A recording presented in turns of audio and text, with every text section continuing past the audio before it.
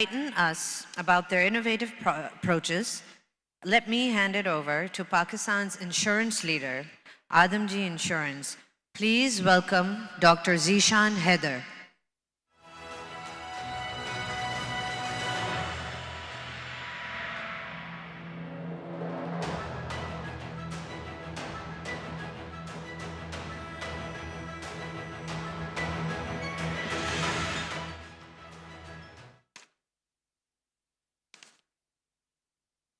Assalamu alaikum. It's an honor to be here at Pakistan Agriculture Coalition with esteemed experts in the field of agriculture. A big thank you to the organizer, Mr. Kazim and his team, for bringing us together to discuss the challenges and opportunities in agriculture. I am Dr. Zishan, representing Adamji Insurance Company, a leading provider, innovative crop insurance solutions. Today, I will be discussing the role of Adamji Insurance in sustainability of agriculture in Pakistan. By the end, I hope to leave you with the insights on how we can work together to protect farmers and ensure the food security for future generations. Let's begin with the introduction of Adamji Insurance. 1960 was the year when Adamji Insurance was established. And in 1972, Adamji started the overseas operations in UAE. Very important, in 1983, about 40 years ago, we started livestock insurance in Pakistan. Then in 1991, Adamji became the first billion rupees insurance company of the Pakistan. And now in 2024, Adamji is the first general insurance company with 50 billion premium in the history of the Pakistan. Further to these, our product and services we are providing in general insurance, the fire and property insurance, engineering, health insurance, marine, motor insurance, and miscellaneous insurance services. Our presence across the Pakistan, in every major city of the Pakistan and in UAE. Next, our accomplishments in last 4 years. Most Sustainable General Insurance Company Award by the Global Economics in 2024 for the Adamji Insurance. Now, let's continue with the innovative agriculture insurance. In Pakistan, agriculture is the backbone of the economy. Agriculture contributes about 20% in Pakistan GDP, and agriculture generates about 37% employment for the population of Pakistan. Agriculture is a source of providing raw materials for textile industry, for the food industry. Agriculture also contribute in the exports earning the products like wheat, rice, cotton, and vegetables. They are the significant part of the Pakistan's export. Agriculture ensures the food security and also is a source of supply raw materials to the textile industry and the leather industry and the sugar industry. Agriculture contributes to rural development as majority of the Pakistan's population lives in the rural areas. Livestock and dairy sector is most important part of the agriculture, and it contributes 61% of the agriculture and 14% of the GDP. Livestock plays important role in terms of milk, meat, leather, and other products as a byproducts. Now, let's look at the challenges the farmers are facing in Pakistan. Water level is depleting day by day, and due to the climate change, the irregular rainfalls and poor water management is a key challenge for the farmers of Pakistan. Climate change, natural disasters. As we know, Pakistan in the top 10 countries which are most vulnerable to the climate change. So rising temperatures, heat waves, unpredictable weather patterns like hailstorms and heavy rains. They are major challenge for the farmers of the Pakistan. Pest infestation and plant diseases are also a threat for the Pakistani farmers. Limited access to the modern technology due to the lack of technology, not using the technology, or focus on the traditional practices. They are also a challenge for the farmer community. Market and poor infrastructure and especially post-harvest losses like poor storage facilitations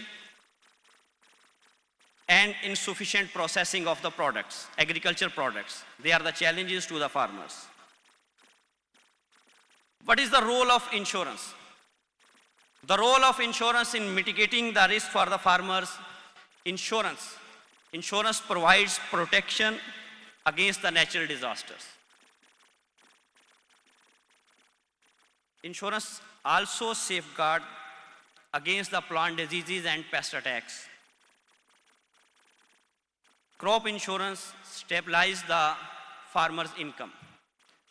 Once a farmer said, "A storm can wipe out my crop, but insurance gives me the strength to plant again."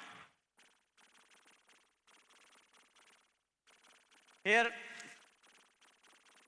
I would like to highlight the role of Adamji in agriculture insurance. Our mission is to protect the farmers and agri-businesses from financial losses. And our vision is to be leading provider of innovative agriculture insurance solutions. In crop insurance, starting from 2007 and floods of 2010, 11, 13, 14, and then drought of 2018 in Sindh province, the flood of 2022 across the Pakistan.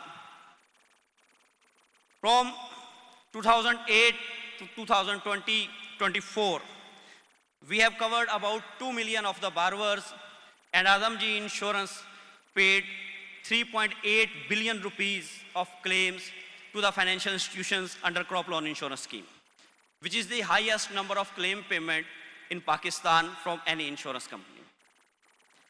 As livestock is a vital part of agriculture,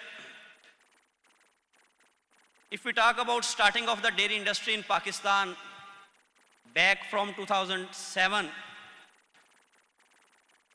dairy industry, the imported animals and the dairy sector was supported and is being supported by the Adamji Insurance, and we have paid 2.5 billion rupees of claims under livestock insurance to the financial institutions and dairy farms. As we know, the extreme weather events have increased by 83% in last 20 years. and crops are highly vulnerable to the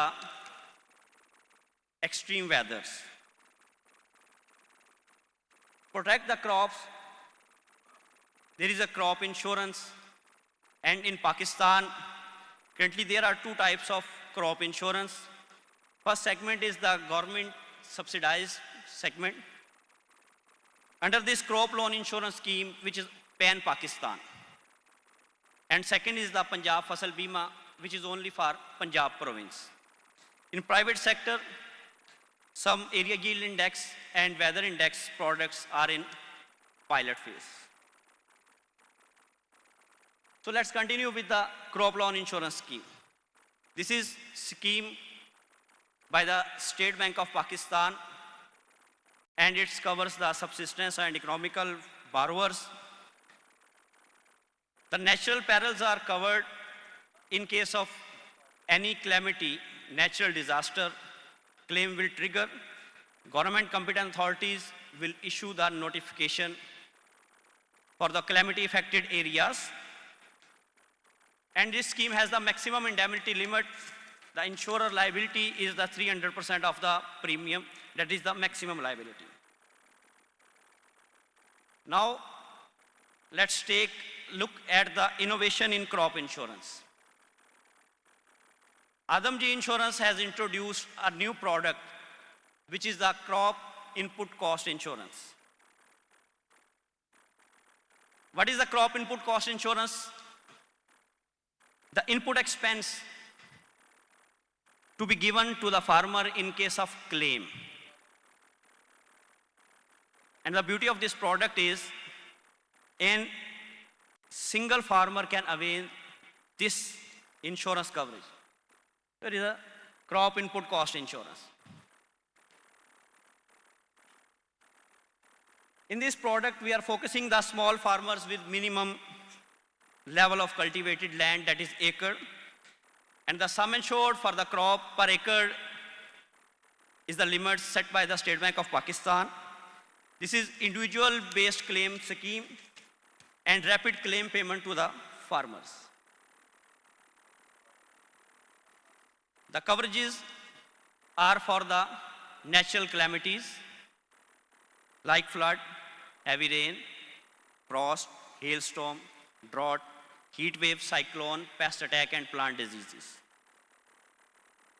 The covered crops are wheat, sugarcane, rice, maize, and the potato.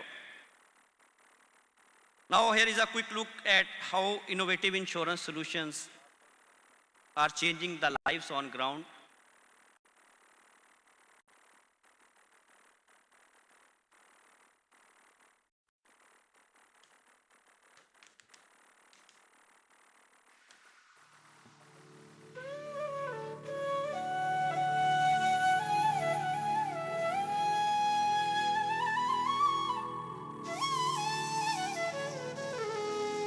जीनत बेटी के ससुराल वाले आए थे, रुखसती की तारीख मांग रहे थे, 3 महीने बाद की। भली मानस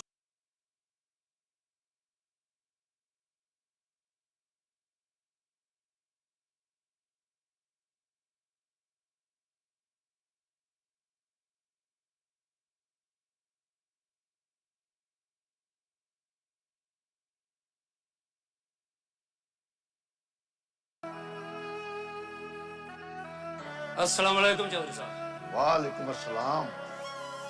आओ भाई रहीमदाद, बड़े दिनों बाद आए हो। सब खैरियत है ना?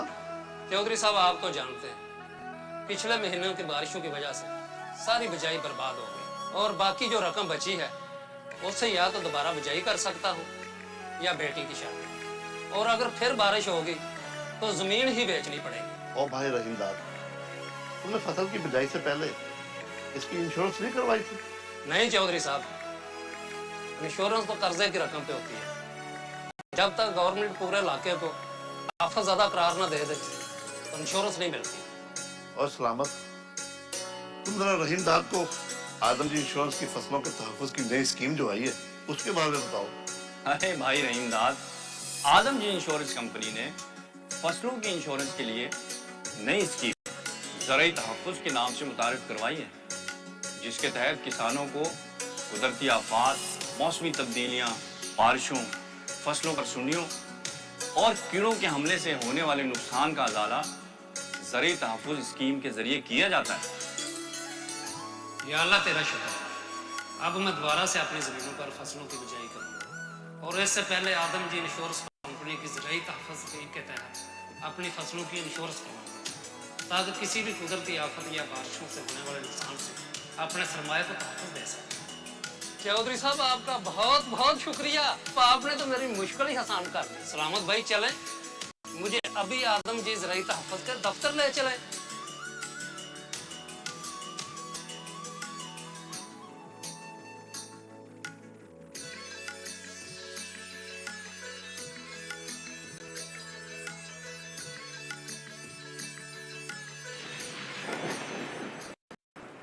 मियाँ जी उठे उठे, बाहर जोरों की बारिश शुरू हो चुकी है।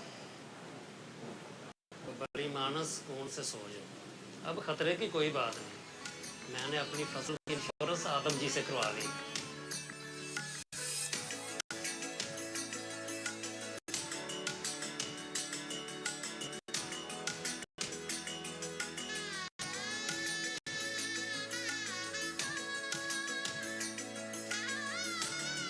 आदमजी ज़रई तहफ़्फ़ुज़ स्कीम, बेखौफ किसान, खुशहाल Pakistan. Thank you very much for your time and attention. Thank you.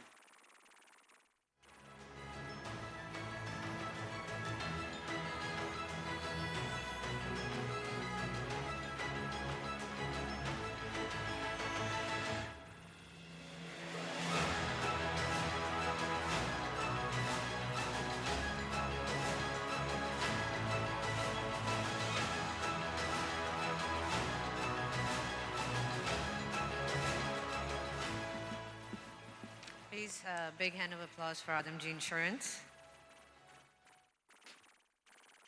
That was a very moving commercial. We now move on to the next session. Agriculture at large scales seems to be on every list of high priorities for attracting investment into the economy. But what do the players involved think? How can we move the sector quickly to help attract investment into the economy? For a discussion on these topics in this session in collaboration with the World Bank Group, I would like to invite the moderator of our session, titled Investing in Agriculture for Growth at Scale, Ms. Ashraf Bouajina. They have a very interesting activity for us before the panel.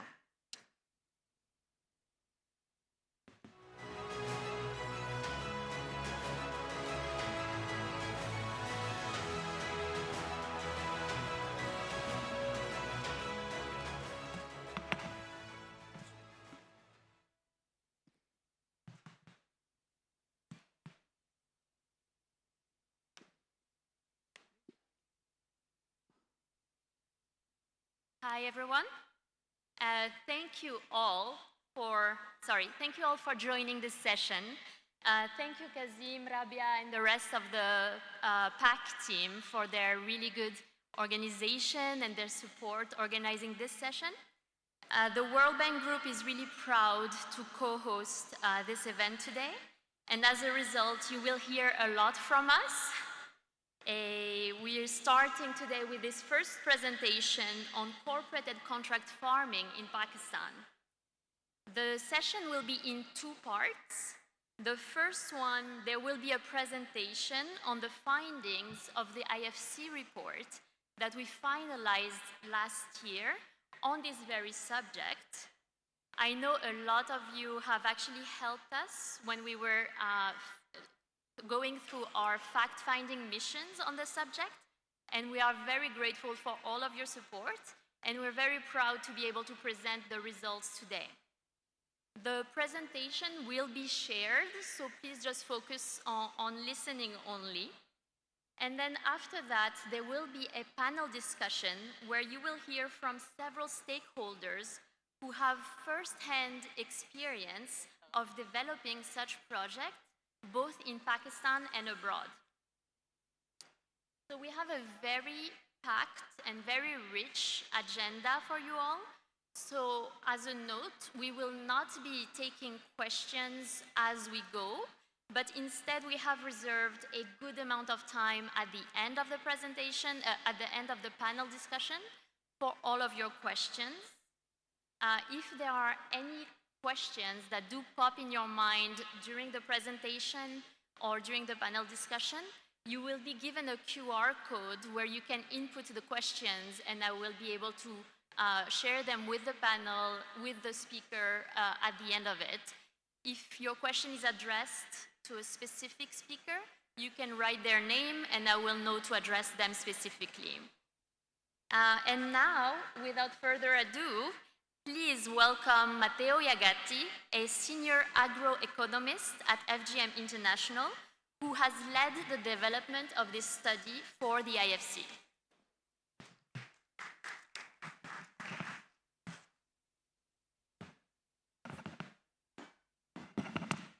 Thank you, Ashraf. Thank you, everybody. Thank you for having us here and giving the chance for the second time to present our study and the work we've been developing with IFC during the course of the last year. And today I'm gonna do a really bird's fly over the corporate and contract farming sector in Pakistan, starting with a little bit of a structural and challenges of the national food sector, how large-scale farming can help solve those challenges, the state of play, sorry, a little bit on the contract farming in Pakistan, and a couple of examples of ongoing experience internationally and nationally. We developed during the study a couple of farm models in order to see, what could be a capex structure and a profitability. And then we conclude the study with a little bit of what we gathered from the interviews and what we saw in the country as bottlenecks and missing links to develop fully the sector. First of all, a little bit of housekeeping. You can scan the QR code that is on the screen if you want to ask some questions. You will see two sections open. One is the QR, and the other are some quiz that we prepared to introduce the various sections of the presentation. I'll give you a few seconds to do that, and then I'll jump on the other slides. So basically, we prepared the quiz where you ask your opinion or we test your knowledge on the agricultural sector, on the impact of climate change, and on the components of the corporate farming. When I see nobody with the phone up, I will go further, otherwise no point in showing it.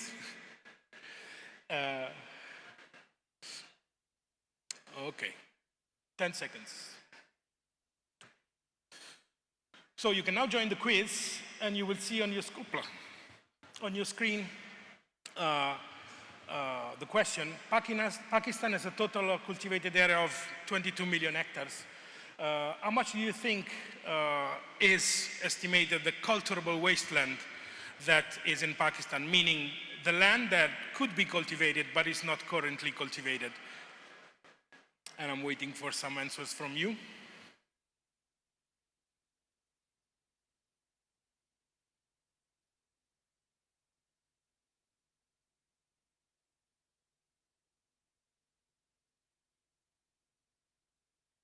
Is this?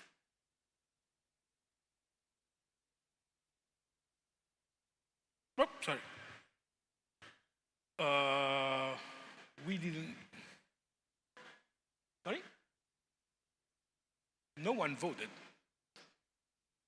Anyway, let's go on. Pakistan has 9.1 million hectares available for cultivation that are currently non-developed. This is allocated differently among different regions, and the most, allowed, the most of it is in Balochistan, but it's spread all over the country. Since 2000, the government has started the process of setting up a regulatory framework in order to govern and allocate this land for corporate and contract farming activity. In terms of challenges, of course, climate change is one of the most important, and following the literature, we isolated 7 key impacts of climate change: increase of temperature, water scarcity, yield reduction, extreme events, drought frequency, and the shift in growing season of crops, and of course the shift that goes with it of the disease type and distribution. These are just a couple of data on climate change. The graph you see is the deviation temperature that is expected from the main climate change models in the course of the next 75 years. We are now, compared to the 60s, almost half a degree above the average temperature, and everything is expected to go more between 4 and 6 degrees in the next 75 years. This all has an impact, of course, on agriculture, especially on yields, but also on water availability and on the condition under which agriculture is carried out. I have another little question for you, which is, by what percentage do you think wheat yield will be reduced up to 2080? What the model says on that really, really important metrics for agriculture.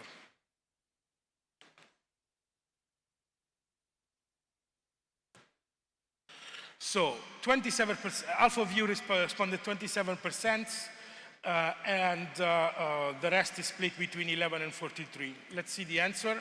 The correct answer is 27%, and this is an estimation, of course, gathered from the World Bank Climate Change Knowledge Portal. And I added also the same prediction for rice and maize.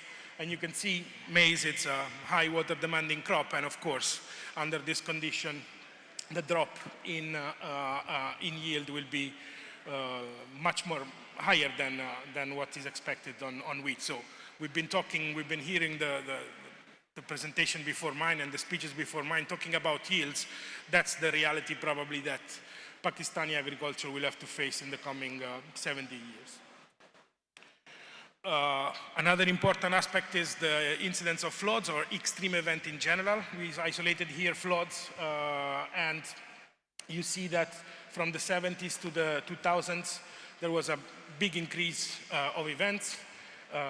And only in the 2020s, so the last part, 19 events have been already recorded in the first 4 years, because this was done last year. And we have to remind the 2022 floods that displaced almost 10 million people and caused a lot of damages across the country. These events are more frequent, and of course, it's something that has to be dealt with from a general point of view by the agricultural sector.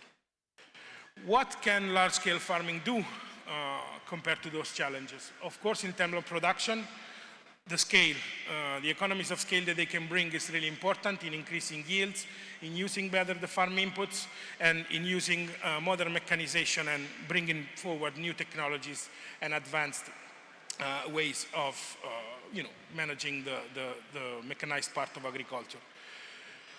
Counterbalancing this, there is a little bit of a lack of skill and manpower in order to manage this modern technology at all levels of the farm, from the machine operator to the management. Managing a large farm is not simple, and it needs to be done by someone with a lot of experience, and that really takes care of the farm as it was their own. In terms of sustainability, the efficient use of resources is enhanced by going large scale, and the contribution that they can bring to food security is really important in terms of volume and also of quality of the products that they come to market. And of course, through the better use of resources, there is indeed a powerful contribution to adaptation to the climate change that we've seen so far. In terms of market, going large scale, it could open interesting markets for the Pakistani production. Of course, we have to look at the national demand, but there is also exporting opportunities that can be exploited, and going to produce in those wedges in which national production can substitute imports of feedstuff or of food that comes from abroad. And of course, operators, food transformers, food processors in the country can indeed go into large-scale farming in order to secure their sourcing and stabilize a little bit the prices that are not as volatile as might be in the global market. And indeed contribute through contract farming to the rural livelihood, proposing innovative crops, innovative solution to smallholder and medium-holder farmer across the country. And finally, a big contribution on innovation, on the possibility to select your own certified seed, and this needs to be addressed, of course, from the regulators to make it a little bit easier to make certified seed access the Pakistani market. The digitalization of operation, the continuous monitoring, weather monitoring, soil monitoring, water management can be enhanced via the large-scale economies that large-scale farming provides. And of course, going forward into the innovation, bringing in elements of precision farming, GPS tracking of tractors, of harvester, and so on and so forth. Another little question for you. How much do you think of the cultivable land has been allocated to contract farming up to now?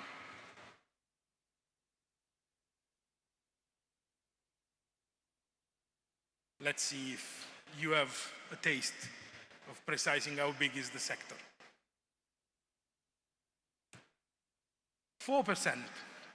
Let's see if the vast majority of you responded 4%, and you were right. 4% of it is allocated. Only 0.4% with a error of estimation is currently cultivated, but 804,000 hectares have been allocated, which is 4% of the total cultivable arable land. We investigated during the study 17 companies, and the vast majority of them are either currently operating or have plans of expanding up to 18,000 hectares in the coming years. What do they grow, those companies? Well, I've highlighted 4 groups of crop, if you want. Wheat and corn, of course, staple commodities in the country. Sugarcane and cotton are the 2 most grown industrial crop, if you want. And then I would like to point out alfalfa and rhodos grass, which is an interesting development in recent years. You know that Sudan was one of the biggest producers of alfalfa, and unfortunately the political situation depressed a lot that market in that country. So Pakistan took over some of this quantity, and they are mainly exported to the Emirates country, which is one of the most profitable market for that kind of crop. So those kind of experiences are exploiting, an exporting opportunity that generated in the market due to, in this case, geopolitical and political conflicts in a key producing country. Now I would like to present a couple of examples. One is international, the AHRA, and the other one is a national sugar processor, Almoiz. 2 different models, corporate and contract. Diversified production in the case of Al Dahra on a 43,000 hectare farm in Egypt, irrigated by each center pivot in a climate that, of course, is similar to some areas, for example, in Cholistan desert, are similar to the condition you can find in Pakistan, and is, of course, channel irrigated with the water from the River Nile. What they exploited in this farm, they started with an export opportunity in alfalfa, as we saw somebody is already doing in Pakistan, and then they catered also to the domestic demand and to other exporting demand, like in the case of mango, citrus, and grapes. So this is an example of a farm that started with a precise, mandate to grow alfalfa for the production, and then expanded and used their land in the most profitable way. We're not talking about a small example. 43,000 hectares is a pretty big farm. On the other side, we have Almoiz, which is one of the most successful contract farming experience in the country. They grow sugar beet, and they source their own sugar beet for their own factory. They do it more or less in 10,000 hectares, which is, let's say, 4,500, 5,000 farmers in the KPK and Punjab. The irrigation system, of course, is diversified across the farmer spectrum. The climate are sometimes similar, sometimes different. It depends on where the farmers are located, and the main objective is to source the raw material for their own transformation. What have we done? We isolated of these two examples what are the success factors and what determine those success. In the case of Aldara, it's a core export-bound cash crop production, so with a clear investment rationale. They've been able to diversify and to follow the market signals along the year. And one thing that has to be said about this farm that they privilege and they've been from day one started with really high operational and excellence, invest in modern farming. They had a huge problem of soil leveling, for example, in that farm and salinity of the soil that they managed to solve with continuous testing and continuous monitoring. On the other side, the success of Almois is mainly due with a good relationship with their farmers. Payments are timely and remunerative for farmers. That's why they really designed really well their contracts and they communicated really well their intentions to the farmers. On the other side, they have a partnership with seed producer, KWS in this case, and they also provide farm inputs to the farmer. That's really important. That's one of the most attractive bits of the contract for the farmers. They can access really high producing quality, so high tonnage, high volume, and high sugar content on their sugar beet, which means good pay at the end of the season.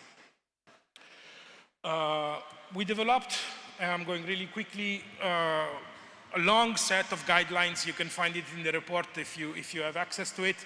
And here we have summarized a little bit the toolbox that those contract farming and corporate farming should have when they start, develop, and maintain their project. Realistic and coherent investment rationale, avoid unbalanced approach, maybe start with a key crop and then develop according to the market signal, and have always the knowledge of your market really, really well done, and really, invest resources on that because it's fundamental if you're operating in such big markets. Design the farm in a way that responds to those objectives in terms of investment. Diversify the crop as much as possible, giving to the fundamental resource in this country, which is water, the right value along the year, and always leave room to new processes and new crops, test new varieties, develop your own varieties. On the other side, in contract farming, a clear and fair set of rules, understandable from everybody, is fundamental. You would like, it's really good to propose an innovation. The seeds in the case of Almois, but there are other examples in the country, PepsiCo and others that are proposing also innovative varieties. And the rules clear for everybody and transparently enforced. Start small and try to balance your growth. Don't go immediately to a number of hectares that you don't know how to manage, and you don't know the nitty-gritty of the agricultural production, what will be on the everyday farming. Allow time for the implementation of the project, and invest in crop testing, investing in your own varieties and your own seeds. Developing a pilot farm is always important in both cases to see exactly. On paper you can make everything you want, but you have to make a trial to see if it really works. And in the case of contract farming, try to catch the fidelity of the farmers through good input provision, good seeds provision, and attractive contracts. In terms of operational, it's good to have a good anticipation of what's going on in the farm, having always at hand the succession of operation that has to be performed, and fixed access maintenance.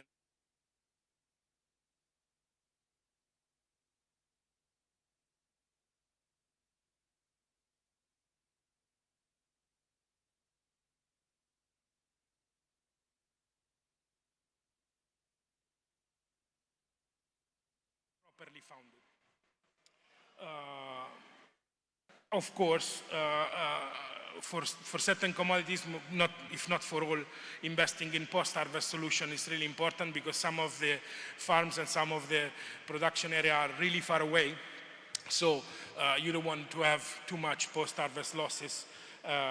And of course, keep your product viable until they reach the consumer stage. We developed three possible models, and the deciding variety is the amount of water that you have in the first two cases, and then a third one in already exploited land. So the first two models are relative situation like new exploited land in a desert area or in a not exploited land. The first case, the rationale is to maximize the water available for the production of fodder, for export or for national consumption. The second case, we imagine that we have a little bit more water so we can include corn in the rotation. And in the third case, we have a base commodity production in which we have contracted to farmers some more value-added production like cotton, camelina, which is a leguminose that is really good for oil production. And in the second case, Rhodes grass and maize grain are the core of the rotation, the crop rotation. And in the first case, Rhodes grass and wheat that can, of course, maximize the use of water resources. The project has been designed to have more or less the same amount of money spent. We are in the range of 35 to 38 million US dollars. This is because, of course, then we have to compare the results. And if we would have made a project of 100 US dollar and one project of 5 million US dollar, that would be not comparable. So this is by design implemented like this on 1,500 hectares of total surface. And now, what do you think is the average payback period for those investments?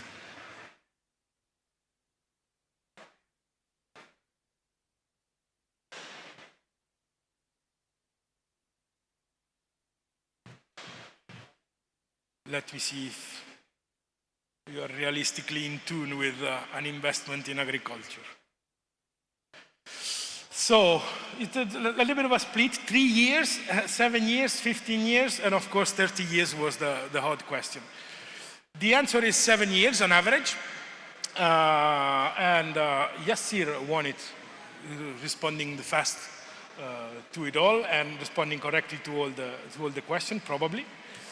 And this is a little bit the financial analysis. I reported the capex per hectare that, of course, is more or less balanced across the different farms. The ROI, which if you include, of course, more diversified production and high added value production, you can reach a little bit higher. 17%, this is due to the productivity of corn, of course, and 15% is the good prices that you can have for camelina, for example. The payback period, you see it is between, in a large range, between 5 and 10 years, depending on the production and on the farm. And the return on free cash flow is more or less balanced. Of course, the less you spend in fixed assets, and the more you can have good returns from that point. Here, a little bit of a comparison to see if the payback period, especially, not so much the other. Those projects are more or less in line with what we see from other experience in other countries. This slide is just to say that yields are the most important variable. Sensitivity analysis was performed, and you can gain a lot of in the financial analysis, you can get a lot in terms of payback and return. And just to conclude, I'm going to zap this. We are, at the end of it all, we have done a wrap up on what are the bottlenecks and the missing links. In terms of infrastructure, water distribution in some area is still to be seen how it will be done. The utilities also, electricity, gas, for example. And there is a problem. There is an absence of big logistic infrastructure. In terms of regulatory, The first one is water pricing, how much this water will cost. It depends how do you bring the water there. How you can register new certified seed. There is a lack of certified seeds in the country, not so much for rice, but for the rest of the crop. There are really big import tariffs for machinery that, in our opinion, should be dealt at national level and not left case by case for each investor. And some of the company we interviewed complained about a taxation policy that is not fair between smallholder farmer and corporate farming. In terms of missing links, a detailed policy for the sector is still in developing. Land allocation now is, let's say, various models are competing, various way of doing it, and this is something that needs to be a little bit structured into a more coherent approach. There are institutional conflicts in terms of water allocation between the federal, the regional, and the local governments that are, of course, lengthening the time to build and to make those infrastructure viable. And then, in terms of market structure, we heard about crop insurance. We can add to that, there is no crop insurance for, there is crop insurance for smallholder farmer, but at this level of scale, it needs to have specific products and tailored products. In the future, there might be the need to have a little bit more efficient future market in order to hedge those big production. There is a problem of storage and distribution across the new areas that are meant to be put into cultivation. And last but not least, as I mentioned during the presentation, getting a good farm manager, getting a good maintenance operator, getting a good machinery operator is still not at the level that it should be and that there is in other countries. Those skills are costly, and probably implementing a training in your farm would be the best solution for the moment. And then with time, as experience goes up, you will have a little bit more skilled and experienced, especially farm manager and crop manager. That's basically it. I hope I haven't been too fast or too slow, and thank you for your attention.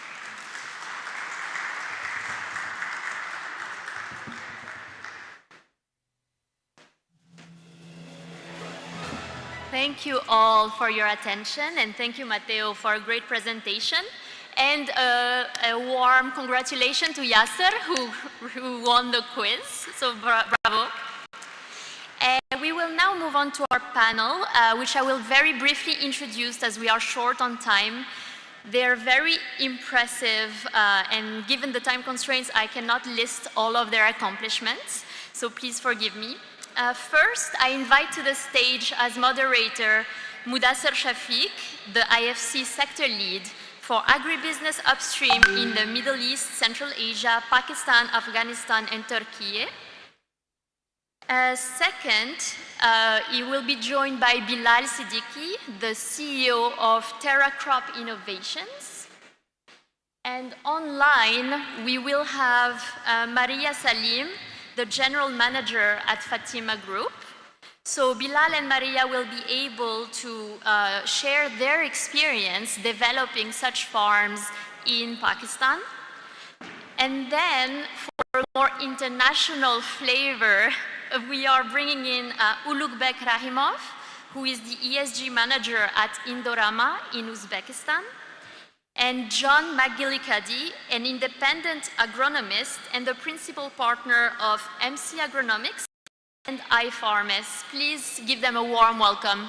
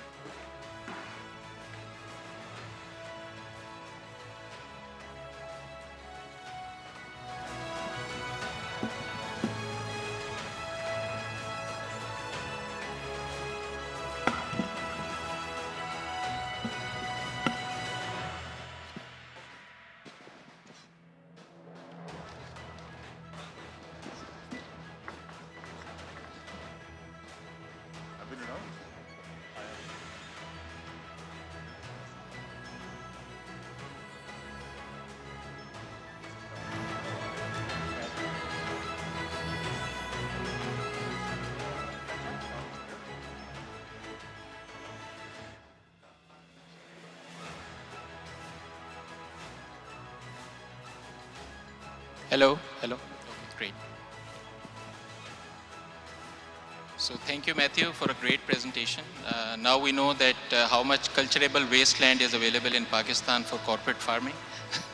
You can't hear me? Can you hear me?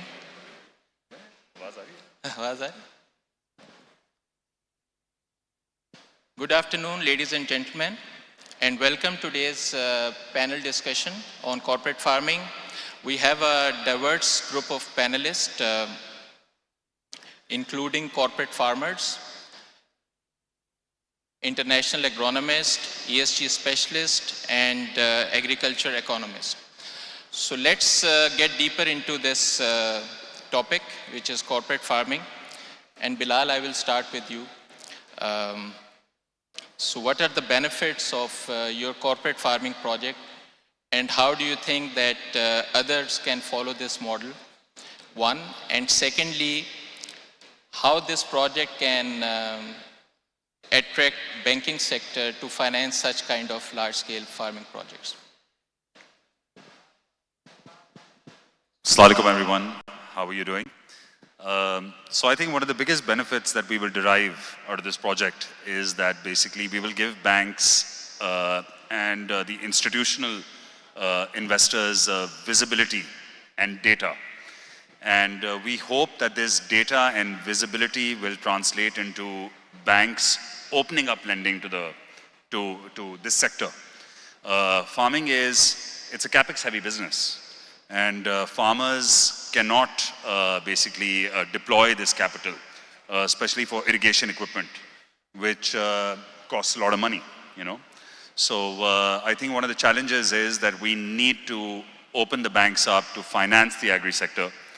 And we hope to provide that blueprint, the data, the credit scoring, and the vision for the banks to open this sector up. So wherever we are, let's say, putting one pivot up, we hope that within 1 year, with the data that we've collected, we will be putting up 10 pivots via the banks for other farmers. And that's the journey we want to take.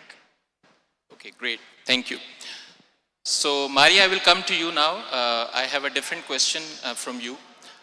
Fatma Fertilizer is part of a big consortium which is currently developing 50,000 acres of corporate farmer. What do you think that, what is the motivation behind an input company to get into a corporate farm? Thanks. Thank you, Mudassir, for this question. First of all, am I audible to the audience? Can you hear us? Yes, I can hear you, but that's my question. Can you hear me?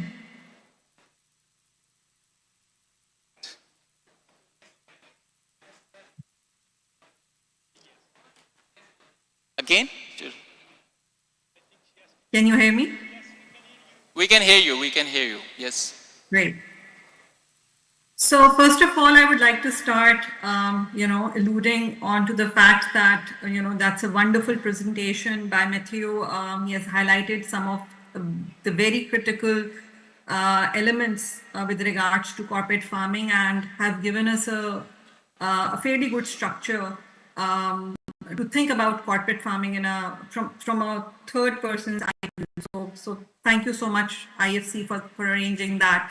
I would like to allude to the real challenges in the agriculture sector, and Matthew already alluded to that.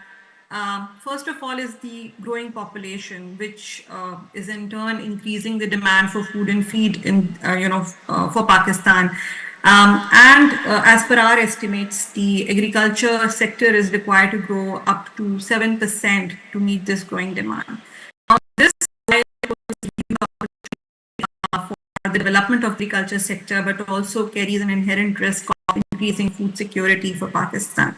So the real purpose of a group like Fatima and its consortium members to enter into corporate farming is to bring the advanced technologies related to agriculture within Pakistan, whether it's related to mechanization or irrigation systems or agronomic interventions, and to be able to showcase the real impact on yields at a scale that is acceptable for the farmers. And in turn, what will happen is a trickle-down effect where the technology will be accessible, the knowledge of its usage will be accessible to farmers, given the scale that we already have reached through our fertilizer business. So that is the real motivation behind it, is to be at the helm of the agricultural transformation in Pakistan. We have our 4 target areas. The first one is producing more with less, and Matteo already included some of those factors that can deliver such a success for areas that we are focusing on, especially reduction in import bills through focus on crops that have export potential, as earlier mentioned in terms of forages and oilseeds.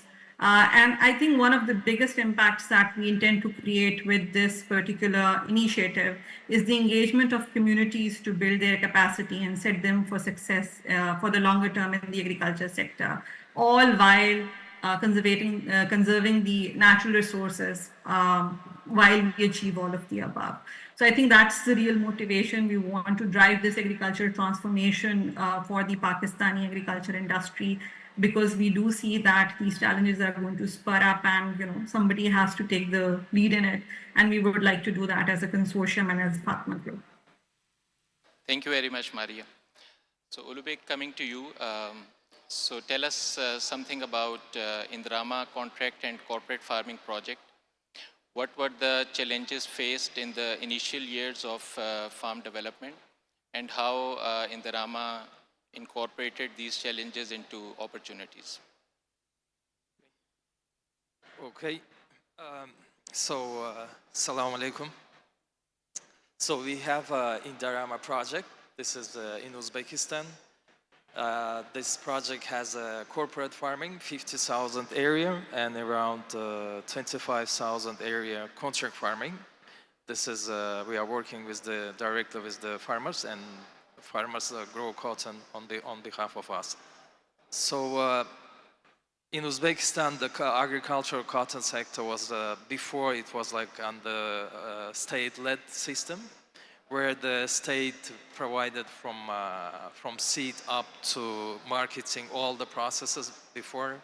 This is crop allocation, seed variety control, provision of the financing and inputs, and also subsidizing or reimbursing pumped irrigation water up to the field. And now that process, the government slowly moved to the market to the private sector, and the whole cotton sector is now under the private sector clustering. We have the clustering system in Uzbekistan. This is where private sector do cotton product processing. So in that process, Indrama also participated, and we were one of the first agricultural producers introduced the modern technology.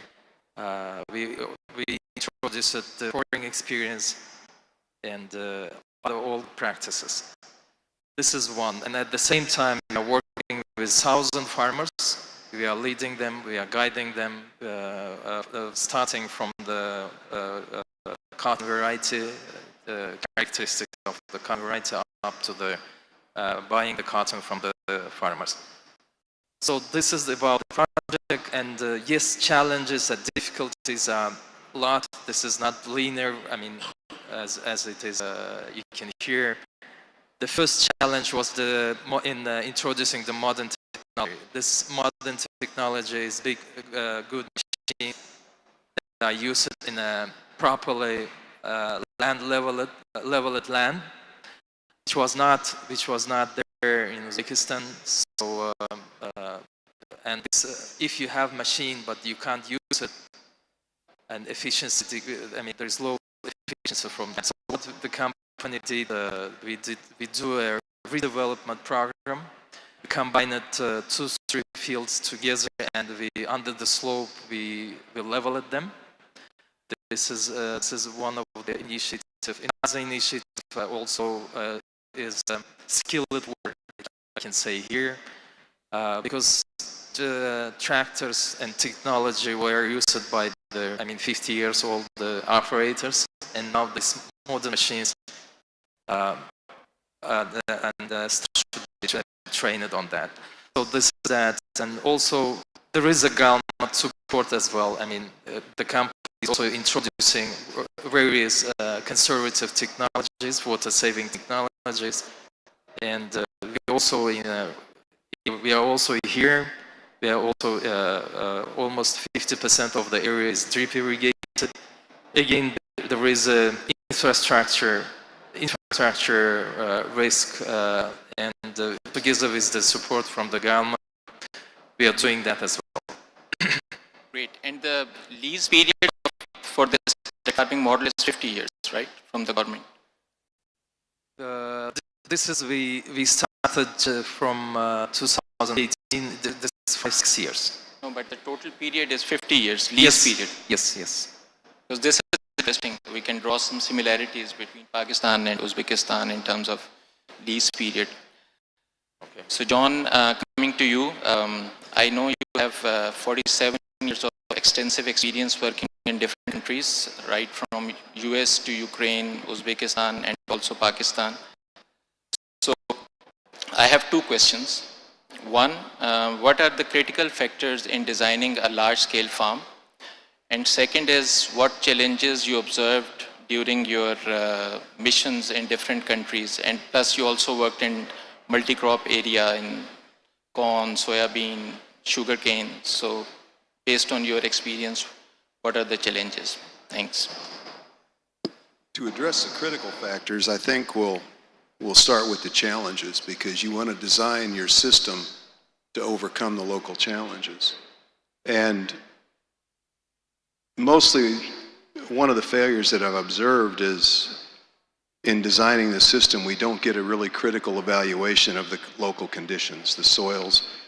A big one, if you're setting up a large-scale farm in an arid situation, you need to focus on water availability, but you also need to focus on the timing of that water.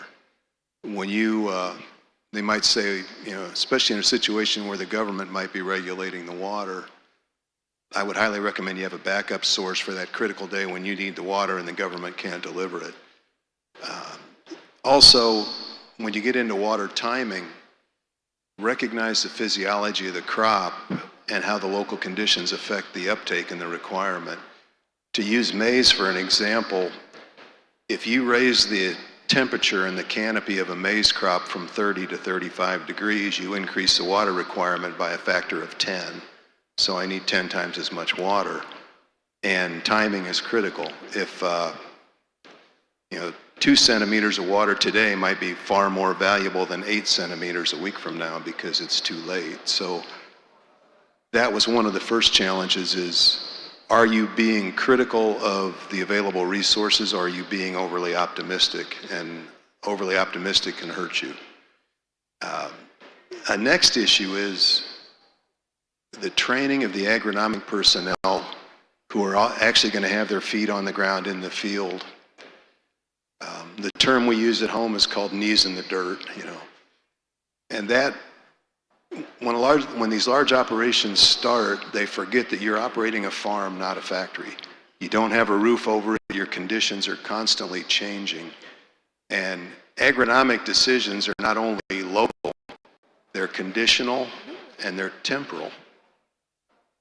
And every time the time changes, that decision changes. And some of the large operations I looked at, they were trying to write a textbook on how do you raise a crop. And the people in the field knew what the book said, but they couldn't read the conditions in the field that would modify that. So, they would say, you're going to field cultivate this soil 4 inches deep. Well, depending on the conditions, 4 inches deep may be way too deep and it may be too shallow. And the person in the field making that decision needs to have that skill set. So the one lesson learned in designing the system is, who are your agronomic field personnel going to be? And you should invest in training their decision skills first and then develop your operating procedures from there. And the hard lesson has been, you're going to pay for that training every year until you do it. Because if those decisions aren't being made well and timely, it's going to get expensive. And overall as an industry, we don't do a great job of teaching basic crop physiology. What is this crop trying to do today at this stage of growth? And then the next step is those field personnel need to be empowered to make that decision. One of the problems I worked with in some very large operations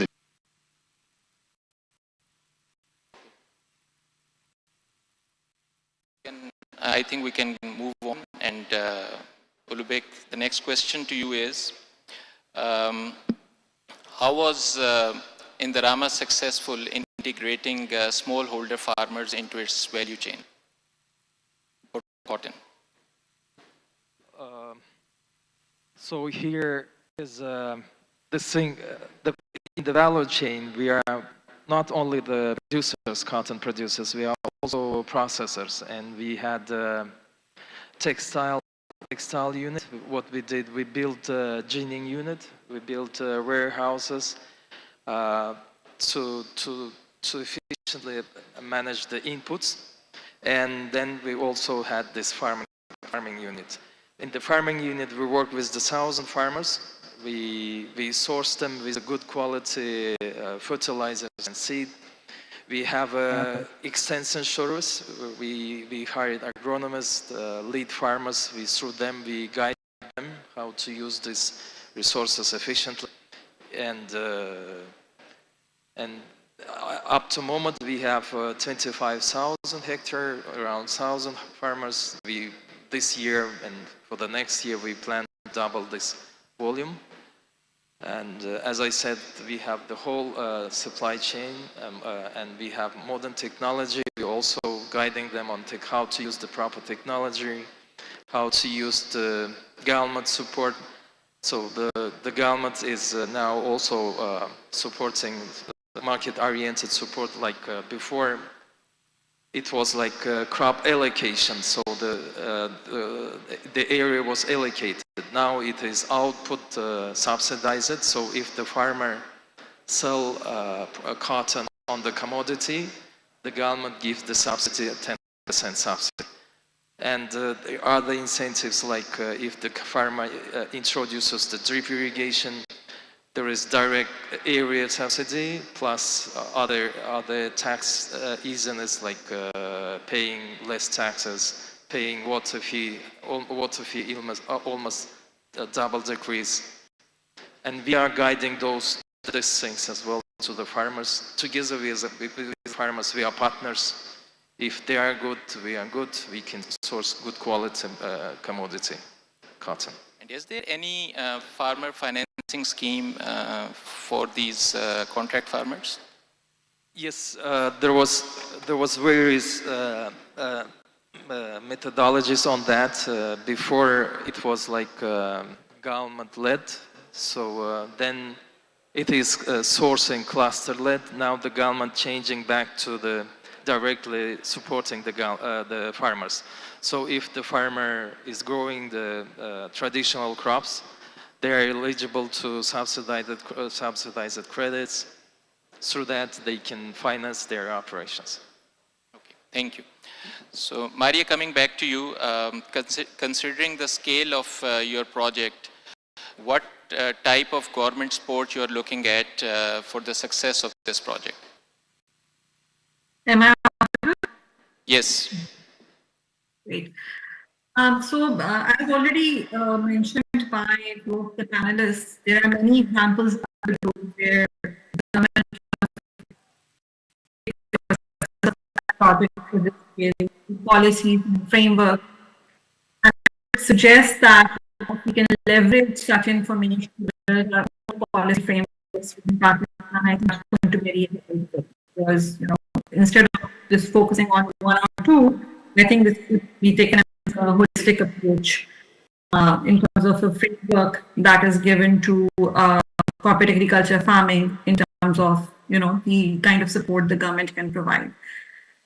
For me personally, if I see these projects, at the government level, these projects need to be viewed for a term beyond career terms of persons.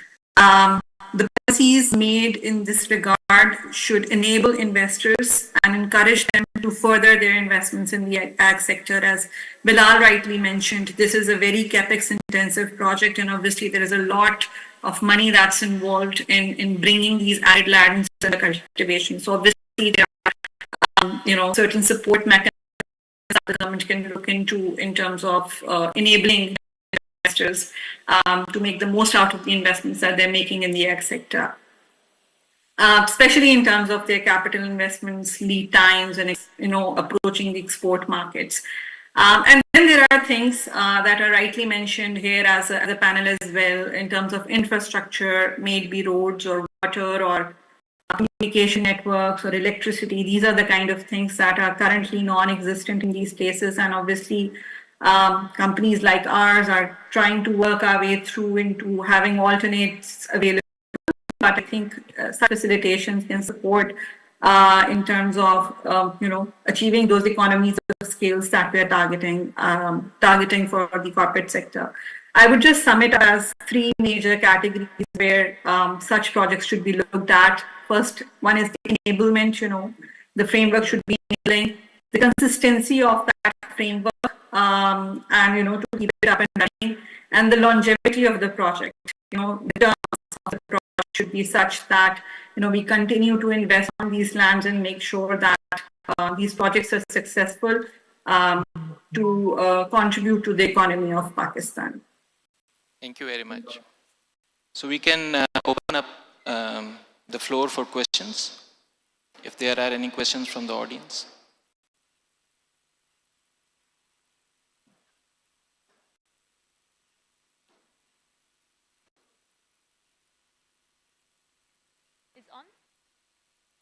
Okay, perfect. Maybe I'll start with some questions we received online. So first, just as a bit of housekeeping, people are asking if the slides will be shared.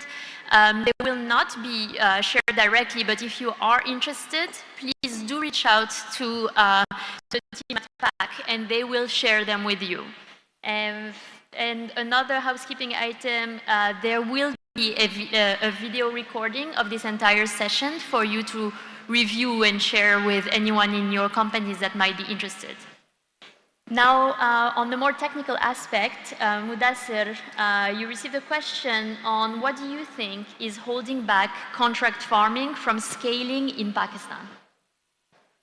No, Mudassir. To me? You can call on the panel if you want.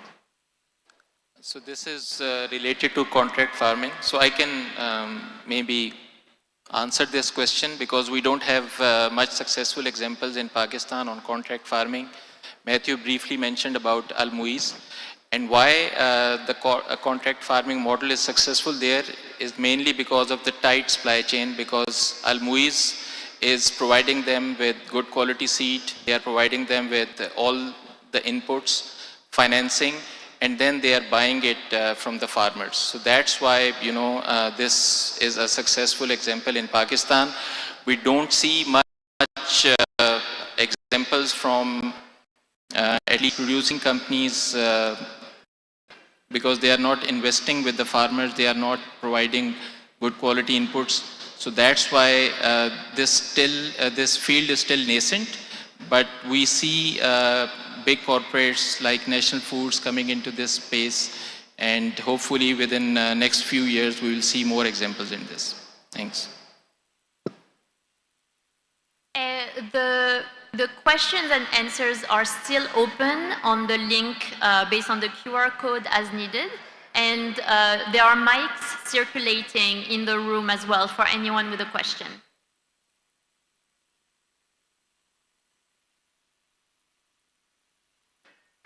Okay, in the meantime, I will go to another question we received online. Do all provincial governments have land lease policies in place for corporate farming?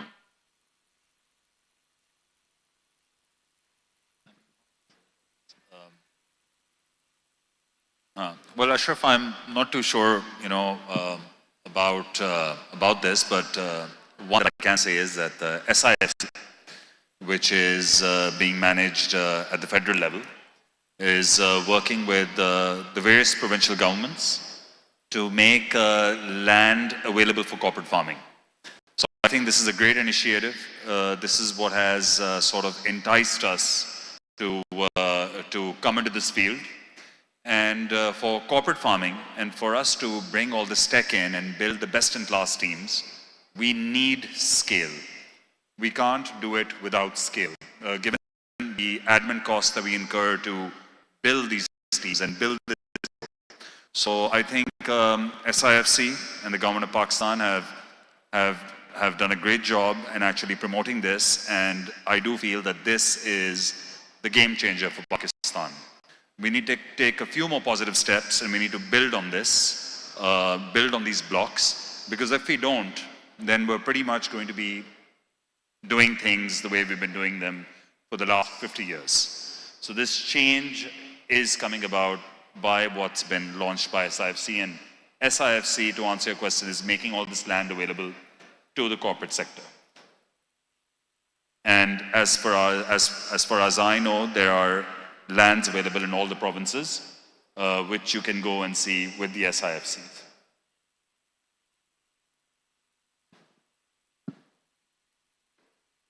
Another question we received from the audience is, should we target producing high-value fruits, vegetables, and livestock for export and import the low-value crops? It's really up to you who takes the question.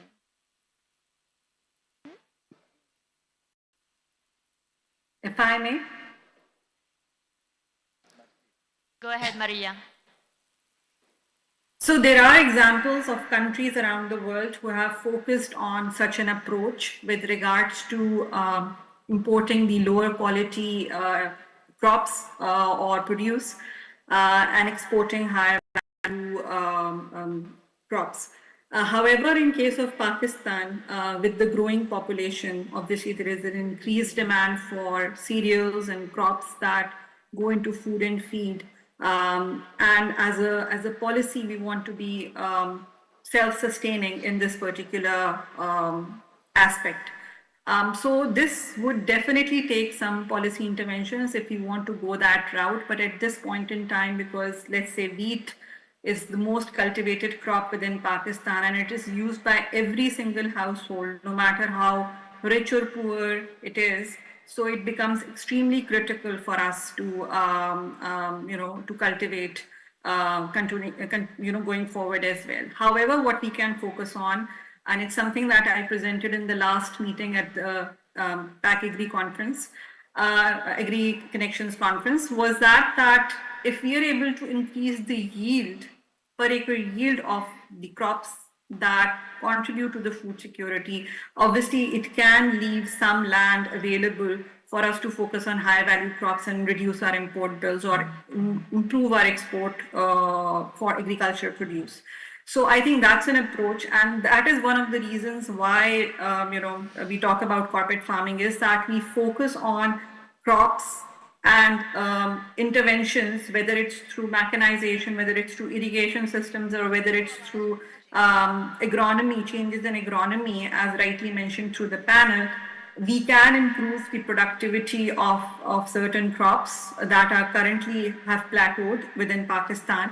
And then that would allow the farmers to opt for crops that are higher in value, and then they can leverage that to improve their profitability for the long run. So we can take a balanced approach for both, but the first critical factor is to improve per acre yields of our critical crops within Pakistan, so that we have that kind of liberty to go ahead and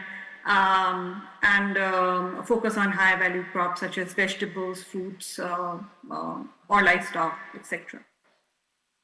Thank you, Maria. There is one question in the audience now. Assalamu alaikum ji everyone. My name is Bilal and I'm in the energy sector. So we look at the sensitivities of cost of feed gas when it comes to urea. Last year, the caretaker government increased the price of per MMBTU of feed gas from 400 to 1597 or something like 1600 rupees. And the cost of per bag of urea in Pakistan would end up somewhere around more than 5,500. The question is to you, Maria. Whereas India is giving subsidy on their fertilizer sector to the tune of $24 billion, my question to you is that they are doing corporate farming. Would they be able to compete in the international market for the exports? Thank you.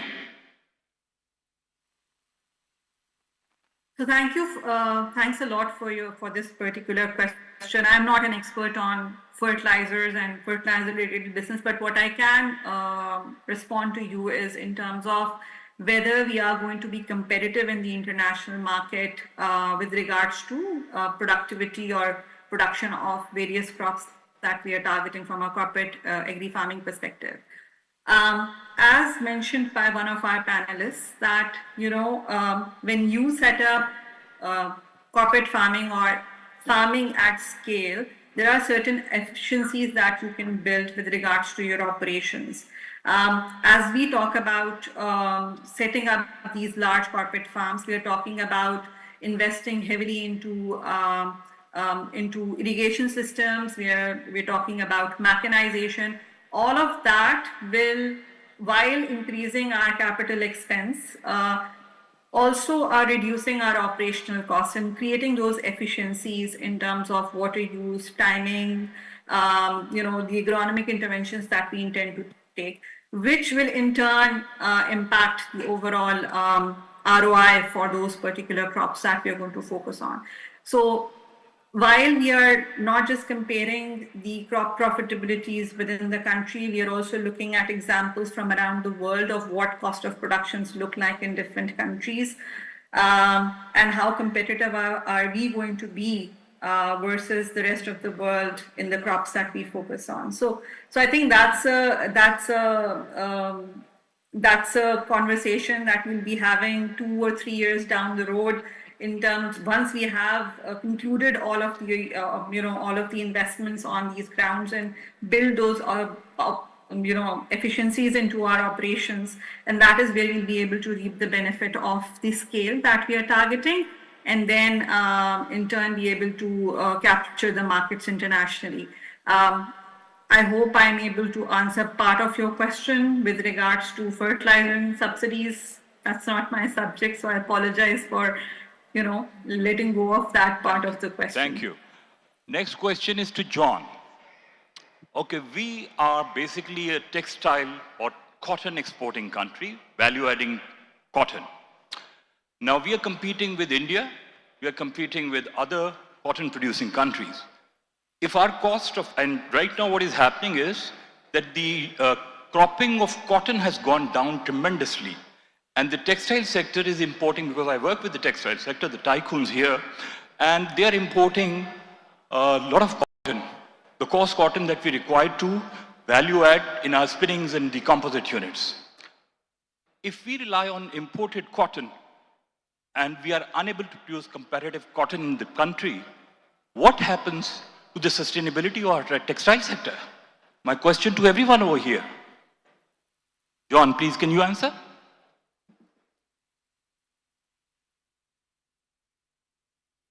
So the question is, you're importing cotton instead of growing it, and how that affects the sustainability. I'm kind of a free market person. Not everything grows well everywhere, and the one lesson we've learned at home is let the farmer make the decision on what he can grow the most profitable, and that brings in the most revenue to your economy. And the same issue with urea. If gas is expensive here, it's pretty easy to bring urea in a backhaul grain ship if you're shipping rice outward. I really think that if you open up the world to your farmers, you let them be profitable, they will answer a lot of these questions for you. And that's definitely been our experience at home, and that's one of the things I want to talk about in the opening session this afternoon. But I also believe that nothing improves efficiency like competition. And, as far as quality to the consumer, competition, efficiency, I don't believe any amount of regulation will ever come close to what competition can do as far as improving that situation.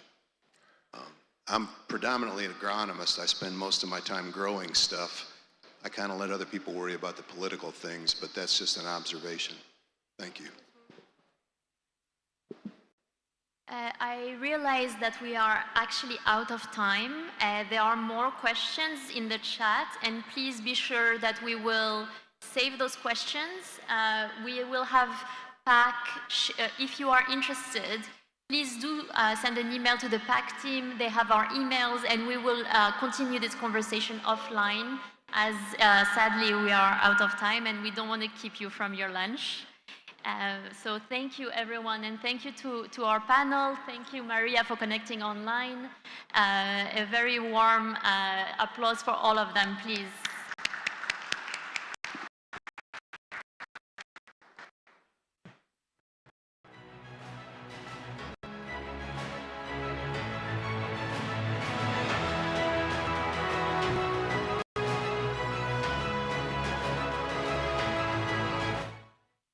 Thank you so much, Ashraf.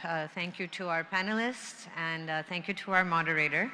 Now, before we break for lunch, it is my pleasure to announce the MOU signing between Pakistan's textile marketing company, TMC, and Europe-based tech startup, Boostinability. I hope I said that name right. This will be taking place at the Media Wall.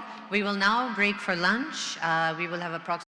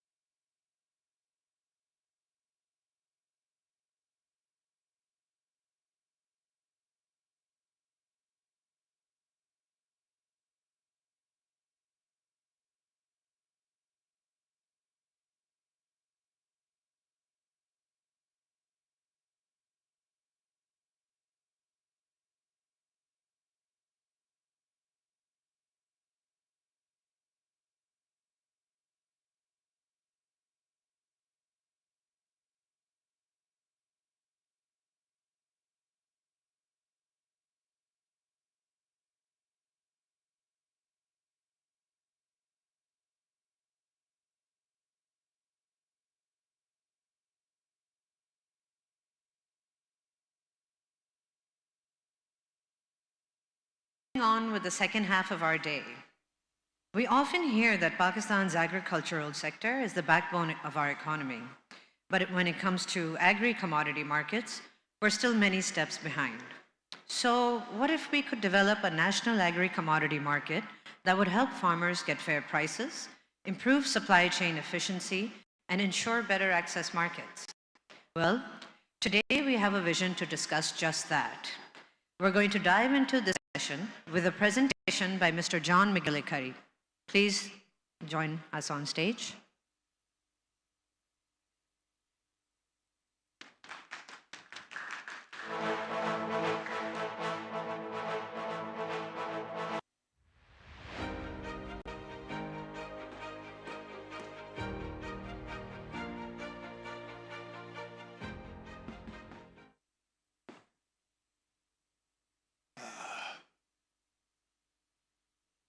Well, good afternoon, everyone. As you may have noticed, I'm not from around here. This is my 7th trip to Pakistan. We've been to Layah, we've been to Lahore, we've been up north looking at sugarcane production, corn silage, those kinds of things. First, I'd like to thank you for the hospitality that your country's extended me. It's been a great privilege to have you and to invite me into your country to work with you on your agriculture, and I've enjoyed every minute of it. I took my first job in agriculture as a high school student in 1972. At that moment, I knew absolutely nothing about farming. And it immediately became the most fascinating thing I'd ever seen. And I've been involved in agronomics and crop production now I've been employed in it for over 47 years. I've been in it for over 50. And I've never had a boring moment in my life. So I hope you share that passion, because it's an interesting business to be in. Okay.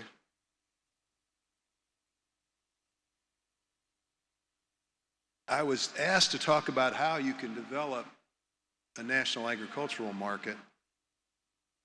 I want to start with the why. This is a quote from a gentleman that I knew really well. There will always be a job for the person that knows how to do something that is relevant and needed, but they will be working for the person who knows why it's relevant and needed.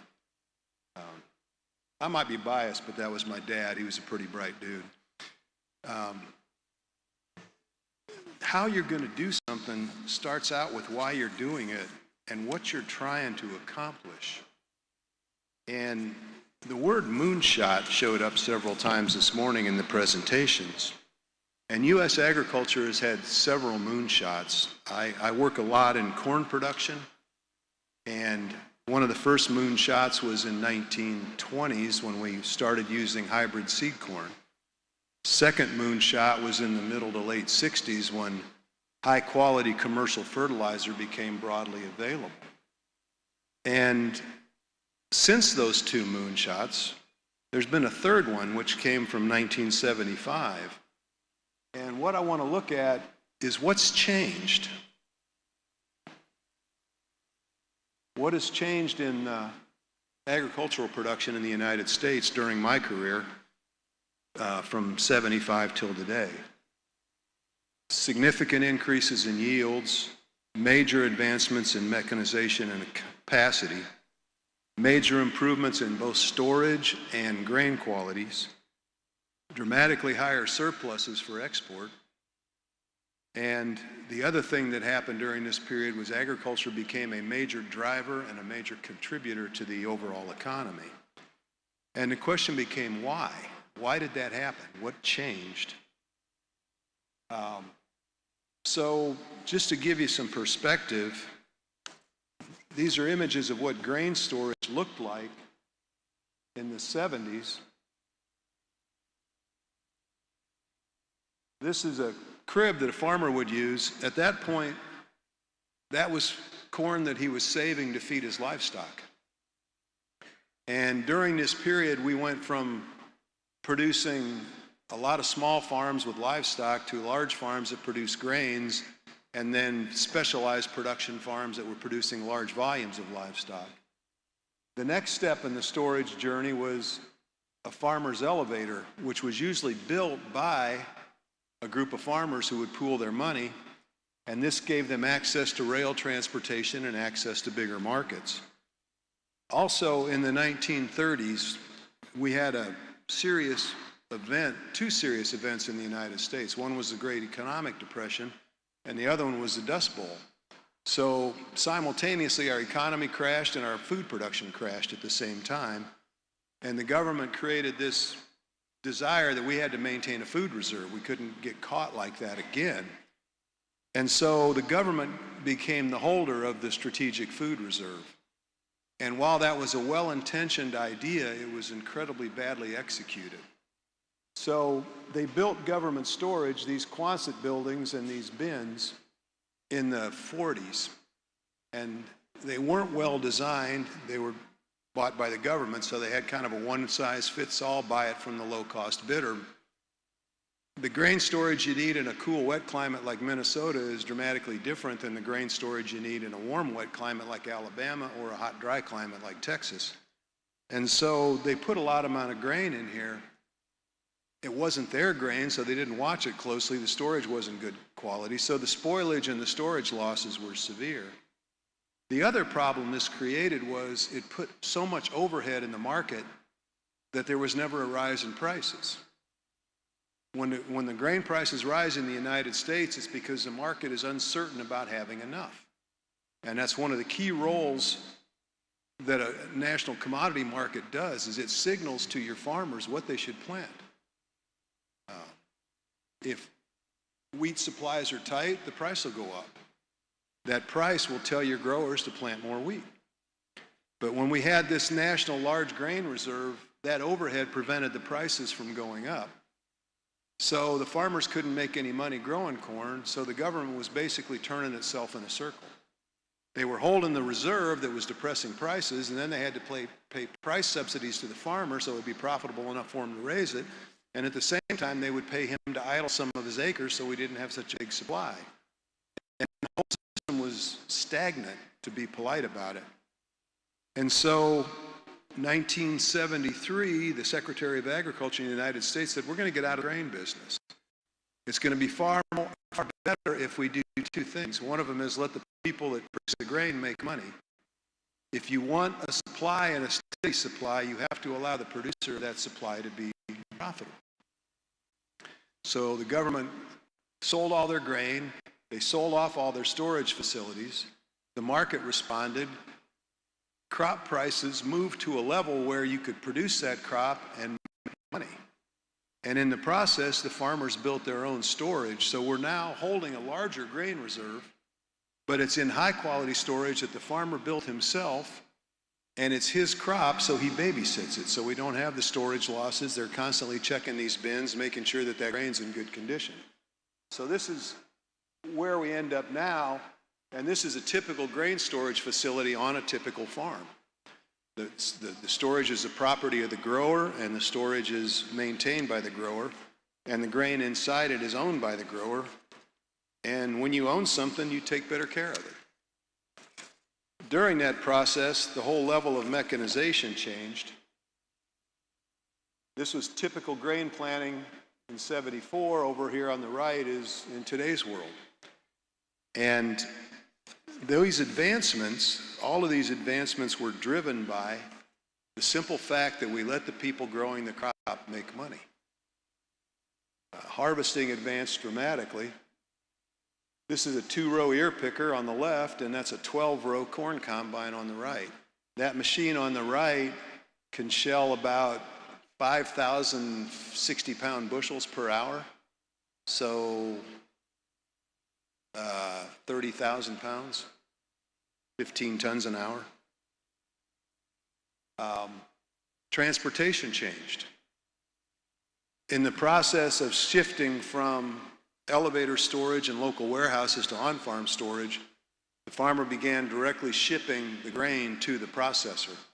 And one of the things that did was the consistency and the quality jumped. Some of the processors would pay a premium for certain quality targets.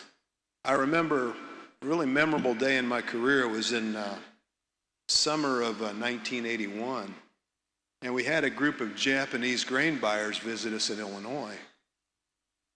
And we were harvesting at the time. And they would climb up on the sides of the wagons and look at the corn. And the comment we got was, "This is beautiful. Why can't we buy this?" Because by the time it gets commingled with everybody else's and gets shipped, the quality would drop dramatically. And so that was another window to generate revenue. So we've made a lot of these advances. Some of the biggest advances has been yield. This is U.S. national corn yields on the left in metric tons per hectare. 1974, average yield was 5.2 tons per hectare. 2024, it was 11.6. Now that's U.S. overall. We raise corn in some good areas. We raise corn in some poor areas. Where I live in the Midwest is some of the primest soil we have. Our yields there in 1974 were about 7.53 tons. Now we're up around 17. And interesting comment on that, sometimes high production and intense agriculture gets a bad name environmentally. The nitrogen rates per acre have not changed in that period. We are now raising 17 tons of corn in the Midwest on an average rate of 160 kilograms of fertilizer nitrogen per hectare. That's almost exactly the same rate we were running in 1974. But what we've done, and again, this comes back to creating a market situation where the farmer can make profit. What do they do with that profit? Our farmers are the perfect economic citizen. Almost every dollar that comes into their operation goes back into the economy in the form of machinery, seeds, fertilizers, and any money that doesn't go back into the economy is very likely going to get invested in improving their own production. And so what happened, the moonshot event in the 70s was when the government got out of grain storage, grain warehousing, and grain pricing, created an opportunity for the farmers to become profitable. All of these benefits came with it. First one is the farmers became active players in the commodity trade. Up until then, the farmer's elevator might be trading their own commodities and their own futures. Now the farmers do that directly. When the government exited the grain business, it fundamentally changed our world. Those national markets are important because they send signals. We have the market, which is processors, millers, shippers, cattle feeders, chicken feeders. They know what they need. And when the supply gets tight, they signal the producers, the farmers on the other side, to raise the production. When we had that large overhead of government-held grain, we had broken that production connection. Okay, the market never went up to tell, the market couldn't say, we need more wheat, because there was all this wheat in the production system. And so that critical communication that exists between the commodity market and the commodity producer was broken. The thing that we really underestimated was the impact on the general economy. When farmers start making money, they start to expand their operation, they start to buy more equipment. What they did to drive the economic growth of the entire country was staggering. And I think overall in Pakistan, your farmers are underperforming in what they could do for your economy if they were more profitable. And that's where good price discovery, if everybody knows what the price is, and the price will vary by location and by local demand, all of those things happen. But if everybody knows what the price is, then they know they're getting a fair price. And when you get into all this, what are the key components of a successful farm commodity market? The first one is there has to be a lot of volume. The more participants there are in that commodity market, the more difficult it is to manipulate it. The other thing is it should reflect the real size and the value of your total production in that commodity. If you raise $100 million worth of pinto beans in a given year, and the market is trading $300 million worth of pinto beans, you have a bit of a problem. You're not getting real price discovery. It also helps that two key groups of players participate. There's always going to be brokers and traders and speculators in a market. That's why it exists. But if you have two groups involved in that market, people that produce the crop and people that mill or process the crop, that's where your real price discovery comes. Okay. You need an accurate and quality trading platform.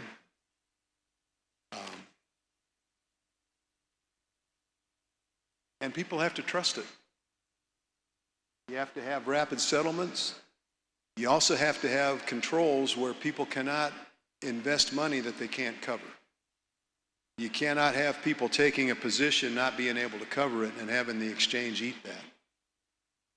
So, what are the requirements for success?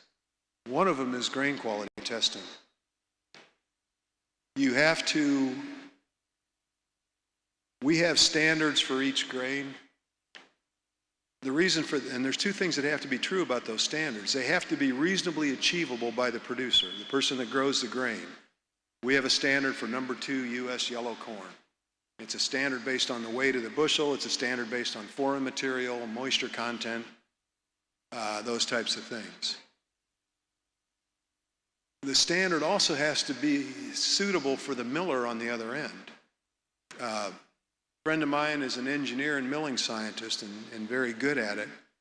And he would tell you that when it comes to grain, consistency is the most important thing. I can set my mill to process a lot of variability in grain, but I can't keep changing it. So whether the grain's super high quality or medium quality doesn't matter as long as it's pretty much all the same. Then you can deal with that.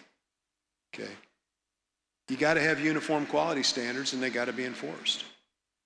Your traders have to perform on the positions they take. You have to have minimum deposits, minimum margin maintenance.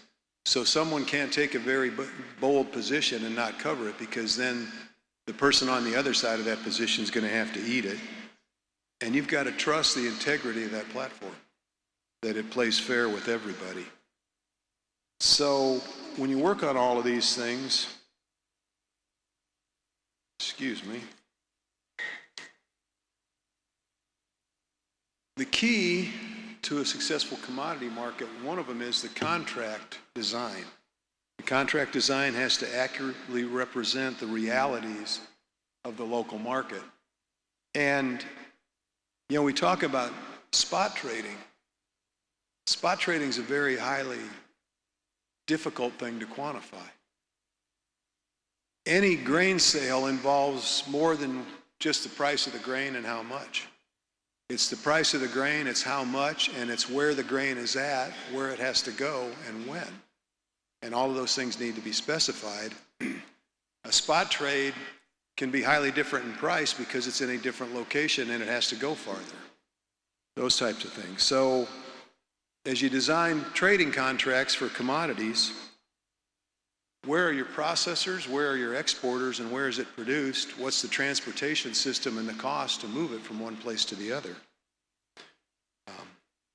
Improvements in warehousing and storage would be a big benefit here. You also have to recognize the competition from import-export alternatives. And a big one, and this is going to be difficult because of the size of your farm, your contract size has to be at a size that a high volume of your crop producers can participate. Most farmers only trade about a half to 2/3 of what they produce. So if a contract for wheat is 3 times what the average farmer's producing per year, that's going to be a difficult game for them to get involved in. So when we look at this and where you're headed, some of the articles or the obstacles are here. Small farm size. How do you get bigger farms, more efficient farms? Well, they have to make money. You don't buy more land and expand an operation that's not profitable. That has to go hand in hand. Lack of storage, drying, the infrastructure, and the transportation is going to be a challenge. And I think that's where I think what your economy or what agriculture can do for your general economy and what it can do to your export balance, trade balances and stuff, I think you're operating at about 10% of what you're capable of. I really do. You have to have consistent and clear regulatory practices. We have rules in crop production at home. The government makes rules. The one thing they do is they only negotiate a farm bill every 5 years. So if they make a bunch of goofy rules that we have to figure out, we know they're going to be consistent for the next 5 years. They're not going to change every year.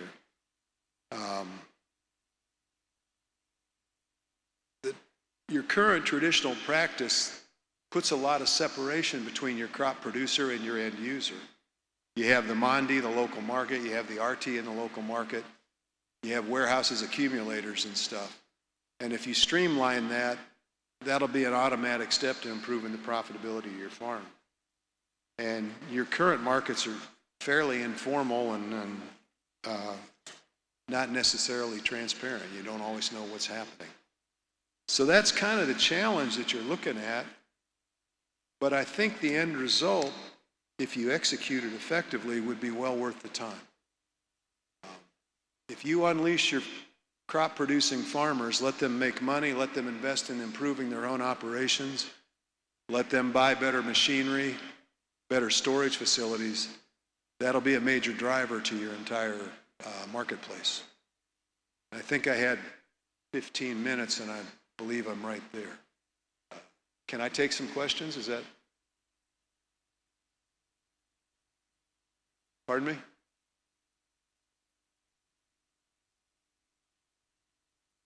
Okay, we're going to go to a panel discussion about this same topic next. Is that correct? Okay. Pardon me? Okay. Well, all of you just gave me 15 minutes of your life you're never going to get back, so I hope it was time well spent. I worry about wasting people's time, so thank you.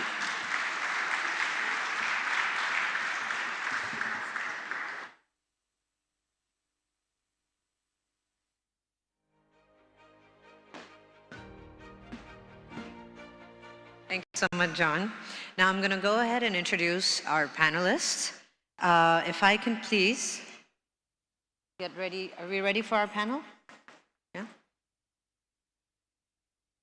This panel is going to be moderated by Adil Mansoor, who is a leading journalist of Pakistan at the Business Recorder with a strong command of this topic. Our first panelist is going to be Mr. Agha Jan Akhtar, progressive farmer and ex-secretary, Agriculture Sindh. Our second panelist will be Mr. Abdul Rahman Maraich, SECP Commissioner, Commodities. We will also have Mr. Khurram Zafar, CEO, Pakistan Mercantile Exchange. And we have Mr. Shahid Tawawala, CEO of Meske and Femti Trading.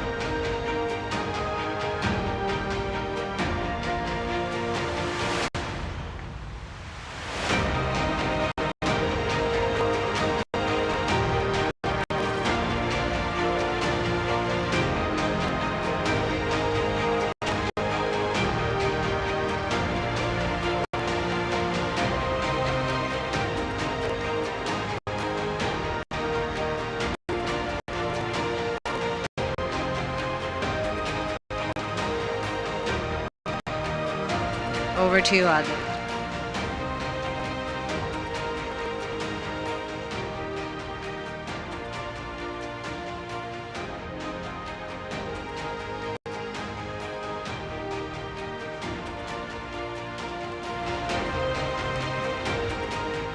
We also have Mr. Shakib Arif with us, CEO of Namath Collateral.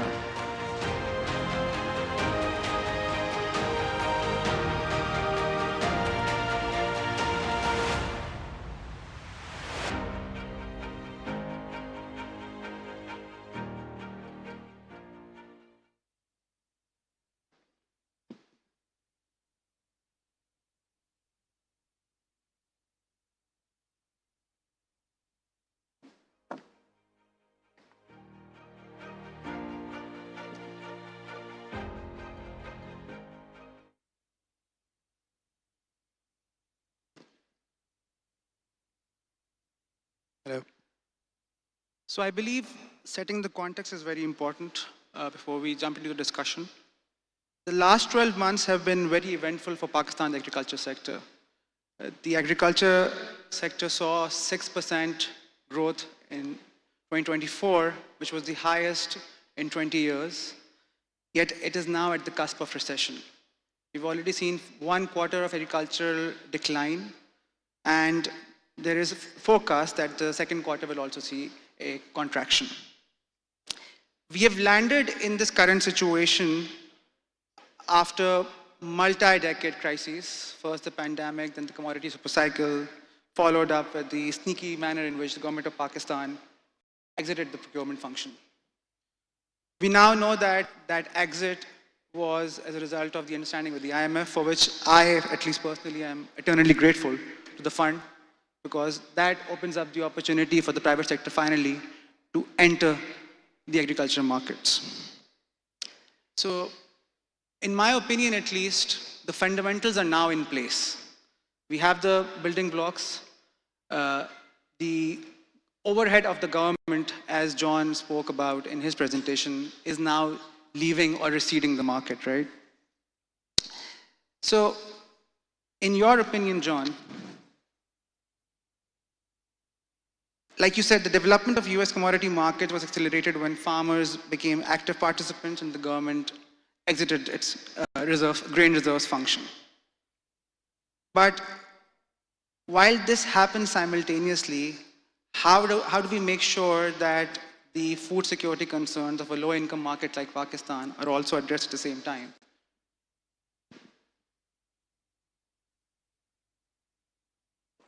The way it played, we good? Pardon me. The way it played out was that when you let the grower of the crop make money, they tend to bury you in it. They're very good at seeing that opportunity and producing it. And when they're holding the reserve, the quality of the reserve is much more stable. So you don't need to keep as much of a reserve because you don't have the storage losses and stuff. And that way, what our carryout is, and we usually have, we've had abundant grain supplies ever since this happened. The only thing that shifted is if we have a tough year, our exports are a little lower. And all of that is regulated by market. The market tells we have too much, the price goes down, we raise something else. But what they thought was going to be a destabilizing event in grain supplies was actually a significant stabilizing event. And so it's one of those that it's one of those things in life that you worry about, but it actually doesn't happen. So I think let your production system loose, let it run, and they'll do what the U.S. farmer does. They'll produce so much you won't know what to do with it, and then they'll shift gears and produce something else for a while. And the real benefit of a national commodity market, and especially a futures market, is it tells them what to do. It also allows them to secure the price in the future. If you just have a daily commodity market, you have price today, but you have no idea what that crop's going to be worth after you harvest it. Where I can sell corn for December of 2025, I can sell soybeans for November of 2025 right now. And right now, December corn's telling me that I should raise more corn. Well, if I make that decision and December corn drops, I don't have any protection. But if I use a futures trading option or a futures trading contract, I can actually secure some of that higher price. It's one of those that I think it'll shock you how much your farming community can produce if you just give them that opportunity.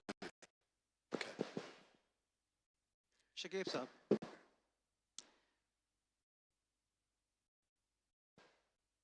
So, you have been working with collateral for a while now. We also have this chicken and egg problem, so to speak, where the question is whether access to credit comes first or before you can have functioning commodity markets, or do functioning commodity markets or exchanges are a prerequisite for access to credit for farmers. In your experience and in your understanding of literature and evidence from around the globe, do you believe that without access to sufficient credit for farmers and growers, any initiative have functional, well-oiled commodity exchanges is bound to fail in Pakistan? Well, actually, both are very interrelated, of course. But you know, if we want to provide financial credit to our farmers based on their crops, the basic things which is required in Pakistan is good infrastructure of warehousing. Once we have good warehouses, as John has also mentioned in his presentation, only then we will be able to store the produce in a standardized manner. And once it is stored in a standardized manner, only then it is acceptable as a commodity and can be traded on exchanges, especially future exchanges as well. So to build trust, it is very important that standardization has to be ensured, and that can only be done through good warehousing. And that is where Nemat Collateral Management is working towards good warehousing, accredited warehouses, and electronic warehouse receipts, which can not only give a financial inclusion to the farmers, but also an opportunity of commodity trading through electronic warehouse receipts from farmer to trader and from trader to the end consumer or miller. So I think, you know, name one or to identify one aspect that this is the most important is rather difficult. It's a combination, basically. Khurram Saab, let's flip that question. In your experience and in your view, do you believe that a commodity exchange can function well in a market like Pakistan without electronic receipts or the financing against either ERW being in place? Let's say that system does not take off. It can operate. I think the question is how effective and efficient that market will be. We've always struggled with the fact that, you know, if you look westwards, thriving futures markets generally are sort of the primary price discovery mechanism for underlyings. In Pakistan, the challenge is we don't have, you know, a futures market, particularly deliverable futures markets. And one of the challenges of getting that off the ground is that in order to ensure that it's a market where proper price discovery is happening, we need to find a way to have both the producers of the underlying commodity and the consumers of the underlying commodity participate in that price discovery process. Yes, speculators, hedgers, arbitragers, you know, they come in, they add more depth to the market. But at the end of the day, as John mentioned in his presentation as well, you need the eventual buyers and buyers and sellers of the commodity. And there has to be an aspect of delivery so that eventually the price converges to, you know, the underlying price of the commodity. The challenge that we have in our country is that our farmers, you know, majority of the farmers in the country, they're not very well to do. They don't have the luxury of depositing cash margins in a futures market. So if we require 10, 15, 20% margin to be deposited, the millers can do it, larger exporters can do it on the buy side. On the short side, we have a challenge where farmers, you know, essentially either do not have, you know, that cash margin, or they can participate in a futures market through their harvest, the output of their production. Now, the question becomes, you know, how do you sort of assign a value to that margin? It's in the form of, you know, an underlying commodity, right? And for that, as you know, Shakib had mentioned, you need a mechanism of, you know, grading that underlying commodity, having it secured in a warehouse, so that, and also a reliable mechanism of discovering the spot prices, so that you can constantly mark to market that collateral and, you know, do your risk management at the exchange level. So I think it goes hand in hand. We need, you know, our spot markets, our mandis are extremely inefficient. The cost of intermediation of taking one bori of a commodity and handing it over to another is anywhere from 6 to 10%. That's preposterous. You can have a much more efficient market, an electronic auction house, an electronic spot market, where you could reduce the intermediation cost to less than 1%. And that money will essentially go in the pockets of the farmers and the millers and eventually reduce the price of food for every citizen of the country. So we need to make these spot markets efficient. We need to get more money into the wallets of the farmers. And in parallel, we need to start developing a futures market. And right now we are working with sugar, for example. Processed refined sugar is an example where the seller is a miller. We don't have that collateral issue in case of a small farmer. And the buyer are either dealers or exporters or processors or large millers that consume the sugar. So we're in the process of launching a deliverable contract with sugar. Shahid and us, we've been talking about doing the same thing with rice, for example. So I think this is one of the reasons why this thing hasn't taken off in a long time, because it requires the interaction and coming together and working of a lot of different components of this ecosystem, a very complex ecosystem. And somebody needs to anchor that ecosystem and make all of these things happen in parallel. Let's take a view from the market. Shahid sir. So there's a widely held perception that commodity traders benefit from the price parity. So in your view, do you believe that commodity exchange in Pakistan, which has been around for probably more than 50 years now, if I'm not mistaken, has failed to gain traction because of structural reasons like lack of liquidity, access to credit, or do you believe there are some disincentives within the structure of the commodity market, the way it's structured right now, that disincentivize its traction? Let me go back to the history. We, in the old age in British India, we used to have mandis. The mandis were made in different markets where there used to be a central broker of the mandi. There used to be a seller's broker and there used to be a buyer's broker. Everything was marked and the spec sheet was made and each bag was stitched with the three brokers' names and the specs written, and it was auctioned and the person took it away. And there was a tax paid in the mandi. So it was a very organized system. Unfortunately, it was not handled after the partition. This system was not carried on properly. So now these mandis became satellites, and the person who's sitting in as a broker found it as an opportunity to blackmail the seller or the buyer whenever he gets a chance, depending on demand and supply. Nothing was standardized. That's where all the problems started. So there's no price discovery. So many mechanisms came. Nemat collateral came, and Nemat collateral's objective was to create storage and to create a standardized crop. But for that, it would take a long time. Hoarders would take advantage where they were not able to get financing. They would get financing through Nemat collateral and just hoard. And without price discovery, without a pricing mechanism, it would disrupt supply chains until it would correct itself. Eventually, there'll be losses and it will correct itself.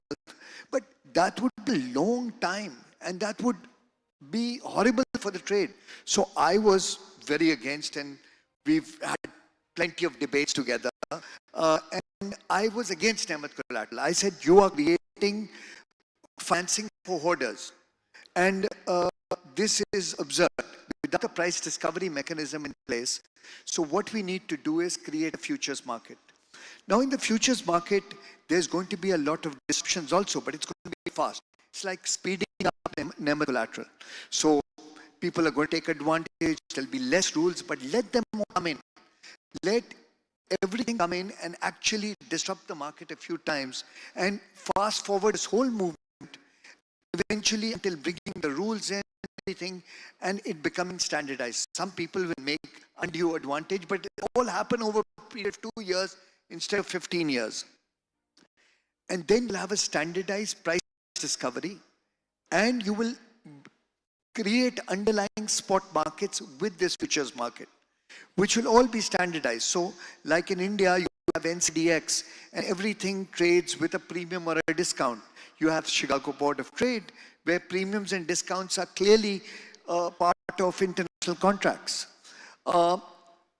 Second, in your first question, if you have the government absent, the problem is that people say that they won't have a buyer. But you have to open it to global markets. You're not keeping global markets restricted, and then you're making the government disappear.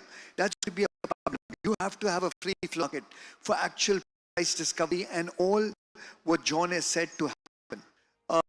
That's the only element which is missing. But I think it's going to be great. You'll have larger millers, you'll have better quality, you'll have lots of things happening with a free market. So let's go to the regulator now. Shahid Saab said also, we should let the experiments happen and speeden up the process. At this stage, when the exchange-based trading in commodities, especially domestically produced commodities, is virtually non-existent, do you believe that the regulator should loosen its grip on the market and allow for experimentation, allow failures to happen, let market participants and investor interest, including the speculator, increase, and eventually a successful model will emerge over time? Yes, of course. I completely agree with you. What we have been doing in the past has probably not worked very well. So we should be open to all kinds of experiments. Let's introduce more contracts. Let's try to convince more buyers and sellers and potential brokers and intermediaries. And let's try to modernize the spot markets or mandis. As Mr. Shahid has said, these used to be functioning much more like an organized exchange back in British times. And now the technologies and the expertise around the world to run such marketplaces has improved massively. So there is immense room to modernize the mandis. So as Khurram said, everything should happen in parallel, and I am very confident that warehousing is also growing. There are a few accredited houses in the country now. Governments are also waking up to the reality that they need to regulate and encourage more warehousing. So I'm hoping there will be many government policies to encourage investment in warehousing. The spot markets and mandis will be modernized, hopefully, as we continue to interact and persuade the governments. And on our part, we will do everything to introduce more experiments, more trades on the commodity exchange. Finally, the farmer perspective as well. So, on one hand, everyone commented over here, especially Shahid Saab, that one prerequisite for commodity exchanges and commodity markets to succeed is that they should be opened up to global trade, right? At the same time, the landscape of Pakistan's farming is small scale. The cost of production, at least at the current stage, is higher and uncompetitive compared to the rest of the world. If the market is opened up to global competition so that the commodity exchange can also function well, do you believe that at this stage, Pakistan's farmers stand to lose or gain from having a functional commodity exchange or commodity market? And what could change that? First of all, let's go back to John's presentation. We need consistent government policy. They decided in the US that in '74, they will not be in the commodity, and they decided that the farmer will stock his produce, keep it, save it, store it, and they're sticking to it. In Pakistan, you have with each government changes of plans, and they aren't consistent at all. For example, in wheat, in 2000 till 2004, 5, 6, if I'm not wrong, wheat was being imported because we were not producing enough for our own consumption. We have this serious problem that each and every commodity that we have, other than rice, everything we are short of. We are on the borderline. Sometimes we import, sometimes we export. And pretty close to the borderline. America has the luxury of excessive wheat. If I'm not wrong, they're still exporting soybean, corn, wheat, everything. So they can have the commodity markets, they can have the storage. The farmers are able to do, the land holdings are big. In Pakistan, you have very small farmers. He is at the mercy of the arti, the middleman. How can he expect good money for his produce?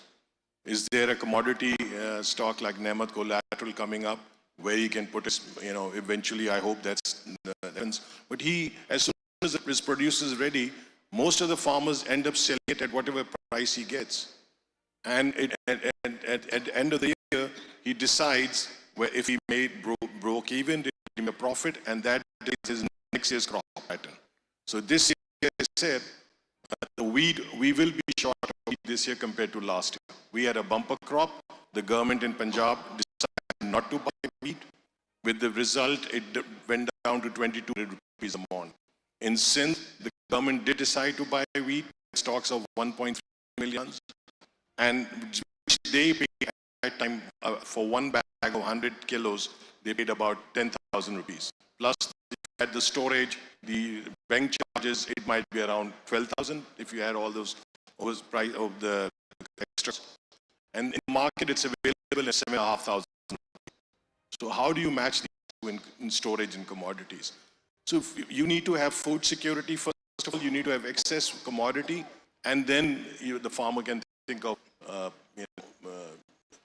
depositing his produce of the commodity.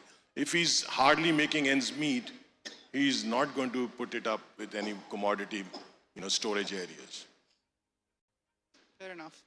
John, the US, the SEC does not regulate the commodity exchanges and trading of commodities. It's regulated under CFTC. Do you believe that Pakistan would also benefit from having a distinct legislative framework and a distinct regulator from the securities regulator for successful development of commodity exchanges? I'm going to have to think on. Are we on now?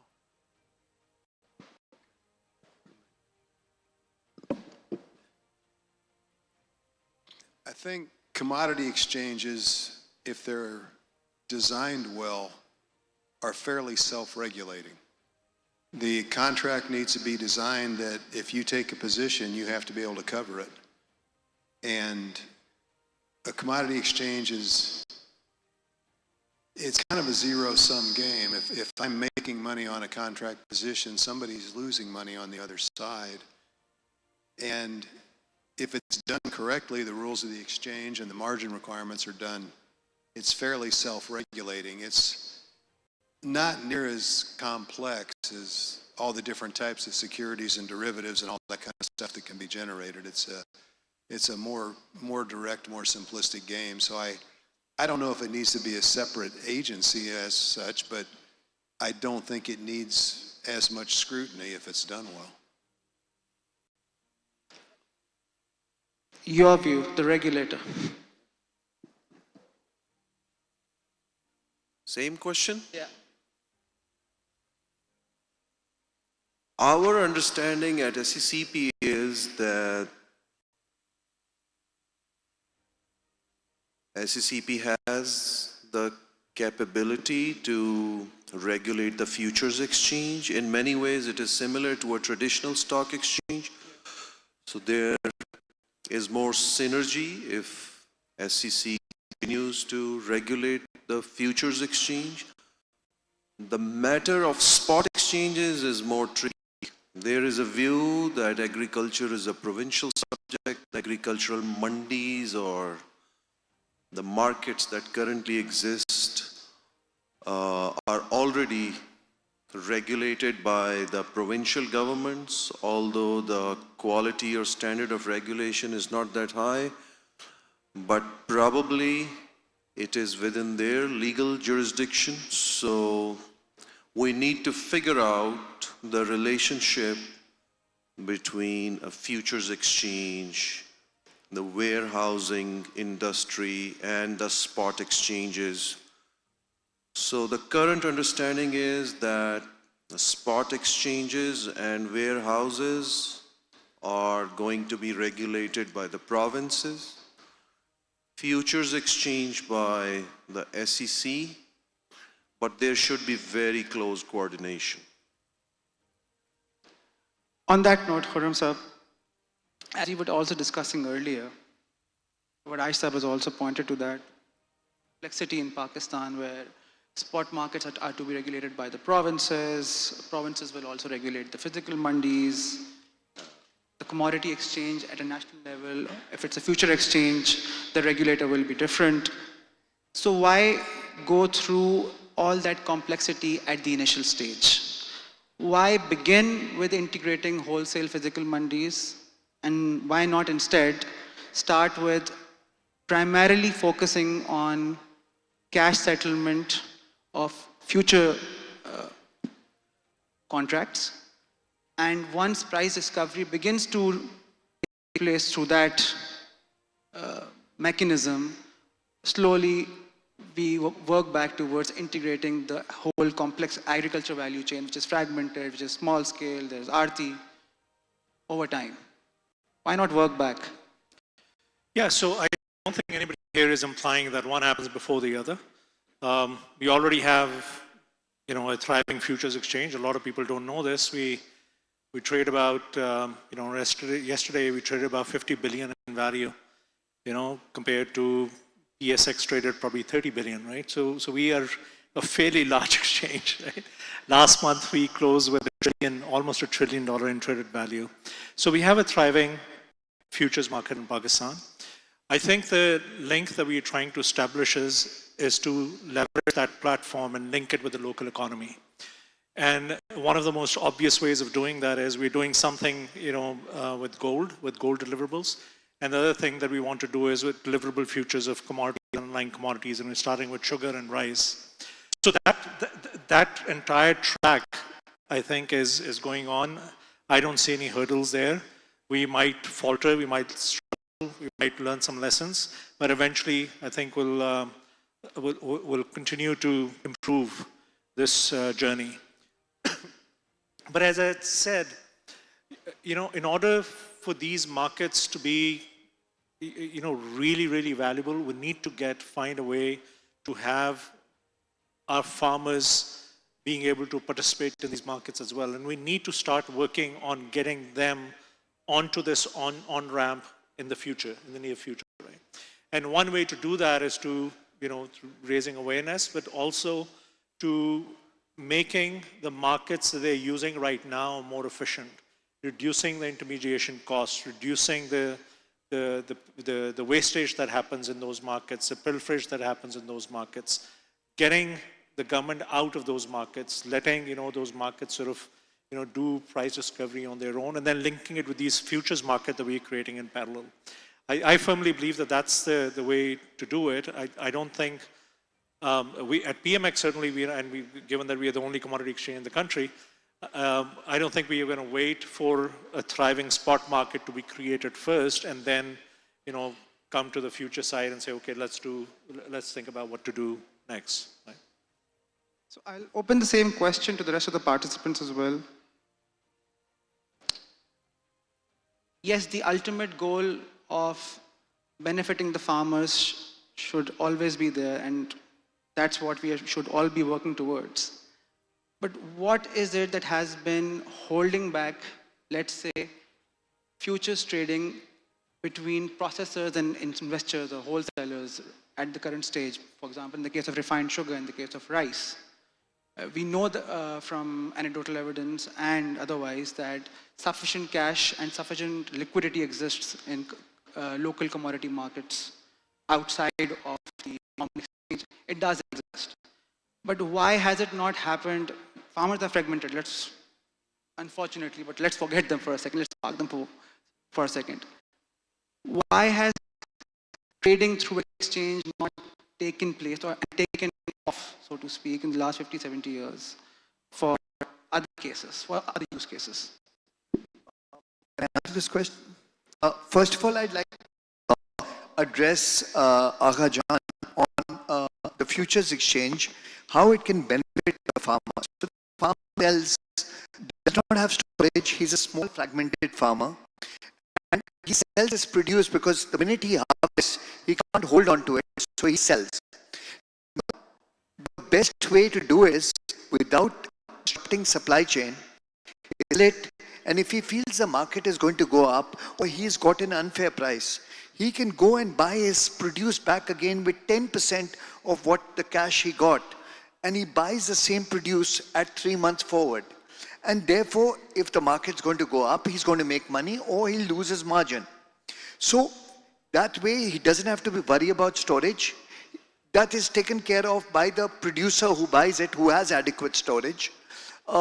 It doesn't bother him with taking care of weight loss, quality and deterioration, pest control and all that. That's all done. So the futures market will benefit the farmer where he can buy, provided the contract is designed well. Like what John said, it should be a small contract, something which he can buy, which is attached to what he's physically actually trading. So if he's trading average 14 tons per trolley, he should be able to trade a contract of 14 tons. If the minimum contract size is 100 tons, then he's kind of screwed. So the futures market is really, really important. And I believe that that's going to lead and pave the path for everything else. After that, as far as I told you about the global market, it is allowing export and import to happen freely. Not just foreigners investing on your exchange, but your export and import to happen freely. Today, wheat is not allowed to be exported. Wheat products are not allowed to be exported. So we can't export like biscuits or things like that. Whenever there's a shortage, wheat should be imported. So it should be at par with the international market, plus and minus transport. Why hasn't the exchange taken off? One is, most of the commodity markets are out of the tax regime. So they're traded for cash. They are the biggest area where it is the undocumented economy, which nobody wants to talk about. But that's how it is. The farmers don't have a NTN number. The small traders don't have an NTN number, and they are not in the organized. Now suddenly you tell them that everything you're going to trade is going to be documented. That scares the shit out of them, because they say, even if I'm willing to pay taxes, this tax guy is going to send me 50 notices and bug the hell out of me. I don't want it. I'd much rather stay away from him. So one is that problem. Secondly, you made it very difficult for the guy to trade on the exchange. You said SCCP clearance, this clearance, that clearance. The guy, a small guy, does not have the access to all that. So make it simple. He's putting a margin there. Make it simple. Don't make it complicated. So these two things stopped the trade. Secondly, then you bought out a contract which is so stringent. The way we trade is, ED6 is traded on a contract which is 20% broken, but up to 50% broken can be given for a discount. Now, so there's a lot. You said 20% broken has to be delivered. It has to be this. You made it very strict, and which does not emanate the normal trade that's happening. So everybody was in a nice air-conditioned office in Karachi who's never actually traded the commodity, trying to design a commodity exchange. And this is the first time, I had a conversation and we loved it. I loved the way, because he had actually traded the commodity. And it was something which took off. Now, I believe it will take off. I believe now everybody has come to terms with the fact that we have to be flexible and we have to make it happen. So it will happen and it will benefit the farmer, it will benefit the trader, and it will actually reduce the amount of speculation in the long run because people will see the future and will be able to predict better. Now, the farmer only has historical data to plant. So last year, if ERI 6 did really well, long grain white rice really did well, he will go ahead and plant it again because, oh, it did very well last year. But next year, the crop is actually, world crops are very high and the market's going to tank, but he doesn't know about it until it's too late.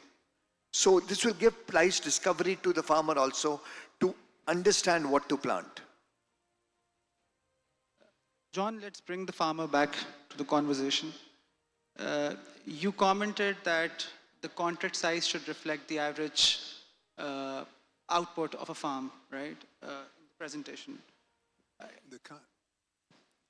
The contract size should be tradable by an average farmer. Yeah. There'll be some very small farmers that won't produce enough.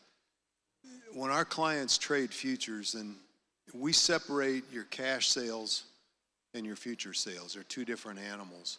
Your cash sales are the grain you're going to produce in the field and the grain that you currently have in a bin. A futures position is a hedge, price risk hedge against those, but they're actually unrelated. The key thing is that if you take a futures contract, or you can also forward contract, which is a little different type. A futures contract is I'm taking a position on a commodity exchange. A forward contract is I'm signing a contract with Cargill that I'm going to deliver corn in April for a given price at a given quality standard. But both of those you have to perform. And so most of the time a farmer will only forward contract or futures, take a futures position on about 50, 60% of what they're going to grow in a normal year. Because if they get hit by a drought or a hailstorm or who knows what, if you don't have that grain, you still have to fill that contract. Because the exchange can't survive if a guy just says, hey, it didn't rain, I haven't got it. That doesn't work because somebody's holding the opposite of that position. And so, you know, if a farmer produces 100 metric tons of grain per year, he's probably only going to forward contract or take a futures position on maybe 50 to 60 tons. A lot of your farmers only produce 1 or 2 tons a year, and so you have to have a small contract if they're ever going to have an opportunity to play in that exchange. So in markets similar to Pakistan, do you believe there is a role for the traditional aggregator? So for example, rather than farmers taking position onto the exchange or in forward contracts with the major distributors or suppliers? Well, I think commodity futures trading in the United States started in the 1800s. Yeah. Active farmer participation is really a fairly recent thing. Yeah. But in the past, if the farmer didn't store it, he would be a member of a grain association, or he would sell it to a local elevator. Some of them were privately owned. An elevator for us is a warehouse. That's just different. English is a wonderful language. We have 18 different words for the same thing, depending on where you were born. But, you know, he might be a member of a farmer's elevator association that builds an elevator, and they're an accumulator. And then that gets it to larger quantities where you can load a rail car and that kind of stuff. Those have kind of vanished in our market because the farmers have gotten big enough now that they're, in many cases, our clients are storing as much as the elevator used to store. But that's kind of a natural, there's always this natural transition to efficiency if there's profit and then you let the market work. And that's kind of the natural transitions we've gone through. Fair enough. The smaller farmer, you have to understand, it's very difficult for him to reach out to the commodities, people who are dealing with them in big cities. You need people like Shahid, who has now stepped into Shikarpur and Ratodero and have put up the mills to understand what are the issues with the farmer. Sitting in air-conditioned offices and trying to deal and understand the issues of farmer, it's very, very difficult. You don't understand what he is going through, okay? Not just the weather issues, but the pricing, the finance, everything. So you need to step in, go work in that environment, and then you'll understand them better. Absolutely. So on that subject of experience on farm, why do you believe, or what do you think about ERW, the electronic receipt warehousing, and the financing being made available against it in the name of collateral? Do you believe that has potential to take off in its current form to provide access to farmers to credit? Or do you see any potential problems in that? It will take time. As I said, it will need understanding. The farmer will not understand electronic receipts that easily.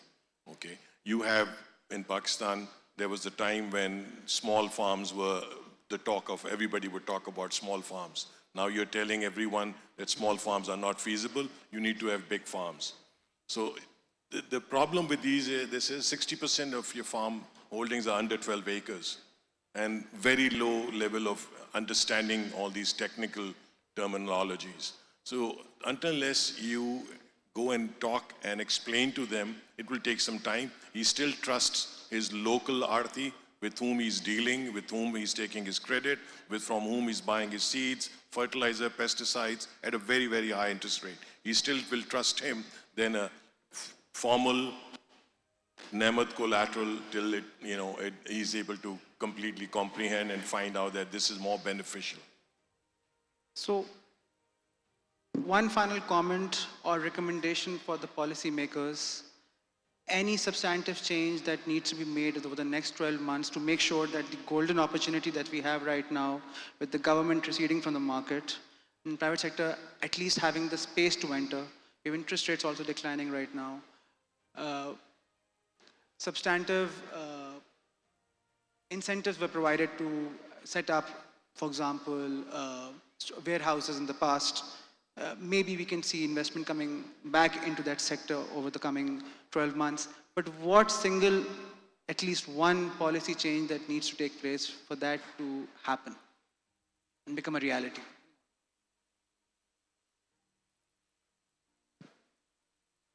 First of all, if we have to fill the gap, I mean, we means the private sector have to fill the gap for wheat storage, for example. The first thing is that the government, which is pulling out from wheat storage and wheat buying, the government should make all the warehouses, government-owned warehouses, to be operated by the private sector. So the first policy we require from the government, and that is what we are demanding from provincial governments as well as the federal government, that all the warehouses, and there are hundreds and thousands of warehouses available, and they are, if not in very, extraordinary conditions, they are quite reasonable, right? For last 50 years, we are storing wheat there. So it's not that nothing can be done. They should be made available for the private sector. Now, private sector is ready. Last week, I took the whole industry. There are 10, 20 people, 20 companies, and they take a round of all the warehouses of the government sector, and they are ready to take over those warehouses on a long-term lease basis, say 20 years of lease, so that they can, maintain those warehouses. They can put some investment in those warehouses and make them available for farmers and even traders, and so that wheat can be stored. This is probably, if you ask me, the first thing, or one thing, this is the first thing that should be done.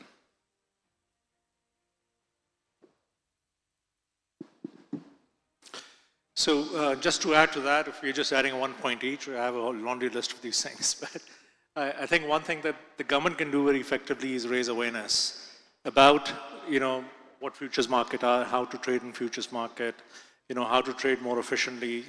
One of the things the farmers don't know, and I know this from personal experience, I just sold my munji at 6% and paid 6% to the Aarti.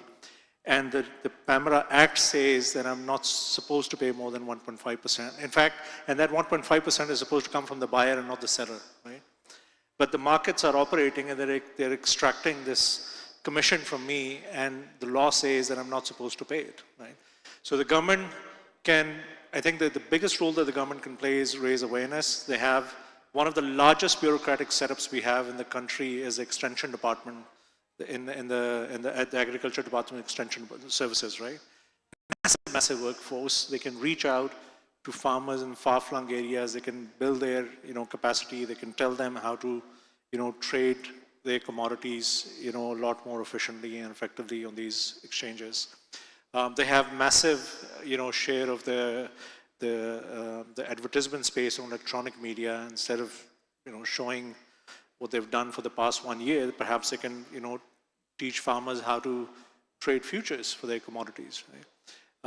They can invest in, warehousing infrastructure and not just create incentives to build warehouses, but also come up with a scheme where, those warehouses can be put to use, right?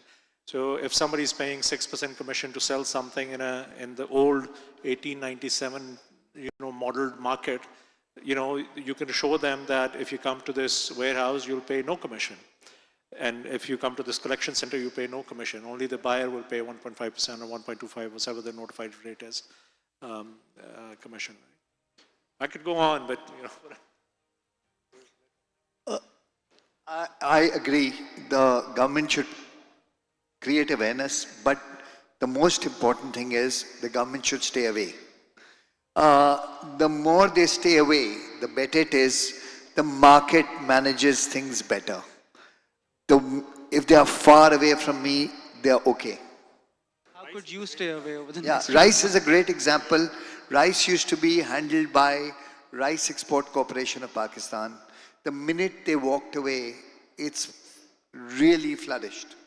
It's gone leaps and bounds, and people have, when the government is away, people are not scared to invest. They don't want them to interfere and suddenly change things again. So if they are far away from us, I'm happy. I just want to give you one example of this. In the PAMRA Act, the latest edition, they have a clause buried in the regulation that says the government has the right to convert any private market into public market, right? Can you imagine investors investing in creating these private markets with that kind of a catch-all phrase in the law? Just add to what Shahid said, the two crops that are doing the best, are doing the worst is wheat and sugarcane. In both cases, you see massive government interference. And rice is a prime example. The farmer this year has gotten not more than 2,500 rupees per mond for Eri. Last year he got 3,700. He's accepting it because that's what the world market is. So he goes up and down with the world market. He's aware of it, with no government interference. So we hope that government has finally decided to take a step back and stays consistent on that policy.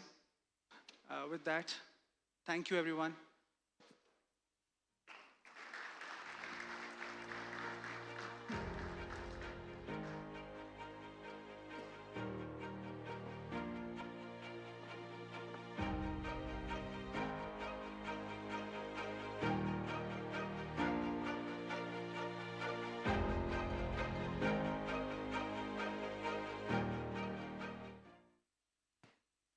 Thank you, everyone, for that remarkable panel.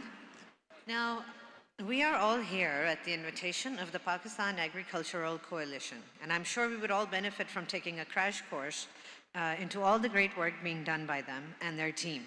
To be our guide, let us hand it over to Mr. Kazim Saeed, CEO of the Pakistan Agricultural Coalition, to present the valuable work the organization is involved with. Please, a round warm of applause for Mr. Kazim.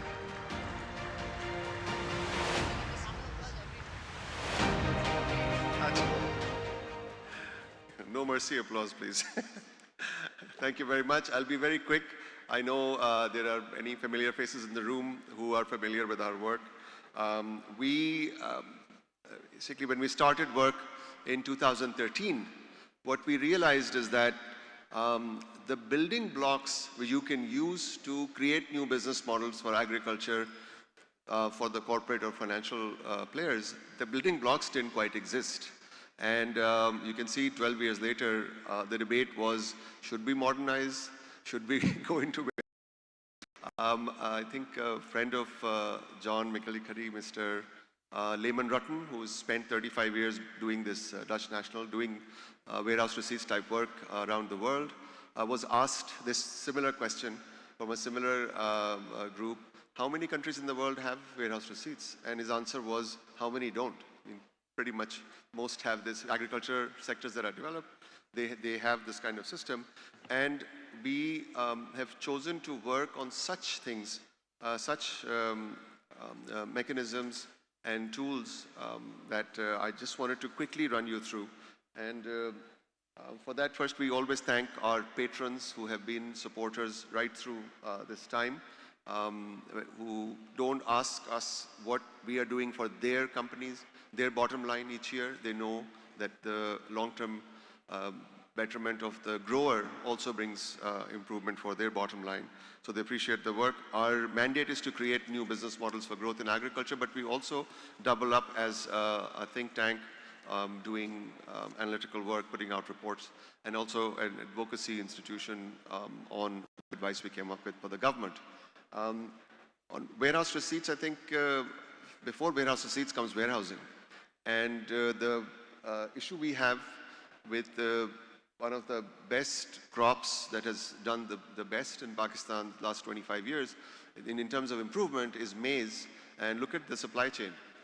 And I think John's objective in showing you some photographs from 1974 in the United States was probably that we are somewhere there today. We're behind where the US was in 1974. And we need this warehousing near the farmer, available to the farmer, modern warehousing.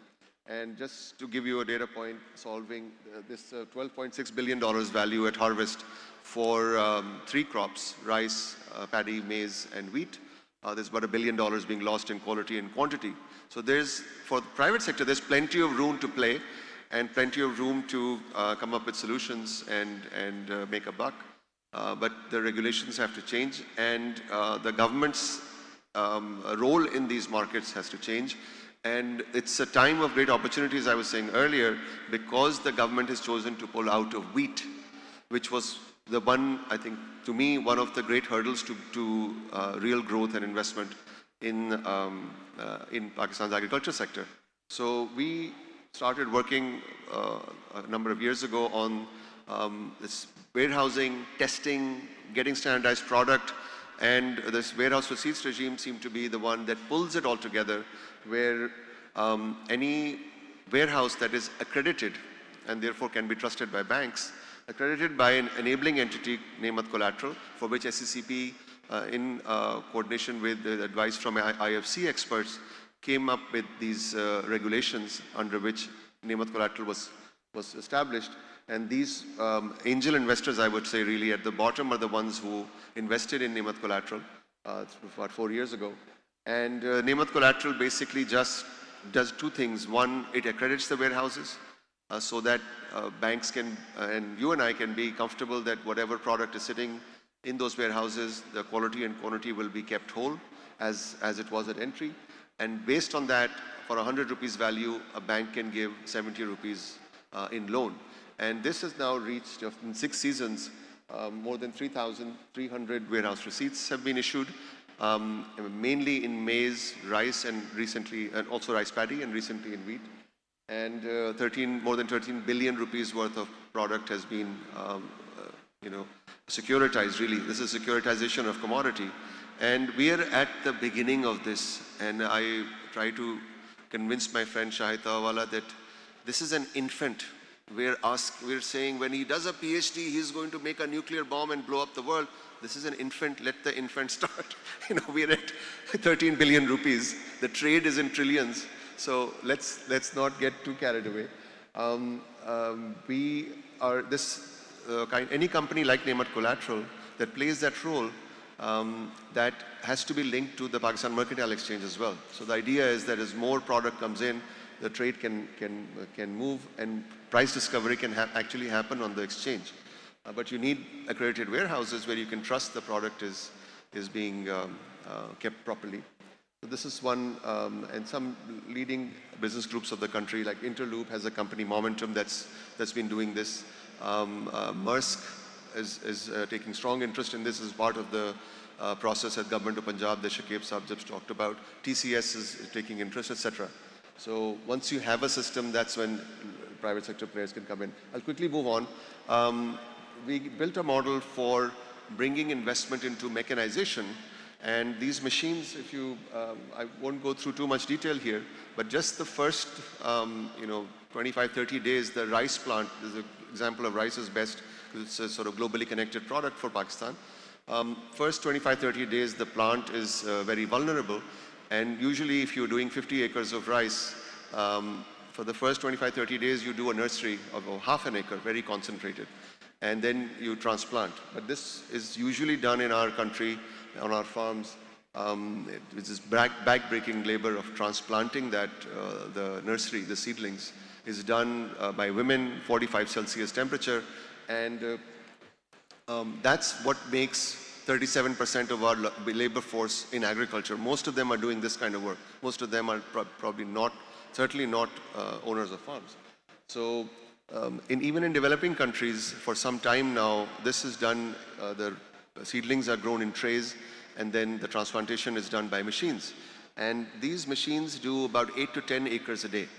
And it costs 10 million rupees for a rice harvester, with taxes 13 point some million. And so if a machine does, for most farms, 1 day's work, most farms are less than 12.5 acres, it only makes sense that service providers have to come in. And there are many, many, many service providers in the informal sector, but unfortunately they don't have the access to capital to buy new machines, and don't have the technology connectivity to have trained operators. That's why we can try to convince leading business groups of the country to come into this business and build the feasibility studies, etc. And luckily Jaffer Brothers, Gharib Sons, and my friend I admire a lot, Shahita Wala, went into this business. And they have done, the farmers are paying in advance for these services, which is really unusual. So this is another business model we've come up with, and as Minister Qasim Qamar was saying this morning, the government of Sindh is looking at such models for considering it from the public-private partnership angle, which they've done a lot of these transactions in the government of Sindh.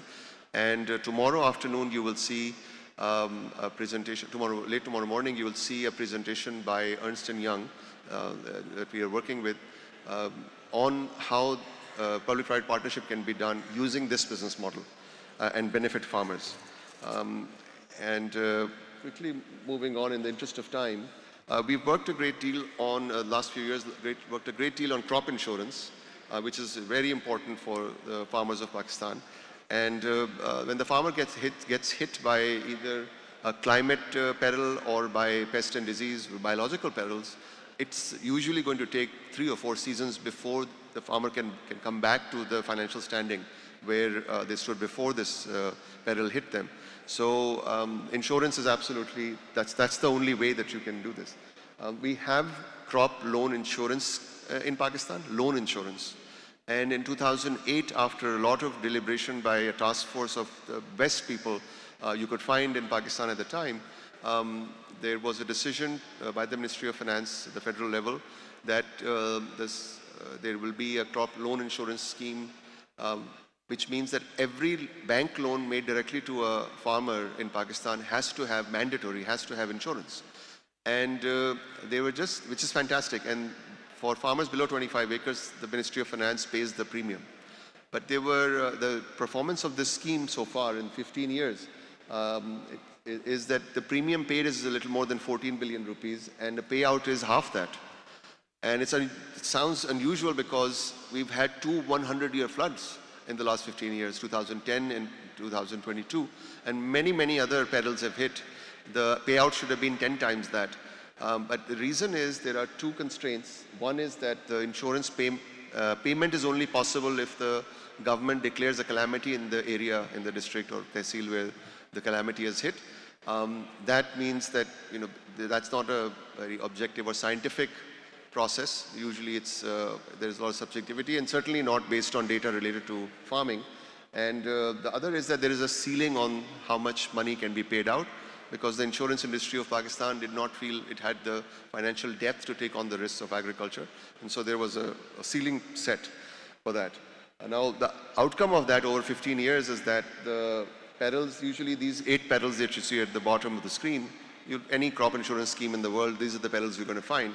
The ones that are visible to the naked eye, flood, drought, and excessive rainfall, typically the calamity is declared by government officials for those, but not for the more frequent perils that hit farmers, which are the other ones. So the solutions to this, we have worked with to bring in the financial heft. We worked with a Pakistani insurance company, TPL Insurance, which is very aggressive about coming up with new solutions and introducing them to the industry. But usually in markets like ours, the local insurer takes 20% of the risk, and we brought in SCOR, which is one of the great reinsurers of the world, in more than 120 countries. They take 80% of the risk. That's the way this problem is addressed globally. But when the other problem of not having an objective scientific basis for when the payout can happen is to have an insurtech firm. And we brought in probably the world's leading firm, Pula Advisors of Switzerland, which is as an insurtech firm serving insurers in 24 countries for providing insurance to 15 million small farmers. And they're really not an insurance company. They are insurtech or insurance sort of surveyor, high-tech surveyor. And they've worked with us in TPL. We approached HPL and Bank of Punjab, which came into these pilots. And there was payout for the heat wave for wheat in 2022. And there was a payout for Sutlej overflow in Pakpatan in 2023. That's where Bank of Punjab was involved. And we did a pilot project for traceable and sustainable cotton cultivation in Rahim Yar Khan with some textile majors. And there was whitefly, there was more time for the whitefly to survive into September because the temperatures did not go down the way they've gone down over the decades. And so there was a payout there as well. So this stuff works. And now we've been in deep discussion with the government of Sindh, up and down, from the Chief Minister House all the way down. And the Chief Minister has given approval for it to be for a scheme to be piloted in a handful of districts, and we are waiting for that. Hopefully they will make the decisions in time and run the process in time for the coming season for cotton and rice. Finally, just wanted to introduce some of the analytical work we've done. We put out with Pakistan Business Council, we put out the State of Pakistan's Agriculture Report, and I encourage you to look at our website, which has both of these knowledge products. The 2023 report had 6 deeply analytical pieces on 6 major hurdles, policy hurdles, to growth in agriculture, in crop as well as livestock.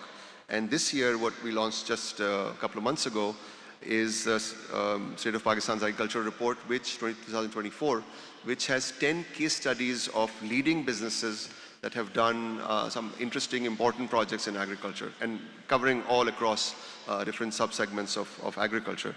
And that brings us to this event, and I just want to salute all of you for your participation, and looking forward to any feedback, suggestions, ideas you have for us to improve this event and bring more value to you.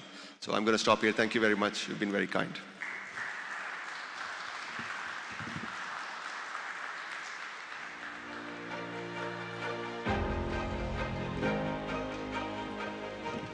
Thank you so much, Kazim. Another round of applause for PAG for doing such a great job. Thank you. We can now break for a 15-minute tea break. Please be back here. We have a great presentation by Syngenta about the priorities for Pakistan's seed sector. So 15 minutes, I'll see you back here. Thank you.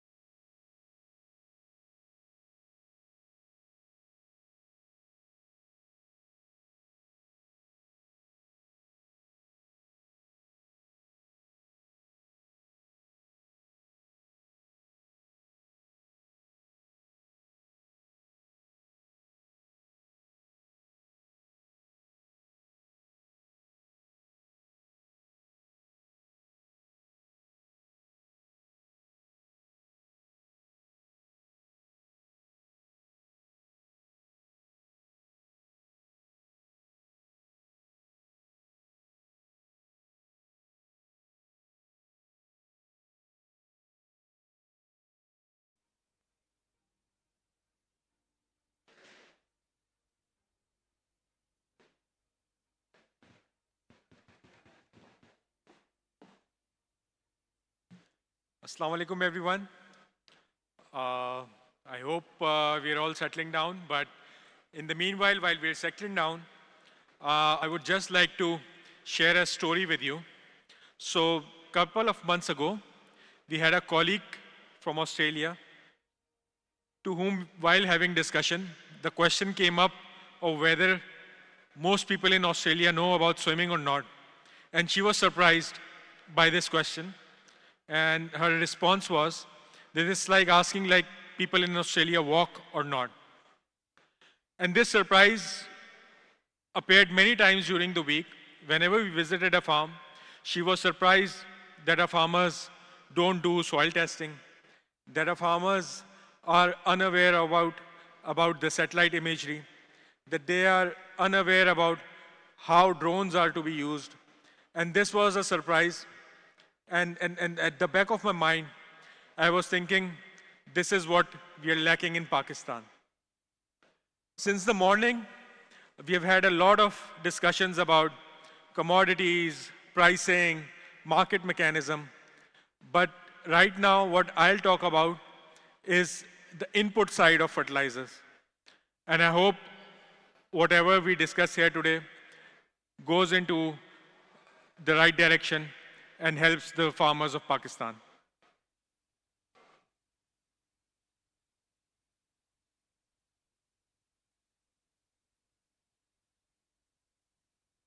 So, my first question to all of you is, what comes to mind when you think about agriculture? If you ask a layman, it's generally lush green fields, rivers, canals, having mangoes by the orchards. But what we should really be thinking about is, this actually is what is happening in Pakistan's agriculture industry right now. We are the 5th most vulnerable in terms of climate change. We are 109th in the hunger index. Our wheat yields, which is the staple food for most of us, is expected to decline by 16%. And also, 24% of the population is facing food scarcity. So is this what we want to become? Is this what we want to be, let's say 10 years down the line? Is this what the future of Pakistan like?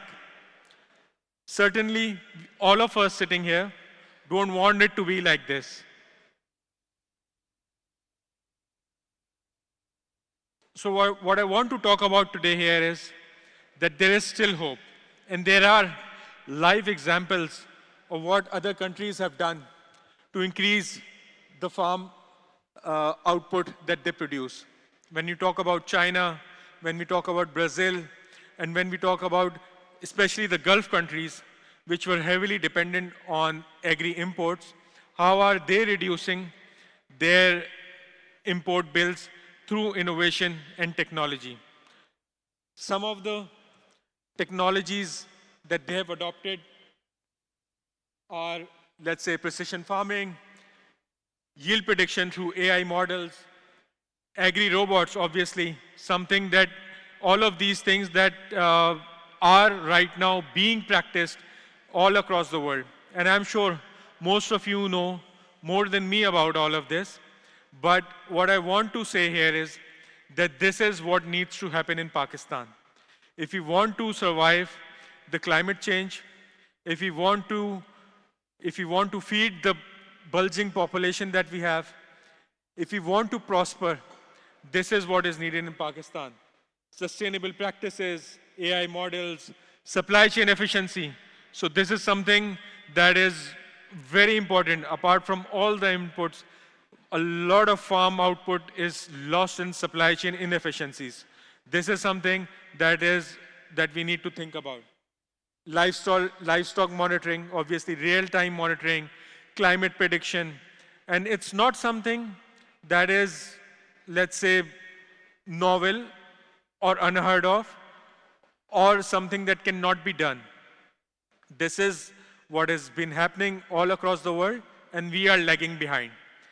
And again, I would reiterate that most of you know about all of these things more than we do. But again, it is imperative to keep talking about it so that we start acting upon it. Now, let's talk about what Syngenta is doing in terms of bringing technology to Pakistan. So there are there are 4 or 5 things that I'll quickly talk about. Won't take too much of your time. So first thing first is the CropWise Grower app. If you haven't heard about it, just please go to the Google Play Store, search for Syngenta CropWise Grower app. You will be amazed to know that this is the #1 agriculture app in Pakistan on Google Play Store. What we have achieved so far is more than 1 million downloads. Around 800,000 farmers are registered, which means 6 million acres are digitally connected. What this app does for you is it gives you right on the spot, you can scan your crop, detect what the problem is, and also find the solution on it.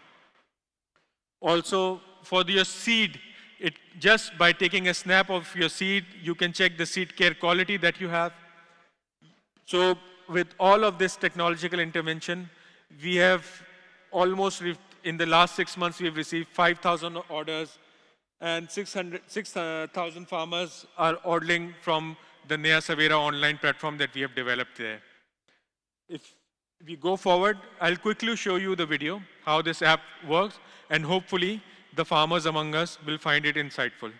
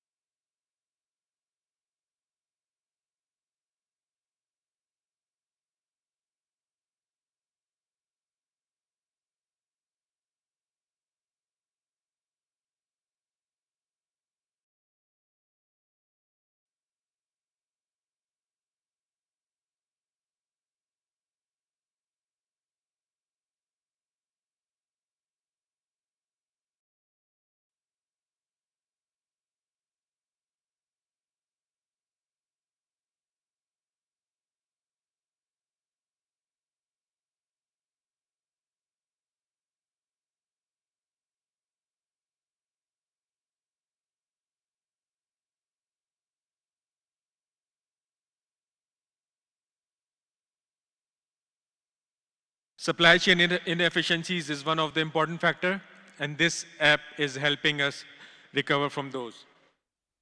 Apart from the app-based technology stuff, there are some super products that we have launched in the last couple of years. So when we talk about farming, rice, which is the 3rd largest crop for us, and also brings us export earnings. One of the key issues that the farmers are facing today is of residues in the rice crop because of lack of knowledge, lack of awareness, unjust utilization of pesticides, and that's what happens is that when the export reaches the destination, they are generally rejected. But what we have done is we have developed a rice program starting from the seed care process right up till the last harvest stage, where we guarantee if you use Syngenta's Dhan Ki Shaan rice program on your crop, firstly, you get 10 to 15% of additional yield versus a general farmer practice. Secondly, we guarantee that your rice will be free from any harmful pesticide residues and anything. And it's just not a claim. In fact, it has been verified by the Eurofin lab accredited from the European Union. And we guarantee if you use this program, farmers who are growing rice will get the best quality, higher yield, free from residues. So again, when we talk about innovation, we need such innovation that helps the farmer grow as well as help the country prosper. The second thing that I want to talk about is the climate change that we talked earlier about. So when we talk about biological interventions to fight climate change, Syngenta in the last couple of years has launched a product by the name of Qantas. It guarantees that your crop will sustain abiotic stresses, whether it is very high temperature or very cold temperature. scarcity of water, or even abundance of water. All of these 4 abiotic stress can be managed by a couple of sprays of Qantas. And obviously, when I talk about biological, it is a true biologicals. A lot of time, what we have seen in the market is that companies are selling chemical products under the brand name of biologicals. But when Syngenta talks about biologicals, they are true biologicals, which means they come from organic sources, don't leave any residue, and your crop can be qualified as an organic crop if you're using Syngenta biologicals. So again, I feel proud in presenting these technologies to you. Lastly, just want to share the final update. This is a technology that we're bringing in 2025. That's called the penicillin technology. It's a broad spectrum, excellent insecticide, which covers not just rice, but cotton, all the vegetables, corn, sugarcane, and again, with zero detrimental impact on environment. So something that you will see in the market when you go out there, when you are at a Nea Savera franchise, which goes by the name of Nea Savera. It's a Syngenta franchise. You will find these products. You can be 100% sure that you're using a genuine quality, high quality product which will increase your produce. Lastly, I just want to share a video with you. This shows what the penicillin technology is all about. And thank you for your time. And thank you for being such a nice audience. Thank you. It's a tough job protecting your crops. With all the demands on you and your land, pests can thrive unrestricted. You work hard to stay in control.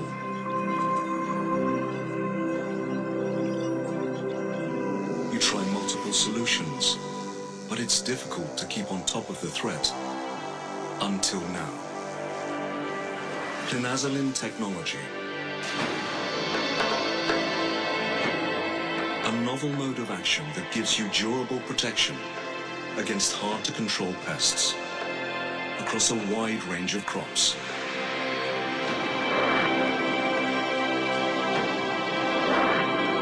Groundbreaking science inspired by you. Reliable and rain fast. No matter how hard the weather tries. A new standard in control. Rigorously tested for you and your land. With outstanding efficacy that works around the clock. So you don't have to. Because it's a tough job protecting your crops. Penicillin technology, 360 innovation, inspired by you.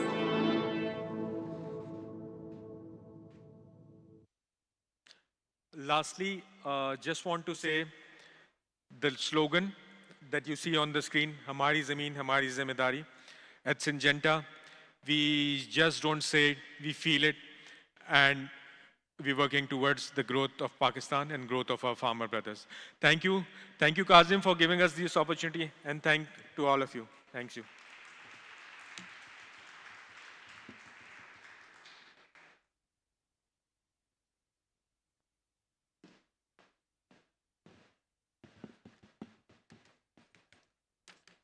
So, we've heard from a major player in the crop game, but now let us hear from another side of the conversation. Some experts who can educate us on all the bottlenecks associated with the seed sector of Pakistan. For a discussion on seeds for growth and resilience in collaboration with the World Bank Group, I would first like to invite Mr. Charles Schneider, Program Manager, IFC Pakistan, to make a presentation.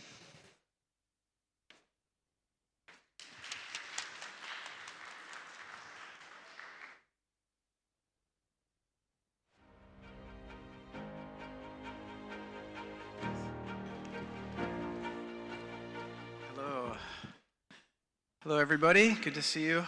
So this is my third year at the PAC Agricultural Coalition Agri-Connections event. It's also my third year living in Pakistan. I came here with my family in 2022 and have had a really good opportunity to see the country, meet the people, and try to understand the seed sector. And this was done over time, over this whole period, by having conversations with key associations like the High Tech Hybrid Seed Association, Crop Life Pakistan, the Seed Association of Pakistan, and the regulator, the FSC R&D, which is in the Ministry of Food Security and Research, Federal Seed Certification body. So this is really a topic that I've focused on for quite some time and very interested in. I mean, one of our colleagues earlier today from HPL, the CEO, Mr. Salim, mentioned that the weakest link in agriculture is agri-production. And what is the most fundamental part of agri-production is seed. That's where it all starts. So without seed, nothing happens. And so this is all happening as part of an engagement that we're initiating, and I'd like to also thank Dr. Shakil Khan, who's here with me today. We've been working together on developing an engagement with the regulator on seed sectors. So this presentation focuses not on the technology, but more on the regulatory side. And I think it ties in nicely with many of the other topics today, which are about getting the private sector much more involved in agriculture. But let's start with why this is important. I think everyone is familiar with these statistics. I like to use these tables, state them every year because the ranks don't change much. Fortunately, Pakistan usually ranks on the lower end of all these productivity statistics.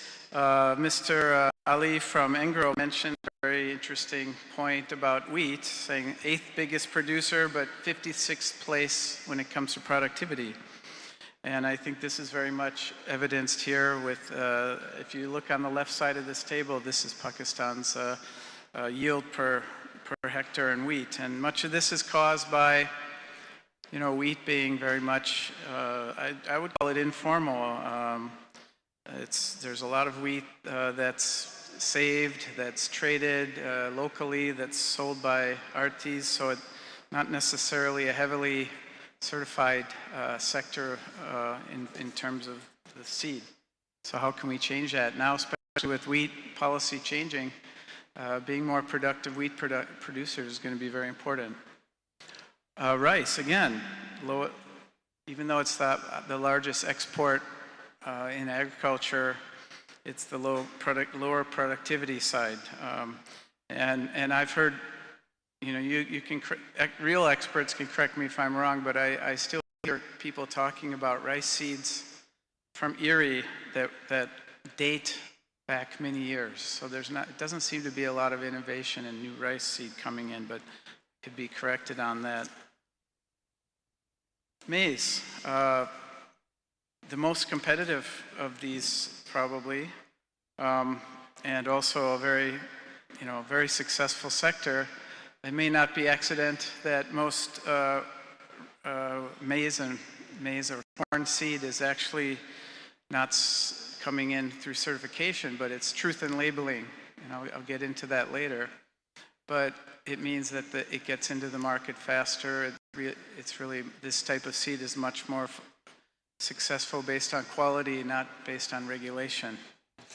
And lastly, cotton, again, with all climatic changes, cotton has been having a rough time of it.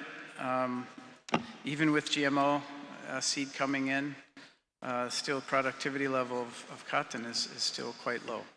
So this is all to say that as part of this presentation, seed for growth. I mean, there's room for growth. There's so much room. We heard a lot of course there are a lot of other reasons, but I think much of this comes back to, you know, where you start. Where's the foundation of agriculture? And again, I think that's seed. So where do we get seed in Pakistan? Where does it come from? It was surprising to me to know that only 35% of the seed supply is actually formal, meaning either truth in label or certified. That's a pretty low percentage if you compare the rest of the system, which is pretty informal, and I think that's a lot because of wheat and the way the wheat seed is distributed through RTs, through farmers saving their own seed, through farmers selling to farmer in a non-commercialized way. But the fact that over almost 2/3 of seed is in that category is probably not great. Now we all recognize the concept of farmer rights, and nobody's suggesting that there should be a draconian rule saying you have to certify all your seed, or you can't sell your seed to your neighbor, or you can't use your own seed. I mean, that's not the point. The point is, how do we, liberalize the sector, and how do we make it actually more conducive to innovation? But if we look within that 35%, another interesting phenomenon which has evolved over years is that basically what used to be a almost wholly public sector industry, provincial seed departments, seed companies, back in the day, it's now really evolved into a private sector industry where 90% of seed is either produced by national seed companies, which is certified, or through imports that are usually utilize truth in labeling. And again, the international players, CropLife, are very much a part of this. So that's to say that private sector is already taken over this sector, taken over seed. But what we need to help them grow, and we need to help them be more innovative, and we need a more conducive environment to bring seed to the market more quickly and in a more agile way.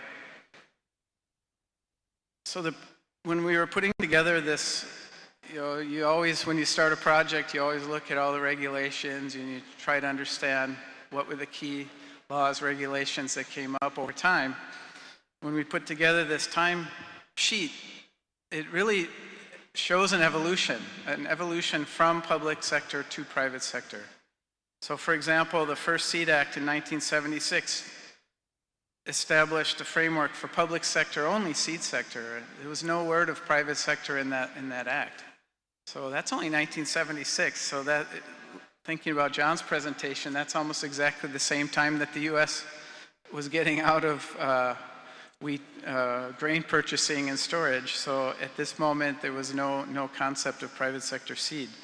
And only a few years later, through executive orders, in 1982, did the government actually sort of acknowledge, okay, yeah, there is actually a private sector in this. We'll let them operate, but there's no Seed Act or seed law around it. So it was operating pretty much fairly informally. And then we moved more and more towards getting better international practices in through truth in labeling rules in 1998, which I would argue are, it's a huge move in terms of changing the overall philosophy of managing the seed industry, whereby it's more self-regulating, market regulating.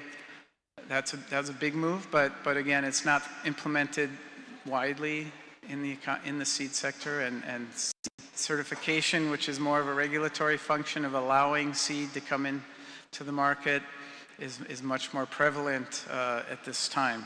But we're seeing improvements. Also, I think we heard consistently from producers that why we don't produce seed in Pakistan, especially international players, is intellectual property issues. And there were some bad experiences that seed companies faced by having their intellectual property actually, compromised. So the Plant Breeder Rights Act of 2016 is a big move in terms of establishing a legal framework for the right of a breeder to get something for all their hard work and research, and through licensing, through royalties. But again, it's only been in recent years that the government has been able to start implementing that, start developing a registry, and start thinking, identifying ways of establishing whether a seed has unique hereditary characteristics or not. But these are the areas where, support is needed, capacity is needed, building is needed for this. And then just in the last few months, we've had a bit of a change in sort of the overall oversight of the sector, and I'm glad that the chairman is here today from the National Seed. It's a long name. I hope we can shorten that. National Seed Development Regulatory Authority. So this is going to be a very important body for establishing new policy and regulatory framework. So we're happy that the chairman is on the panel today and we can have a conversation on this. So I want to stay within the overall theme. Everyone's been talking about moonshots, right, today. I like that concept. So we need a moonshot in seed. And, we've all, in the last couple of years since I've been here, we've experienced significant climactic events that impacted or are impacting the sectors, the agricultural sector. Right now, I took that top left-hand picture in wheat and Jaloum just last weekend, and due to the lack of rainfall, we have crop stunting in wheat, which is very prevalent in areas that are relying on rain-fed wheat. It's very thin, it's very short. We're pretty far into the wheat season, and this is what we have. 2024, just last summer, there was early rains, so cotton, it was difficult for cotton when it was young. It was flooded, slowed down growth quite a bit. We had a very poor cotton, I think, production last year. The rice, that may look like nice rice right now, but there are no grains, there are no rice grains on those stems. There's no grain formation, and that was due to excessive heat that was occurring right at the exact time that the fertilization of seed was taking place and the formation of the seed grains was taking place. So obviously that crop's ruined, right? Now, it wasn't all over the country, but it was significant. So the moonshot is how do we adapt to that? And we have a lot of seed research and development going on globally, to some extent locally, and I think these two drought-tolerant, submergent-tolerant rice, unfortunately, those aren't photos in Pakistan. Those are photos from Erie. It's happening somewhere else. But they are coming up with new varieties. The heat-tolerant wheat, that is a research and development taking place in Pakistan, and we do see some hope there. And whoever's developing that variety hopefully will get the intellectual property and get royalties, get what they deserve when that comes to market. So last point here is really for the panel, really, just to raise some reflections for the panel discussion. And to borrow John's words about farmers, let the farmers loose. Okay, this is similarly, let's let the seed producers loose. Let's let them function as businesses, let's let them make money, and let's let them do that in Pakistan and not rely on doing this elsewhere and just importing the seed. But we have 6 kind of quick questions. I have my views on all these. I will reserve those for the panel. But basically, what can we do to enhance plant breeding programs, to look at resilience, more hybrids domestically, looking at productivity improvements. FSC and R&D and government, what can be done around seed certification, enlisting new varieties to make it much more agile, to make it more fast-tracked. If a new seed variety is coming in, why should it take a long time to get to the market? Because it's tested many times over. When firms who are developing these have already done most of their own testing and they're ready to bring it to market. So how can we speed that up? The whole truth in labeling concept, which does apply here to some non-sensitive crops, but also to some imported basically hybrids. How can we look at making this a wider adoption of truth in labeling? The international standard in many places is actually to rely solely on truth in labeling and to verify what's being labeled as being true rather than, you know, allowing the seed in. The seed comes in and you make sure it delivers on its promises. It's more of a self-regulating approach and more of a market-based approach. Can we remove the phytosanitary hurdles, meaning, you know, there's a lot of regulation on importing seed for research and development purposes. So it's not importing seed to grow and sell, it's just for R&D, importing parent lines, importing sample seed to test it here. There's a lot of regulation around that, including how much can be brought in any consignment. So we should make that, let firms bring in what they need to bring in to do the research and development in this market. Because why not do it here? And this is a great country for R&D because you have north, south, east, west, you have dry, you have wet, you have cold, you have hot. This is a perfect place to develop different varieties because there's different characteristics, environmental characteristics that can be utilized. Again, plant breeder rights, again, probably the biggest issue is intellectual property and protection of that. What more can be done to implement what's actually in law to make it really happen and to make the breeders and researchers believe that all that effort's going to be worth it. And lastly, looking at regulatory mechanisms, if policy decisions are made around hybrids, bringing in GMO seeds, like cotton, for example, is using GMO, let's have a clear regulatory framework and a clear decision around that. So those are some, I guess, reflections for the panel to think about. But at the end of the day, what's the benefit of all this? I mean, we heard a session around corporate farming. I mean, how is corporate farming going to work without good seed? I think that was mentioned as one of the important sort of elements of strong corporate farming is seed that's climate resilient. How do we invest more in seed production locally? And the focus for investment on high-tech varieties. And it's nice, I mean, there is the new high-tech hybrid seed association is fairly new. It's great to see that there is actually movement towards much more focus on hybrid and high-tech. And lastly, but not leastly, is that this agility, fast tracking, maybe regulatory loosening will contribute to adapting to the climate change that we're all facing regularly, and will hopefully introduce more resilience into the sector, which ultimately is going to be needed, and we're already feeling it and seeing it. So with that, look forward to the panel discussion, and thank you very much.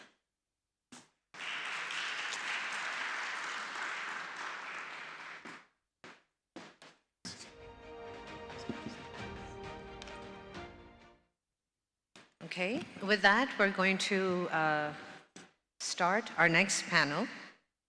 I would like to invite Pakistan Agricultural Coalition's founding CEO and current Vice Chairman, Mr. Arif Nadeem, to moderate this panel. His command of this topic is truly breathtaking. Before I invite the rest of the panelists, I will again just make one request from everybody. During our panels, if we could please keep our talking to a minimum. The acoustics of the place are as such that even if you are in the break and the tea area, we can hear you. So if you, of course, the point of this conference is to network, and you're more than welcome to. And if you do, please go ahead and step out into the expo area. And that would just respect the time of our panelists and our speaker who are here to impart some invaluable knowledge to us. So with that, I will continue to announce the rest of our panelists. Dr. Asif Ali, Chairman, National Seed Development and Regulatory Authority. Mr. Mohammad Shoaib, Director, Crop Life, Pakistan. and Mr. Nadeem Shah, Progressive Farmer. Over to you, Mr. Arif Nadeem.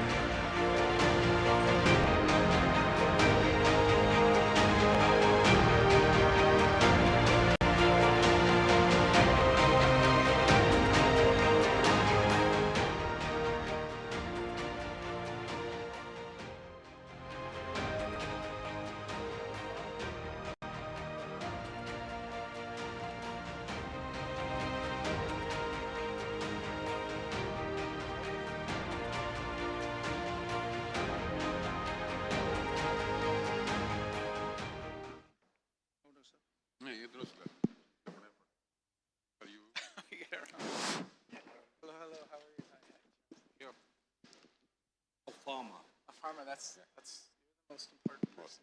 I think we are already short of time, and because some of you have to catch the flight, so we have till 5 o'clock, which gives us good 35 minutes to have an excellent discussion. And we are very fortunate today, ladies and gentlemen, in having this particular panel. I especially thank Charles because he set the stage, you know. He's already put things in context, and he's made all of us realize the importance which seed assumes as far as the agriculture sector is concerned. It's center stage. I mean, there's no denying the fact as far as this particular aspect is concerned.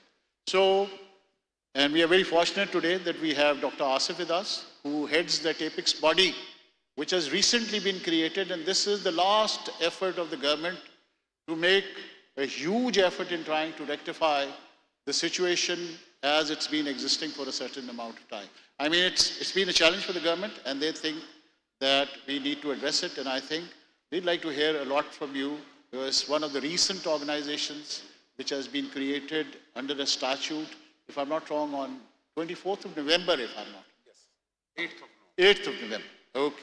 And then we are very fortunate again that we have Mr. Muhammad Shoaib from he's representing CropLife, and he's worked in virtually all the multinationals which are currently there. He's worked in Syngenta, he's worked in Monsanto, and he's worked at Pakistan Tobacco Company, and more so, he's looked at the regulatory framework which is impacting the seed. So Charles, here's a man who is impacted by these rules and regulations when it comes to from the private sector. And lastly, like I said, seed is center stage, farmer is center stage as far as the agriculture is concerned, and we're very fortunate that we today have with us Mr. Nadeem Shah Saab. Nadeem Shah Saab is Vice Chairman of Sindh-Abadgar. He also is managing a 1,200-acre, very large farm, and has been getting quite a lot of prices also, and being a very high producer of cotton as well as wheat. He's been getting prices, so we'd love to have what are his views as far as being the recipient of the rules and regulation. What reaches him, you know, because that's what is very, very critical, you know. So I think we can start, Asif Saab, with you. If could you throw some light on this Apex body? Why was there a need to create it?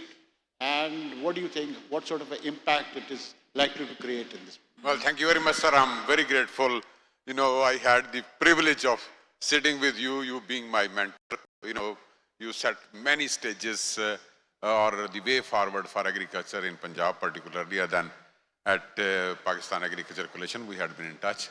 Anyway, you know, Charles has rightly set the path or showed the crux of the, you know, evolutionary process in the seed, regulatorily particularly, and, you know, overall in the development sector, seed development sector.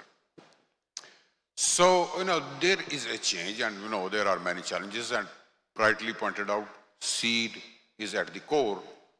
But, you know, if you look at the process, sir, when you were Secretary of Agriculture, you know, we made a good progress, and there was a need. I mean, this is when we moved was from nowhere to certification and then moving towards truth in labeling, right? So the point is, at that particular point of you know, time, there was a you know, sort of intervention, or the public sector dominated in the R&D, and still they are dominating in the R&D. However, the seed business, which was solely in Punjab, was Punjab Seed Corporation, very excellent organization. They created an impact. But over time, this private seed sector grew, and now more than 90% business is being done by private sector. They are coming into R&D, and they need more space, and they need sort of so that they can develop, instead of certificate, to a brand. They should, there is a need that they could have their own certification system, and the government should be monitoring it. That is the way forward. That's how. The other question was, instead of the overall, there was a sort of focus on regulatory instead of productivity. So the authority has been created to focus on the productivity and try to sort of facilitate the load we have of regulatory affairs in the seed sector. Then moreover, particularly the GMO was talked about.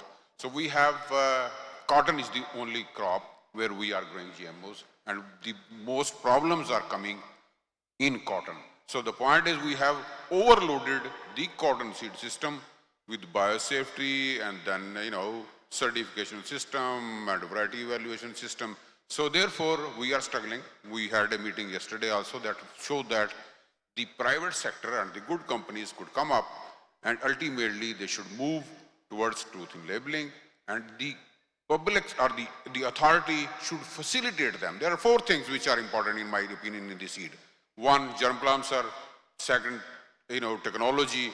The 3rd is supply chain, and the 4th is policy things. So we'll be ultimately handling the policy to facilitate through policy the acquisition of germplasm, the spending on the germplasm, the on the technology side, and ultimately to sort of soften the load of regulatory things so that the seed sector could develop, and instead of certificates, the brands would be established as truth in labeling. Thank you, sir.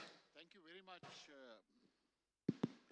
Asif, I think you brought it out very, very clearly. 1, there was a need of the day, and the need of the day was that previously what was happening totally under the public sector domain has now, public sector is now occupying merely about 2-3% of the space, whereas the rest is occupied by the private sector.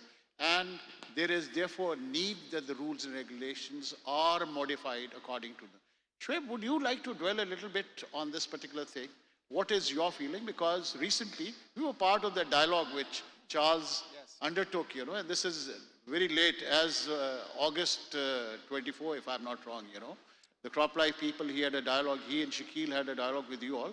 So what's your feeling as far as this aspect is concerned?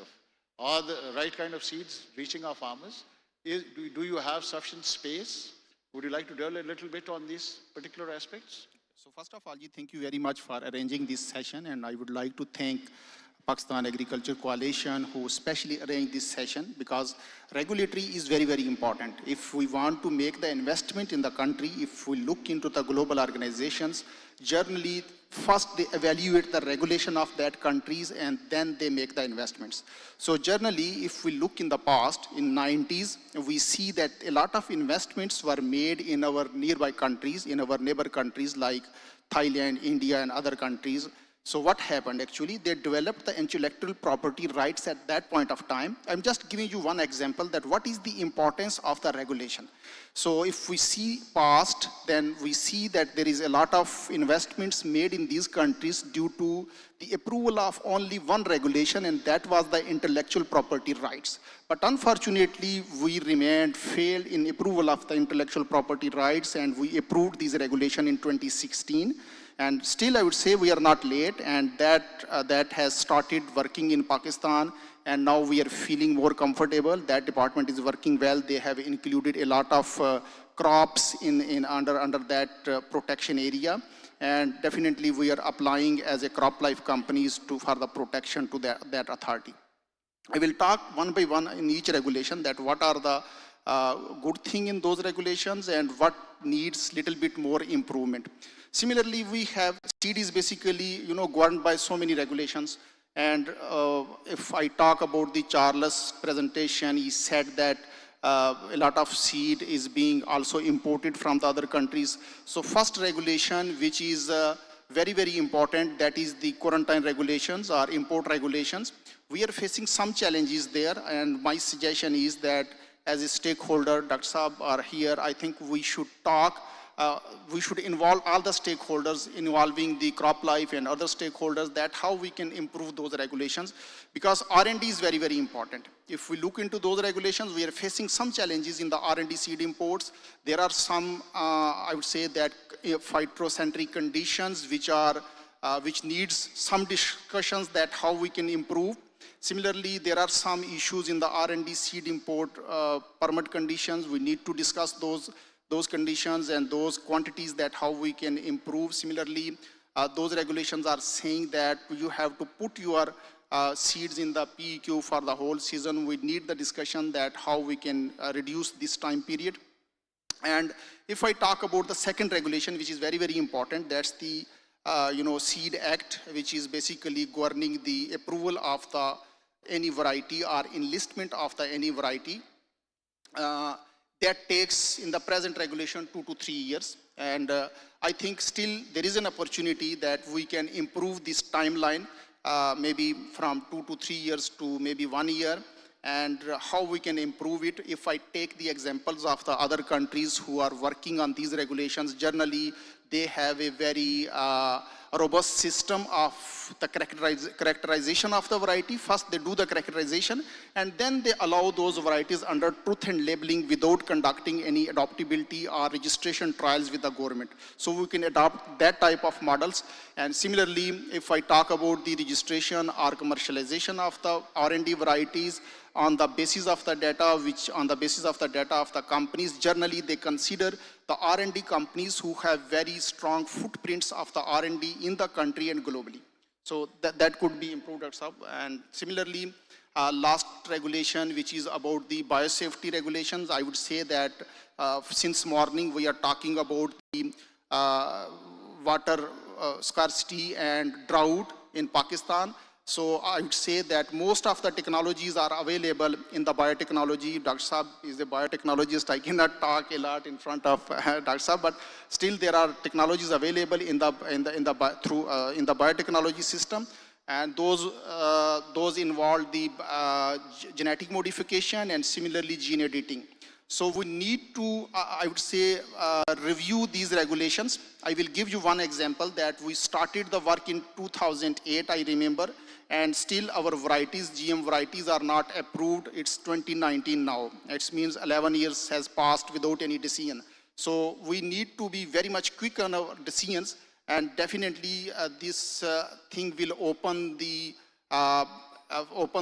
door for the new technology in Pakistan. And if I talk about the biosafety regulations, that's how generally it takes 4 to 5 years to introduce a new GM variety in Pakistan. We can also discuss, and we should involve all the stakeholders, that how we can improve these timelines for the introduction of the new varieties in Pakistan, especially in the biotechnology side. So thank you very much. This is all about little bit. I'm not going to a lot of details, but it's a long debate. But no, thank you, Shoaib. Thank you. I think you covered some of the very, very important things, and I like Asif to dwell on these things later. I mean, he's brought out certain very, very important points, and one of the foremost point was that these two regulations, the 2015 Amendment Act, Seed Act, and the 2016 Plant Breeders Registration Act, they've been there for 10 years now. But from what Shoaib is pointing out, no, later. I just like what he's pointing out, things have not improved in the desired manner. I mean, they're facing certain pinches. Before that, I'd like to hear from Shah Saab, because Shah Saab, you are the one who should be actually facing the pinch, because it's the farmer at the end of the day who's choosing the seed, growing the seed, and who at the end of the day has to produce. So you are bearing the risk actually. So what are your views about our regulatory framework? Do you have access to good quality seeds or not? Bismillahirrahmanirrahim. First of all, I would like to thank Pakistan Agriculture Coalition to provide an opportunity to exchange our views and news. Basically, seed is the requirement for a farmer to have a good harvest. If he doesn't have a good seed, he will have a bad harvest. Seed is the necessity for food security for human being as well as animals. As Mr. Shoaib said, that due to the certification, due to the registration, we are hanging after 18th Amendment between federal government and provincial government for the approval of the seed. Now, seed is supposed to be approved by the provincial government, then it is to be certified by the federal government. And according to my knowledge, cotton seed is not being certified yet, and we have started our sowing season. So, as Agha Jan Akhtar said, that there is no consistency in the policies. Every government comes and changes its priorities. They have their own goals. So, in agriculture, that should not be done. As far as seed is concerned, I do have an assess. I have contacts with the scientist. I used to multiply my own seed. So I will rather suggest the farmers, they should, whenever they have good plants, they should have their own seed. They should multiply in their field. Why to rely on any company or somebody else? While when a fake seed comes in the market, we go to the agriculture extension, we go to the federal seeds department. Provincial government says this is not our domain, federal government says that this is not our domain. So we, the farmers, ultimately suffer, and we have to bear the brunt of the mismanagement of the government functionaries. Private sector is not being encouraged in a way it should be. Public sector was performing very well. We were in the exporting club. We got good varieties like Nayab, Atatar, cotton, wheat varieties, Sarsabs from Nia. We got TJ83 from Tandojam, from Punjab. We have a lot of good wheat varieties. Public sectors were working. But due to lack of funds, now they are not even getting their pay. They are getting only 30% per month. If I recall properly, CCRI, cotton, Dr. Saab, if I am wrong, kindly correct me. Somebody blames on APTAMA that they are not paying the taxes. But you see, all the luxuries are going on. But R&D is 24/7 job. That can't be stopped. So let the private sector come forward. I will give you an example that in vegetables, we are importing about 95% of our vegetable fields, seeds.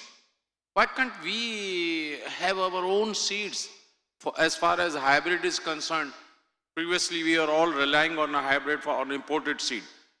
An imported seed must have an adaptability and acceptability in our local environment. Even our Sindh province, we have 3 ecological zones: lower Sindh, middle Sindh, upper Sindh. Every area does have its own requirement. So, the R&D work should be done in a proper way, and other private sector should be encouraged. They should be given, as said by Sir in his presentation, the breeders' right, and that should be safeguarded in a very good way, and breeder should get the benefit. He has developed the seed. So, on the contrary, for cotton, imported cotton is being exempted from the tax. Local ginners are not able to sell as the government has imposed 18% sale tax. So we are bailing out the farmers of the other country, rather we are penalizing our farmers. Now there is going to be a food crisis in the coming year, as wheat has been sold for 2,200 rupees last year and farmer pays from their pocket. Same was in the rice. Last year, year before last, we sold it for 4,000. This year we sold from 1,800 to 2,400 rupees. Same is going to happen with the wheat in this year. What will happen? Next year, farmer will not plant wheat and rice. Then again, we will be looking about for import. So, consistency, agriculture policy, transfer of technology at grassroots level. Whatever the latest technologies are, they should be given to the farmers, let them learn, let them motivate them and make agriculture profitable. Until and unless it is not profitable, all such type of sessions are futile. How a farmer will pay and how long he will pay from his pocket? So these all are supposed to be taken in stock. I will request Dr. Saab to make the system simpler, not that bureaucratic candidness and delaying tactics, 8 years. To develop a seed, a scientist needs at least 5 to 7 years. And after 7 years, he is sitting idle, his variety is not approved. I can give you the example of Sindh government from last 3 years, there was not a single meeting of a seed council. In the meanwhile, that seed is outdated. So, we farmers are the ultimate sufferers, and we should all be on the same page, and we should create a win-win situation for all of us. Thank you. Thank you very much. Dr. Asif, if you could tell us, because, I mean, you've been at the center stage. You were posted at Multan. Multan is the heart of agriculture. You were looking at the university. And you were doing a lot of initiatives, actually, working with the farming community and all that. So my last question, which primarily said that, has some positive things been done since these enactments, and are they? Thank you very much, sir. Very relevant, and you are rightly said, I can feel the pain the farmers have, in various capacities, including seed. But, the Plant Breeder Rights Registry had been struggling, but it reached somewhere. Now they have a system to, those who want to register it with the registry, the system is there and it is traceable, one. The other thing we did is they have a separate act, by the way. But the Seed Amendment Act 2024 has the special thing which I would like to, which will sort of affect the enforcement.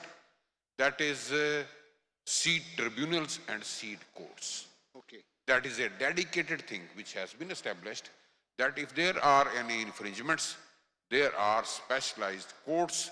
And if there is, any farmer has any complaint against the, those authorities, they can reach out to the seed tribunals. The other thing is, the seed development and the hybrids. I do agree, we are doing a project in hybrid wheat also, and the team is coming on 24th. The seed replacement has its own gains, certainly, which have been demonstrated. For example, in maize, I mean, there was a kind of confusion when, you showed that there is a coverage of 35% certified seed. It varies crop to crop. In some crops, it is 100%. In cotton, for example, it is less than 30%. So the average comes to 35, but, there is a variation. But wherever there are hybrids, those are brands, one. The two, there is 100% seed replacement, which is not happening in the OPs. And also, we are not sort of, in true sense, implementing the certification system where every year you have to produce pre-basic and then every year basic and then every year certified. It is not happening. We do have a system now in the Federal Seed Certification Department, that is MI system, the track and trace system. Hopefully, it will, there are, few modules left in between that will start working and things will improve. But certainly I am a strong believer that ultimately we have to shift towards self-accountability and self-certification, where the authorities can monitor, build their capacity, have the quality assurance systems, have the seed standard set, and then the private sector has to lead coming up with their own branded seed. Thank you so much, Asif. Dr. Asif, you brought out a very, very important point. And I mean, frankly, when we compare our yields as far as maize is concerned, because it's hybrid, they are globally comparable.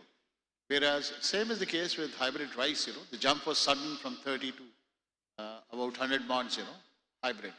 Because the parents were abroad and they, frankly, infringement was not possible.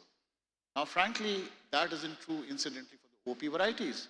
And that is where I think a lot of effort from your side or from the government side is what is definitely required. Charles, you've been looking at, I mean, since Myanmar, you've been looking at this part of the world on the regulatory things, you know, and this region. How many countries, normally people tell me, is registration and certification a voluntary act also? Or is it compulsory in every country? Because, I mean, if you could throw some light on this particular aspect, you know, because to my mind, there are very few countries where it is 100% compulsory, you know. It is normally, if people go for registration, if it is bringing any value to them. If it isn't, well, nobody's compelling them to go and register that particular thing. Could you say a little bit on that particular aspect? Okay, thank you. I'll try.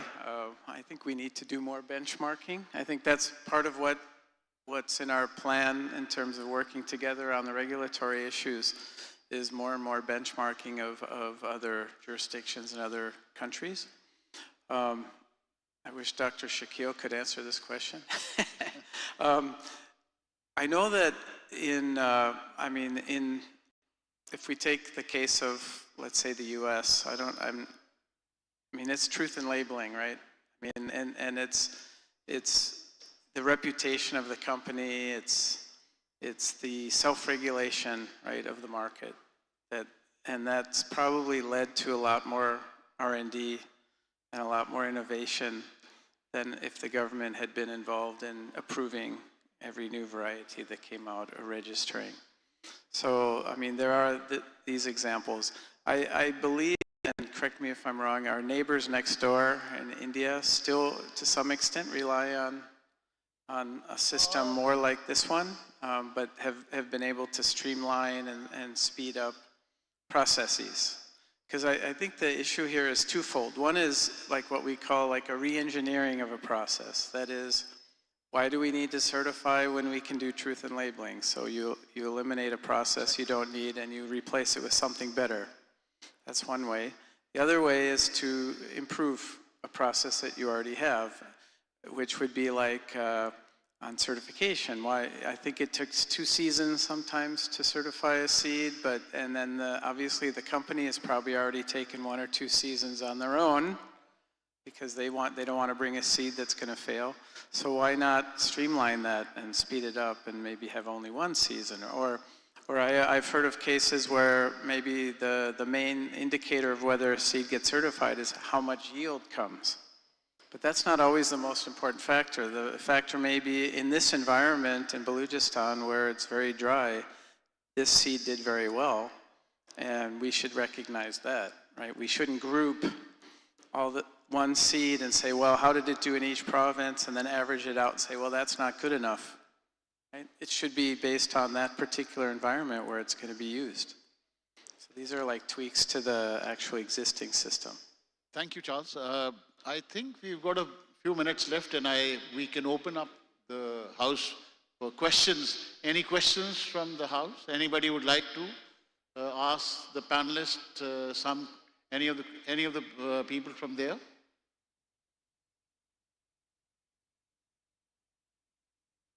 While they are thinking, there's another question which I wanted to ask you. Charles, during his presentation, has been dwelling a lot on truth in labeling, you know. And truth in labeling, I think, is something very, very important when it came to.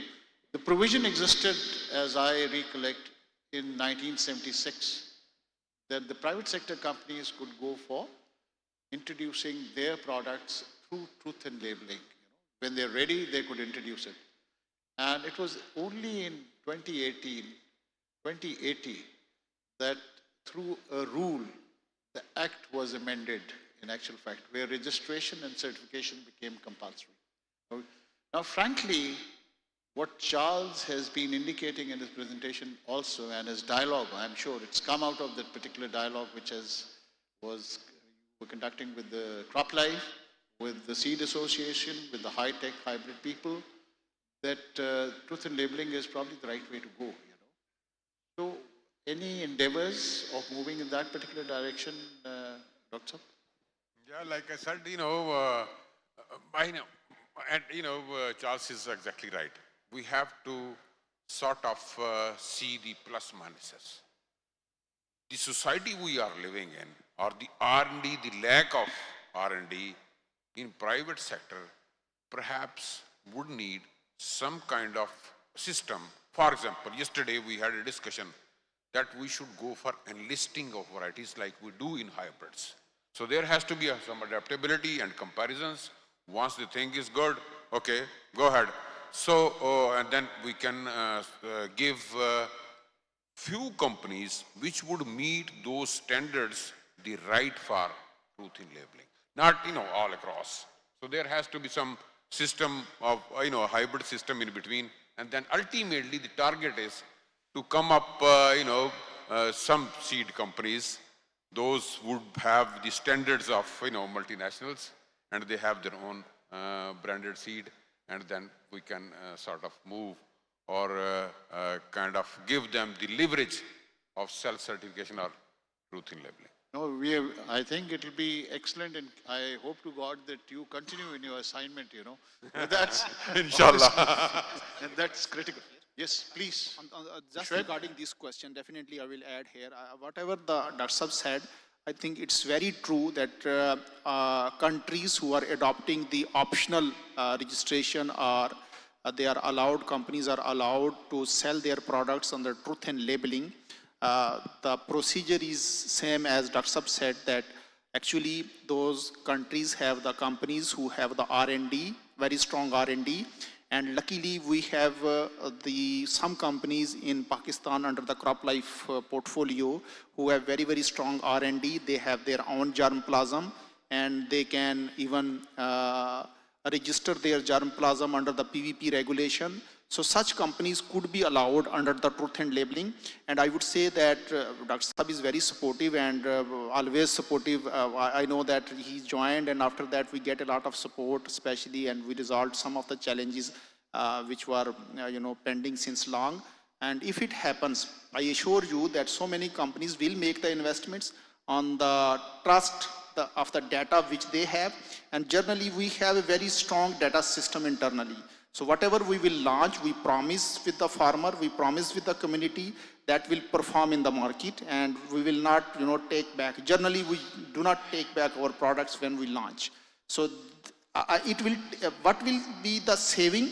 The saving will be almost 2 to 3 years, because if I talk about the R&D, generally our companies are bringing, if I just talk about the corn, more than 100 hybrids per year in the country for the R&D testing.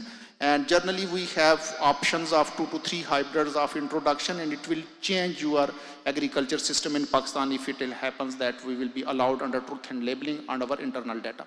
Thank you. Thank you. Sir, I have Shah Saab, please. I have 2 questions from Dr. Saab, that when you are going to conduct your meeting regarding the cotton early sowing, or you have conducted, I am not aware of that. Basically, I am member of Provincial Seed Council and Federal Seed Council also, but I am not aware of that. Secondly, it has brought to my knowledge that federal government has lowered the standard of germination to 40 or 45% in cotton. So that is a way where we are lowering our standards. And the excuse in the previous years were given that we have very less seed and there is very less germination. So we should meet the criteria, whether what sort of steps you are planning to take about that. And my suggestion is that kindly motivate the companies to develop heat tolerant, early maturing, and drought resistant varieties as being said by you. So I'm just adding one more: heat tolerant, drought resistant, and early maturing varieties. So we can harvest that before rain or before heat wave. Thank you. Asif, would you like to respond to what Shah Saab has said? Excuse me, can I ask a question, please? Yeah, you go ahead, sir. I think differently, I think organic. Whatever is being discussed here is based on petrochemical inputs for the farming, right? So the seed development and certification is all based that we are putting in a lot of chemicals into the soil and into the agri practices. I read a a farmer, a pathologist, and he said that you need to think about the quality of product, not the yields. Because quality that matters. For the human being, the quality of nutrients is more important than the quantity.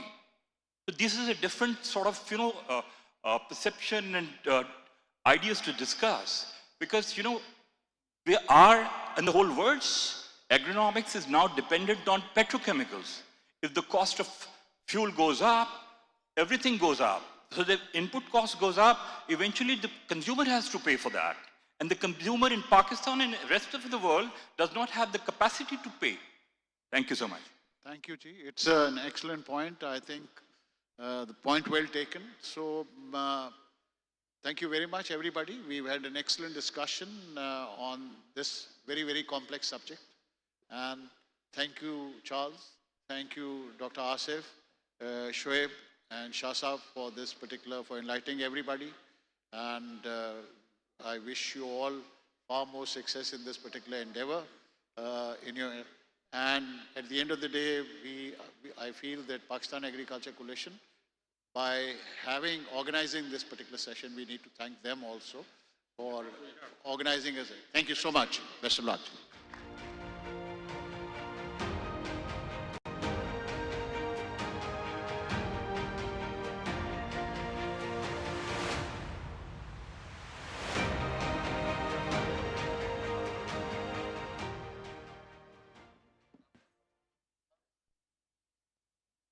Thank you very much to our panelists for an inspiring session.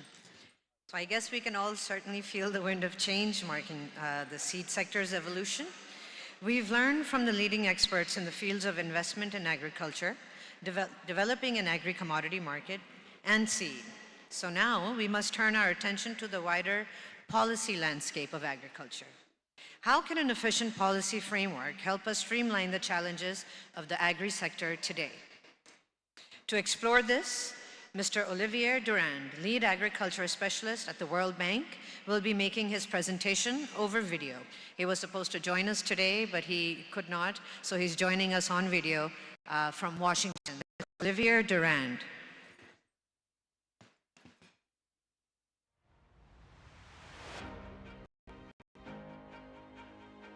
I am audible.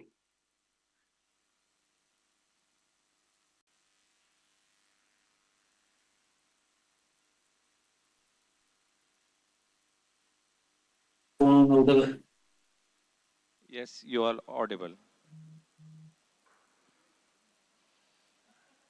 Okay, thank you. Can you put the slides, please?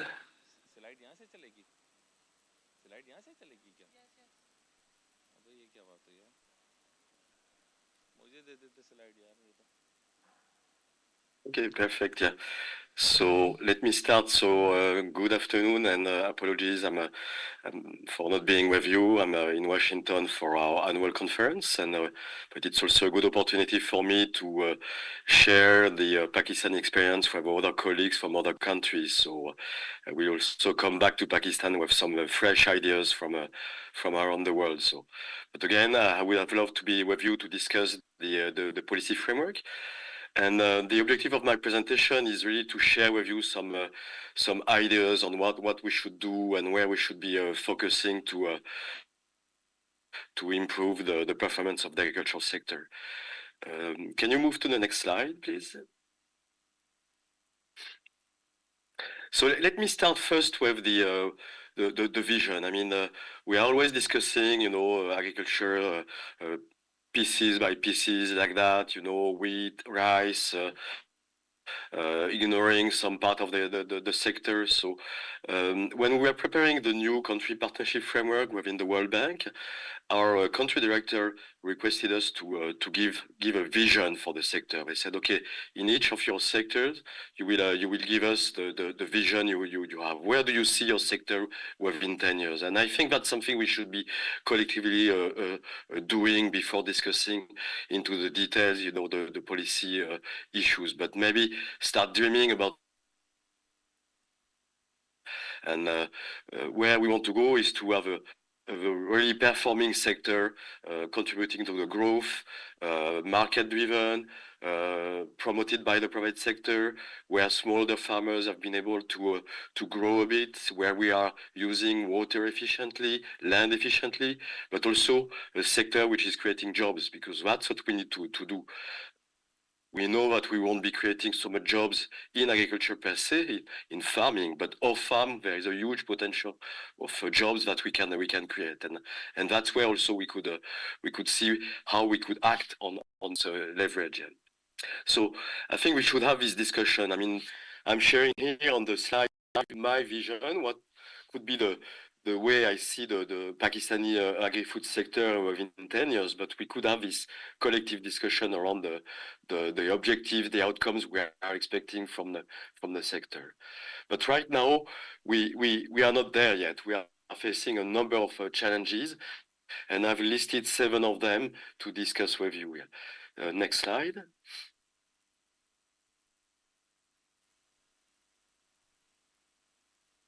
So the first challenge for me is a bit of a paradox. When I joined Pakistan, it was striking to me to see how much public support is provided to agriculture in Pakistan.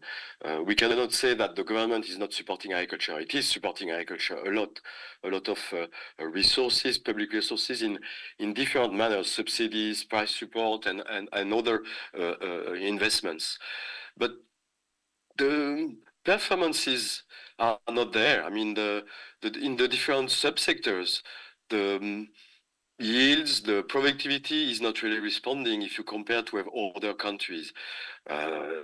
We can discuss the comparators, we can discuss what are the parameters we are using, but on many fronts, many parameters, we are lagging behind other countries, comparator countries. So it means we are dumping a lot of public money, but not getting the results we should be getting. And we should think about that. We should try to find why we have this disconnect between the level of investments and the response, and what should be done. Yeah. Next, second challenge. So the second challenge is well known. We know that for a long time, we've been supporting food security, and in the name of food security, we've been supporting wheat self-sufficiency and focusing a lot on that. And that was a bit the title of my presentation. Can we switch a bit from this core objective? Maybe we are too much focused on that, and it has led to some what we call distortions in the sector, meaning that we are using so much land, so much water, so much fertilizer for wheat, and we are producing some other crops, but we are limited. We are using most of the land for 5 or 6 crops maximum. So while there is a potential to grow much more on other crops, it was striking to me that last year again, Pakistan was importing for $3 billion of pulses and vegetable oil. I mean, there is the potential to produce more of these crops in the country, but maybe the focus on wheat and rice and cotton is distracting us from other crops. And there are also some neglected sector. I mean, what is striking to me is to see how little public investment we have in livestock. We did a study 2 years ago in Sindh, and the livestock sector is receiving only 1% of public investment. And we all know that it's a large part of the agricultural GDP. But it's not only the issue of wheat, it's also the issue of what we are financing, how we are financing, supporting agriculture. It's mainly, piling subsidies on top of subsidies in a way. It's not such a caricature, but we are at the same time neglecting some of the core public goods what we need in agriculture. In the previous session, I heard a lot, colleagues discussing about having more research and development, and indeed, Pakistan is neglecting research and development. Public investments have been declining over the last 30 years, and we are lagging also behind some comparator countries in terms of public investment in agriculture, research and development. And we know that it's critical for agricultural development. Big countries like Brazil, Turkey, in agriculture have been investing a lot in agricultural research and development. So we need to discuss that also. How maybe to redirect some of the public support that we have in agriculture towards more, useful public goods or public investments that we need in public goods. Yeah. Next slide. The next challenge is also to look at what's happening on the waterfront. I mean, again, I put in the middle of this graph, the water productivity in Pakistan compared to India, China, and the US, which is far away. But again, we are also lagging behind. So meaning there is an issue with incentives. Where we are just using water, pushing to use water, but not really focusing on getting the maximum returns of this water. And we are also facing some issue of water logging, water pollution, overexploitation of groundwater. So we are working at the World Bank on, helping improve the irrigation system. And this is the idea of this circle, getting out of this vicious circle where there is a low service, so farmers are not satisfied with the water, it's not reliable, so they are not taking risks in their cropping system because of the risk of not getting the water in time or in quantity. So the payment for water is very low. We all know that the Abiana is very low, so it's not covering the operational cost and maintenance. So the infrastructure is deteriorating, and so on and so on. So we need also to see how we can get out of this vicious cycle and put the right incentives for farmers. Next slide.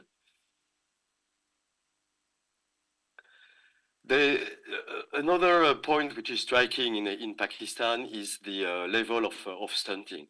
You see the blue line here, which is Pakistan compared to other countries over the last 30 years. We see that everywhere stunting has been going down, but Pakistan is stagnating. So clearly, the whole public support system, supporting wheat self-sufficiency, pushing wheat productivity and production, has been also pushing too much consumption of wheat by many rural areas, and many of the smaller farmers and people in the rural areas are still relying on wheat only for their calorie intake, and leading to this issue of stunting, because there is a poor, diversified, and poorly nutritious diet in rural areas. We'll see that in the next slide also, please.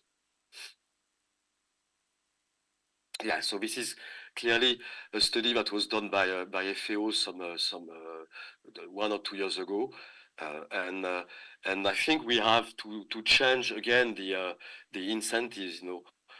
Make sure that we are not just producing wheat for self-sufficiency, but we are also using public support, public money investments to encourage a diversified, nutritious farming system that will deliver diversified diets and affordable diets to everybody. That's the key point.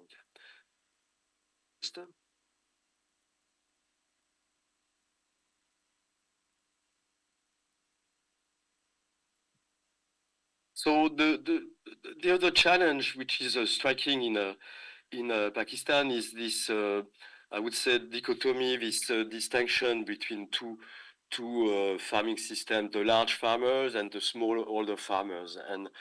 And we keep saying that 90% of our small farmers are below 12.5 acres, but we don't really know them very well. Are they really receiving the public support that we are providing? I think most of us, we know that it's not really the case. Even at the time of the wheat procurement, they were not really benefiting from the high wheat price offered by the provinces. And all the subsidies are not really helping them to grow. So we should try to find a way to better target those smaller farmers what do we need to do exactly to get them out of poverty and also grow in terms of productivity. We know that there is a huge productivity gap between small and large farmers, and closing this productivity gap will also help a lot on food security, but also on incomes and livelihoods for smallholder farmers. But my concern here is that we are still a bit blind on those small farmers. We keep saying 90% are below 12.5 acres, but they are not all the same. We have different categories of small farmers, and we need to better understand that. And we, at the World Bank, we've started a study on that, trying to have a better categorization of those small farmers, understanding who they are, how they look like, and what we should be doing. Especially in terms of also on accessing inputs, but accessing credit, accessing also land. There are issues of land tenure security that we should be discussing for smallholder farmers. Yeah. But the access to finance is also a critical point, and I will finish with this challenge. Can we move to the next slide, please? Because what is striking is the limited lending to small farmers. So on the left, this graph is coming from my colleague from microfinance in the World Bank. It shows that over the last 10 or 20 years, lending to or microfinance has been growing up. But you see the green line shows that lending of microfinance to agriculture is stagnating. Yeah. So it's growing in other sectors, but not in agriculture. And the paradox is that it's stagnating. Microfinance to agriculture is stagnating, but it's still pretty high, compared to commercial banks lending to agriculture. Microfinance lending is around 34%, declined to 28% to agriculture last year, but still far higher compared to what commercial banks are lending to agriculture, which is still below 5% of the lending, total lending of commercial banks. So there is clearly an issue of access to finance for agriculture. So what can we do around that? So can we move to the next slide? So the first thing for me would be to stop focusing on one point on the other and discuss that and focusing on wheat procurement, and then we focus on this issue there and really adopt a holistic approach in the agriculture sector. So here, that's what we've tried to do on the wheat, looking at all the segments of the value chain from input supply to production to consumption, and look at what we should be doing, and then discuss who should do what between the public and the private sector, how we could complement each other, and what the public sector should be doing in terms of investment, in terms of actions with public services, and what the private sector could bring to the discussion, and how we could articulate the two. That should be very pragmatic, and it should be done maybe subsector by subsector. I would say value chain by value chain. I don't say that it's not done. It might be done in some subsectors, but we should be doing that, more systematically to lead our discussion and inform our discussion and coordinate between public and private sector. Next slide, please. So the key point also on the policy framework for us at the World Bank is not to say, okay, there are too many subsidies, too much public investment in agriculture. You need to reduce that. This is not the point. I mean, we are convinced that yes, we need public support in agriculture, but we need to be effective and efficient, and that's what we would like to discuss with you. So far, we have this impression that we are piling subsidies on top of subsidies, universal subsidies. We give subsidies on that, on tractors, on credit, on whatever, on inputs, but not really, focusing on what we should be doing, what we should be targeting, where we should put a subsidy, and discussing also whether we should have a subsidy or maybe some strategic public investment, and make sure that there is the public service that we need, or there is clear public goods that we need. And again, agricultural research and development is a good example where we need much more public investments, but we need also to help smallholder farmers get organized. I mean, there is a missing link in all the value chains in agriculture in Pakistan, is getting some stronger producer organizations, who can interact with private actors, who can be can enter in contract farming, who can be better connected to the market through their association of farmers or producers. Do we call that cooperatives or farmers associations? We can discuss, but that's something where we could have more public investment to support this process. So our focus here at the World Bank now is really to help the government to open a discussion on the whole policy framework. Where are we putting money? All those subsidies. We'd like to do the mapping of those subsidies and discuss: are they effective? Meaning, are they achieving their objectives? Are they efficient? Is it the best way to achieve this objective? Having this, constructive discussion and see where we could redirect all those public investments and maybe remove some of those distortive subsidies and put that in strategic investment, like what was discussed earlier, seed production. So that's something we'd like to open as a discussion, and work with the Pakistan Agriculture Coalition would be very welcome, to have this constructive discussion on all public support. Opening, I would say, the black box of all that and discuss the efficiency. Let me finish with the last slide, with more of where also we think we should have more investment from the World Bank. You see on the left, the current vision is to say, okay, we are focusing on food security for wheat self-sufficiency.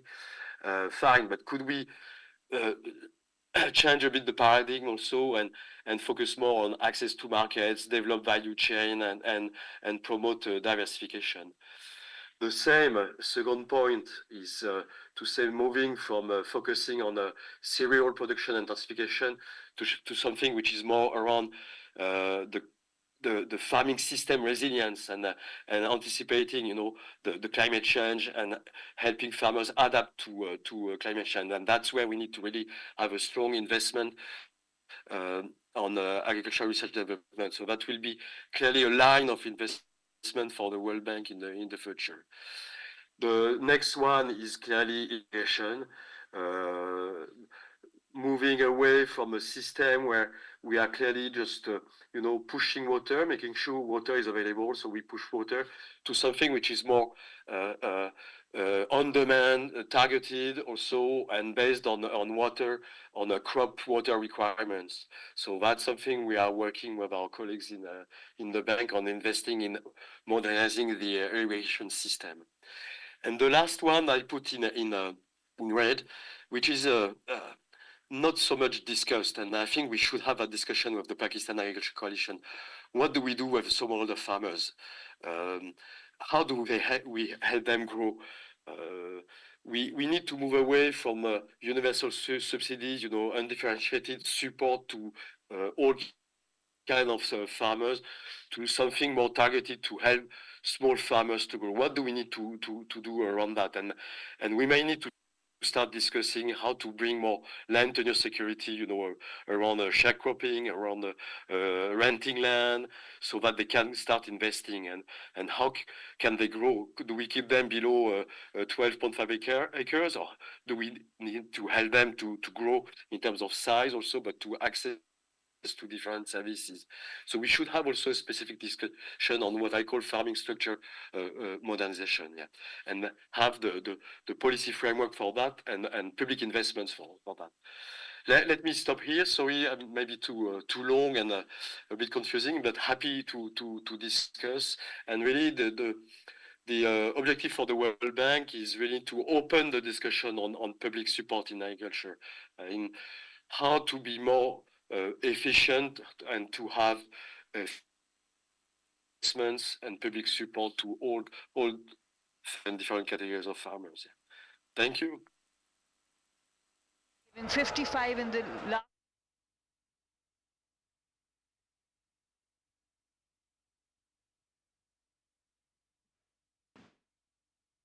Thank you, Mr. Durand. If I could please request you to stay on with us for the panel.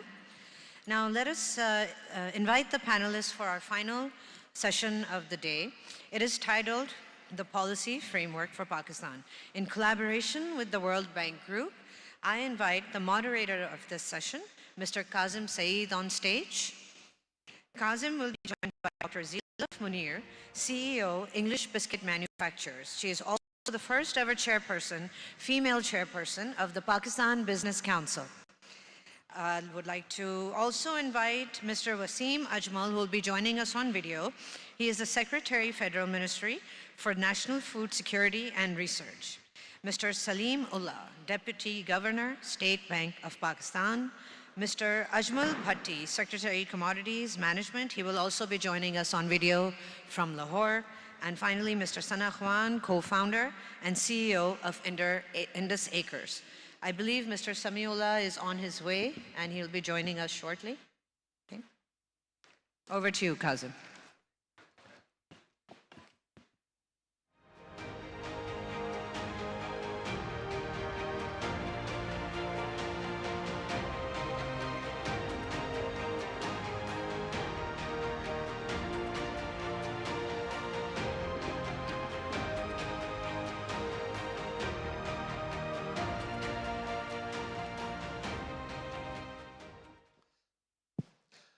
Assalamu alaikum, good afternoon.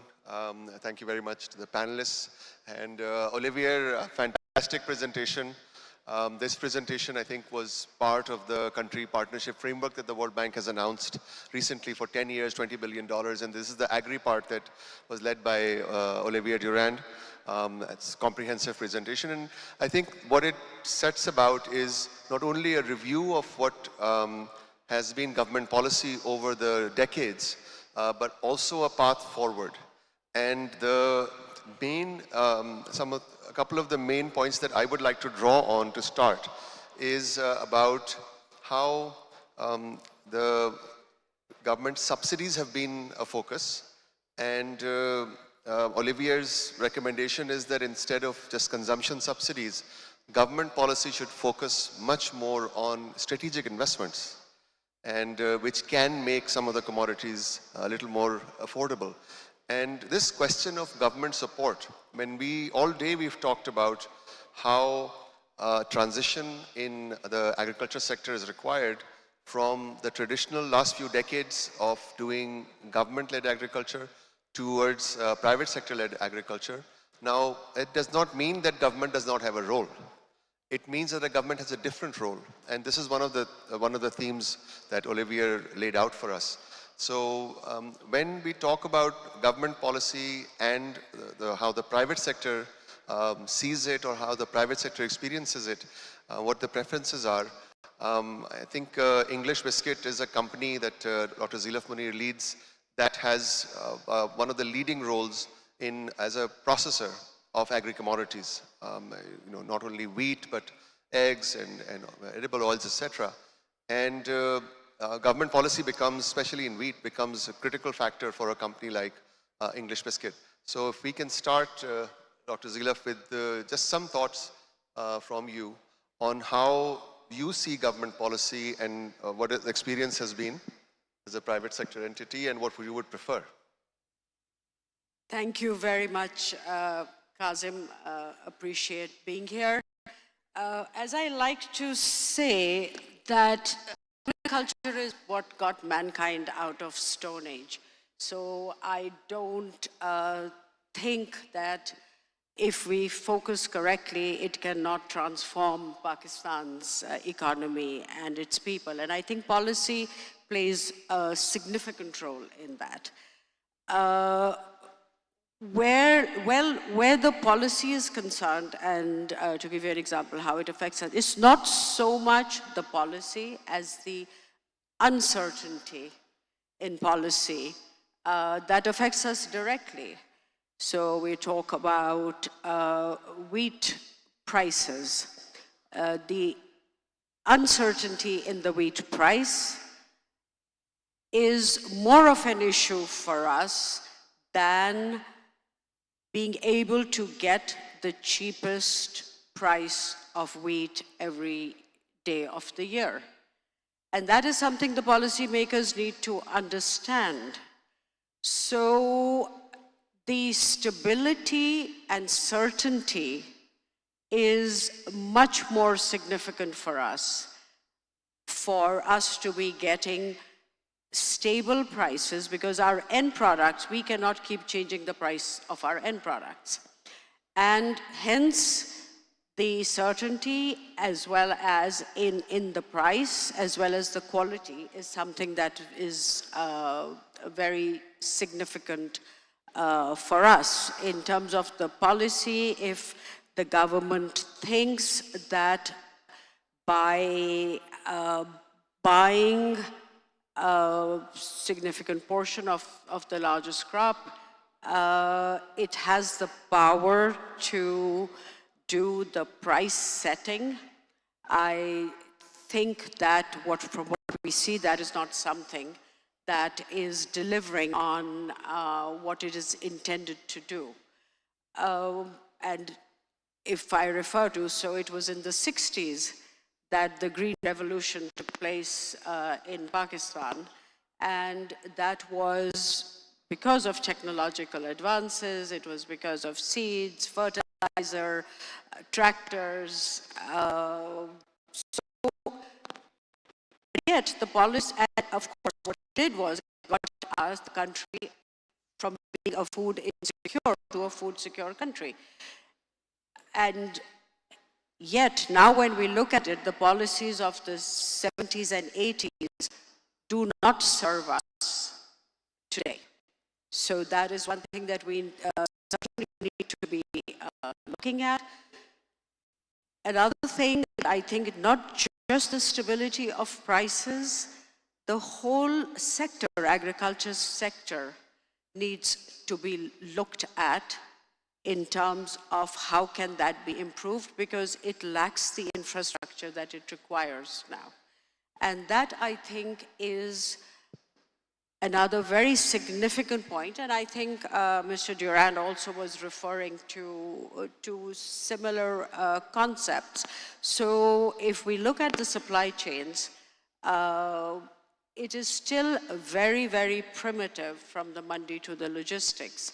And this is the area of the infrastructure. If we have reliable, reputable entities entering, private sector entities entering, 4 areas, not from storage to seed to logistics to even providing the services, I think there can certainly be value addition.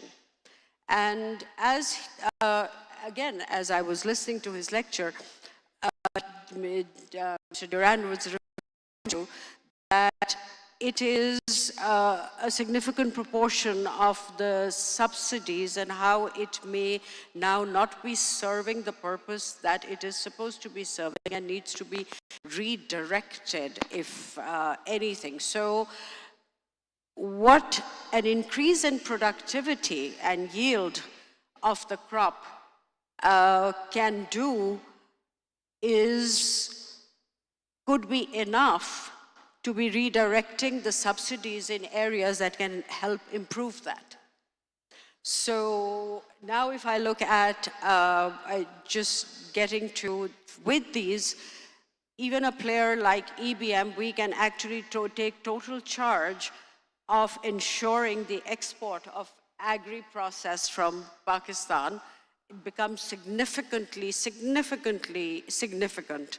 That. So now coming to more concrete recommendation as chair of the Pakistan Business Council, my recommendation would be that we do need to have a forum where the farmers, the business community, the government policy makers, and the development agencies, all the stakeholders get together and meet on a quarterly basis to keep the objective of the key policies that need to be focused on aligned, and we continue to see the progress in that.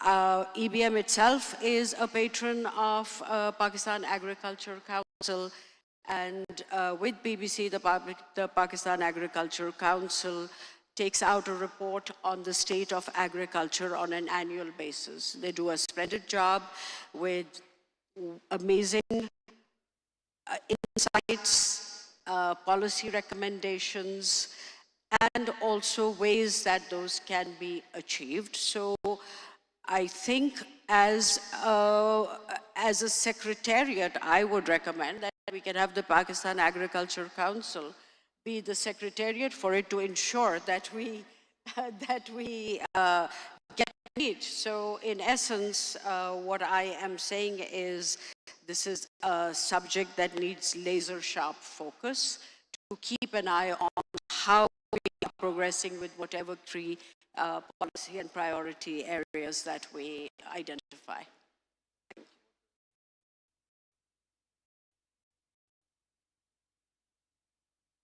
Thank you for the confidence placed in Pakistan Agriculture Coalition, Dr. Zilaf. We'd love to support a forum. I really agree that a forum is needed where these topics are discussed on a regular basis rather than just a conference and drop. I think that a couple of points that you made earlier, they bear mention again. The policies of the 16s and 1970s, given the volume of purchase that the government could do total crop, it made sense for the government to take that kind of role to influence the crop so much. But given the size, in Punjab, they're doing 22 million tons, 21 million tons, and the government was buying only 20 or 2.5 million tons. So the scale of the sector is such now that the government can't continue with those kinds of policies. And that's probably why they have shifted. I mean, the cost of borrowing became so much. Now, Salimullah Sahab, at a recent forum, you had mentioned something along these lines from the banking sector that we are in the 21st century, but the tools or the products, banking products that are being used for the mainstream lending are of a sort of primitive nature, just lending against land rather than securitization, rather than other such tools. And there's government support as well. What is your estimation as a regulator and executor of some of these schemes of the effectiveness of the subsidies or support that the government has been doing?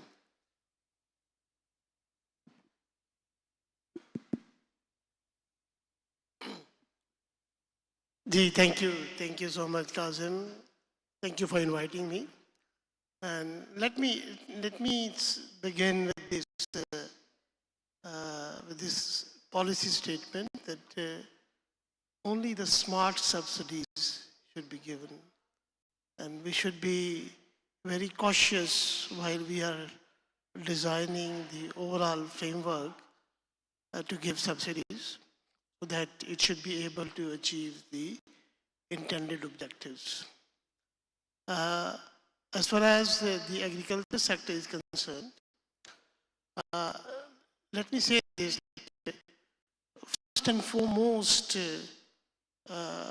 facilitation that can be provided by the public sector, by the government to the farmers, is ensuring that they are having access to quality inputs, and those quality inputs are available to the farmers at a price which is competitive, which is not something that the hoarders are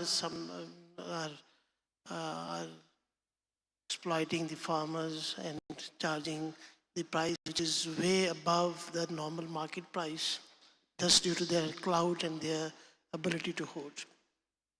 So that is one area that the government can facilitate the farmers. As far as the pricing is concerned, I'm sorry, as Dr. Zilov mentioned, that with respect to the pricing, what we have seen in the past, that the sport price have not been able to achieve the intended benefits. It is largely the middlemen and the larger farmers having the clout. They are more able to use the government procurement programs. As far as the smaller farmers are concerned, they end up selling their produce to the middlemen, to the artis, and to such players in the market. So my own personal view has been that instead of providing these spot price mechanism, we should be able to let the market develop.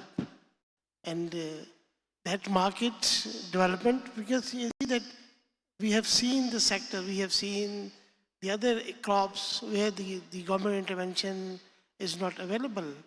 Those sectors are adjusting themselves based on the market dynamics.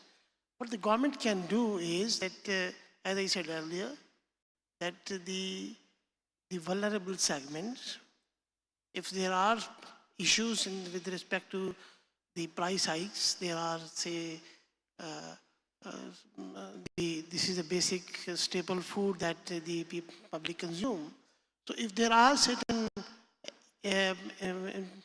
periods where the prices are beyond the capacity and affordability of the vulnerable segments, then the government should come up with certain specific subsidies for those vulnerable segments, rather than, for example, if that across the board subsidy is given, it is also available to a rich man. Exactly. So why should we be wasting very scarce resources on having these general subsidies that I need to keep the flour price so low so that the people should be appreciating that. That is not the best use of the subsidies. Luckily, since last year, and in this year too, there is a decision that we will be moving towards that market mechanism. I believe that this is the right way to go about, and that we are hopeful that such policies would enable the development of the market, and that would, in fact, that is one of the hurdles with respect to the development of the private sector, warehouses and storage and the supply chain market, because the bigger buyer was the government, and the government is procuring bulk of the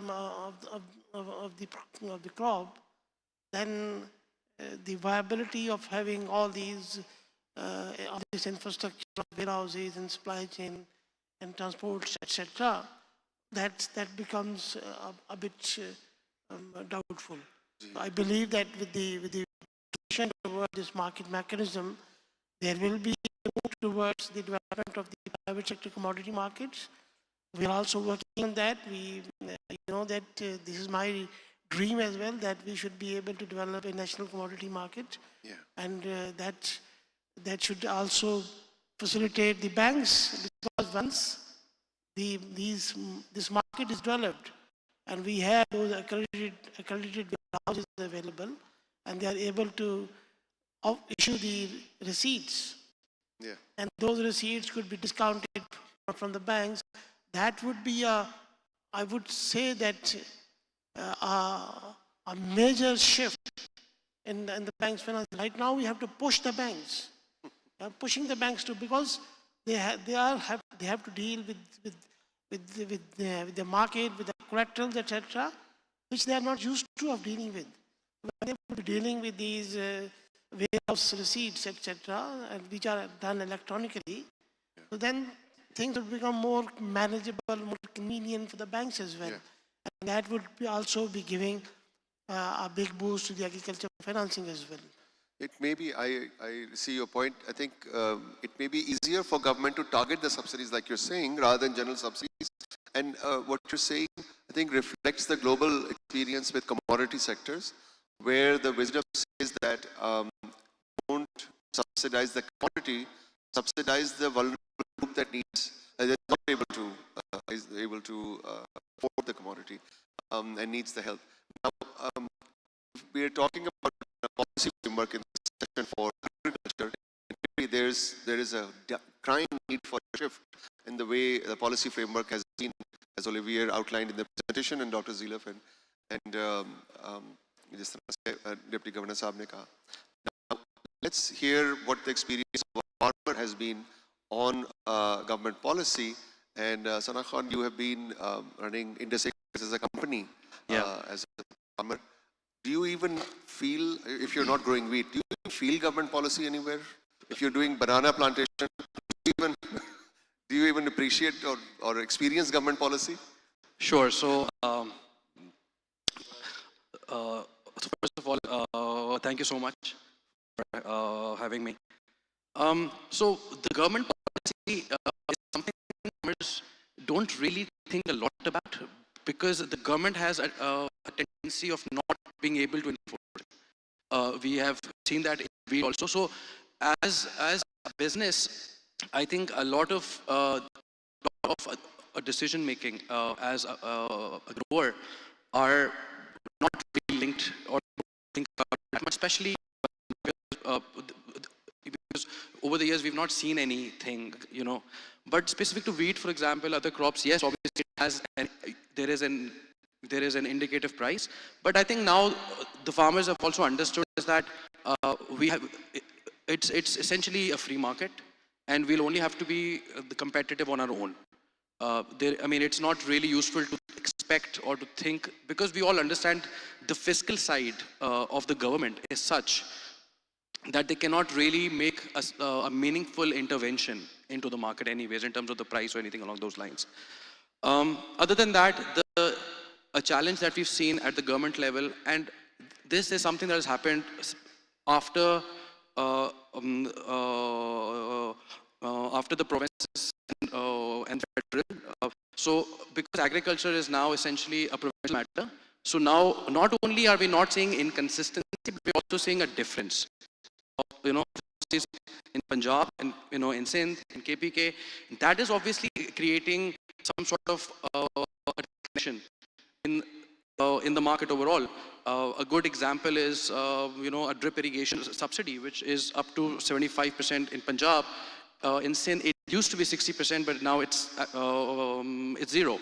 So a farmer who is in Sindh and a farmer who is in Punjab, they're not actually equal in that sense. Because so I think it's very important that we as a country have to be unified at the top. So that implies that Islamabad and the provinces are essentially engaged in a synchronized manner. We cannot be operating as four different, we can't be operating as four different states. The other thing that I want to highlight is that when we talk about a farmer, I frankly at times don't understand what we mean, because we'll have to have a very good, we have to have a better understanding in terms of a profile of a farmer. When we say farmers under 12 acres are smallholders, for example, but a 12-acre farmer in Punjab who does the potato, maize, and rice has a very different profile than a farmer who does wheat and rice in Sindh on the same acres, in terms of household income, in terms of his access to information, in terms of a number of other things. So I think, as it was pointed out also earlier, that we have to have a better profiling of the farmer. So that I think is very important. So let me just just respond to something that you were saying, that the provinces and the federal government among themselves are not as coordinated. And I think it speaks to this wisdom in what Dr. Zilaf has proposed, that there needs to be a forum. Absolutely, it has to be unified. If the farmer is not even feeling government policy. Absolutely. And You might, are you borrowing from banks? Sorry? Are you borrowing from banks? No. If you're not feeling banking policy, then we need to coordinate a little better. Absolutely, So, absolutely. if I may just bring in Olivier here. Olivier, one of the themes that you started out with was that there is an enormous focus on our staple, which is fair enough, our staple, which is wheat. But it is nearly to the detriment of so many other crops, which can be much more profitable for farmers, and there is no supply chain built up at all. So your thoughts, Olivier, on what can be done for, say, horticulture? Olivier, he's on the screen.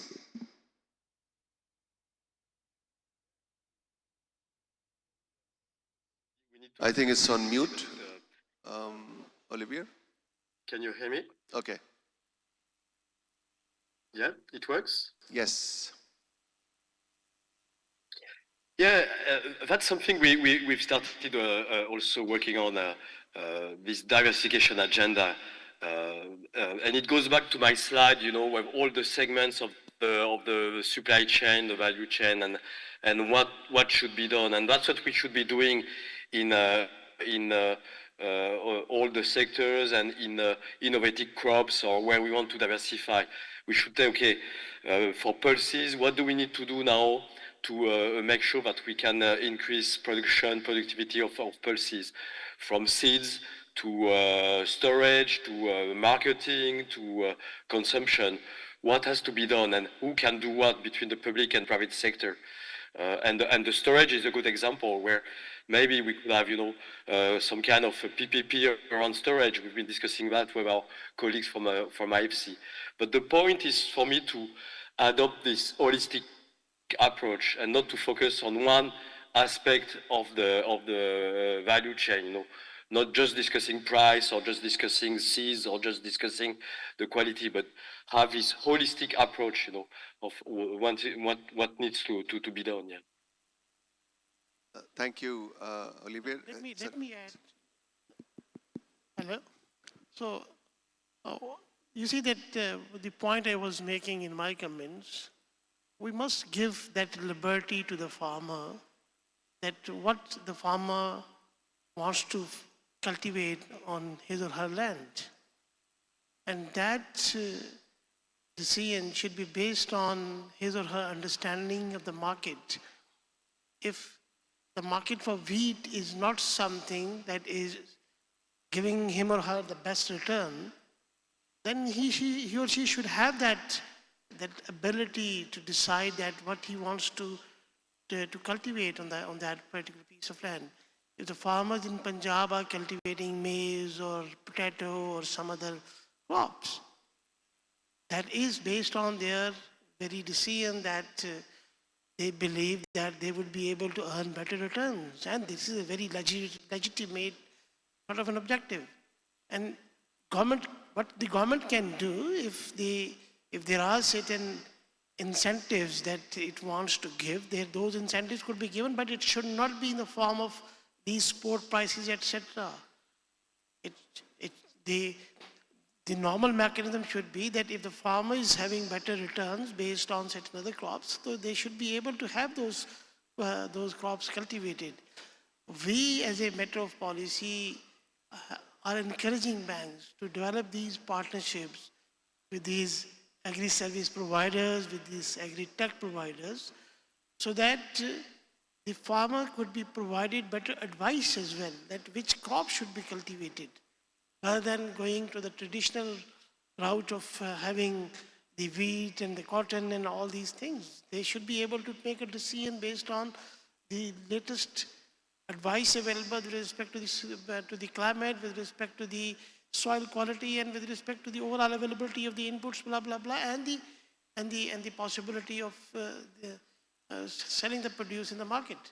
So that has to be, we must, from various forums, we should be able to propagate this, that let's empower the farmer, and let's have that awareness and understanding and access to such platforms whereby the farmer is able to make a decision that what should he grow, what should he or she cultivate.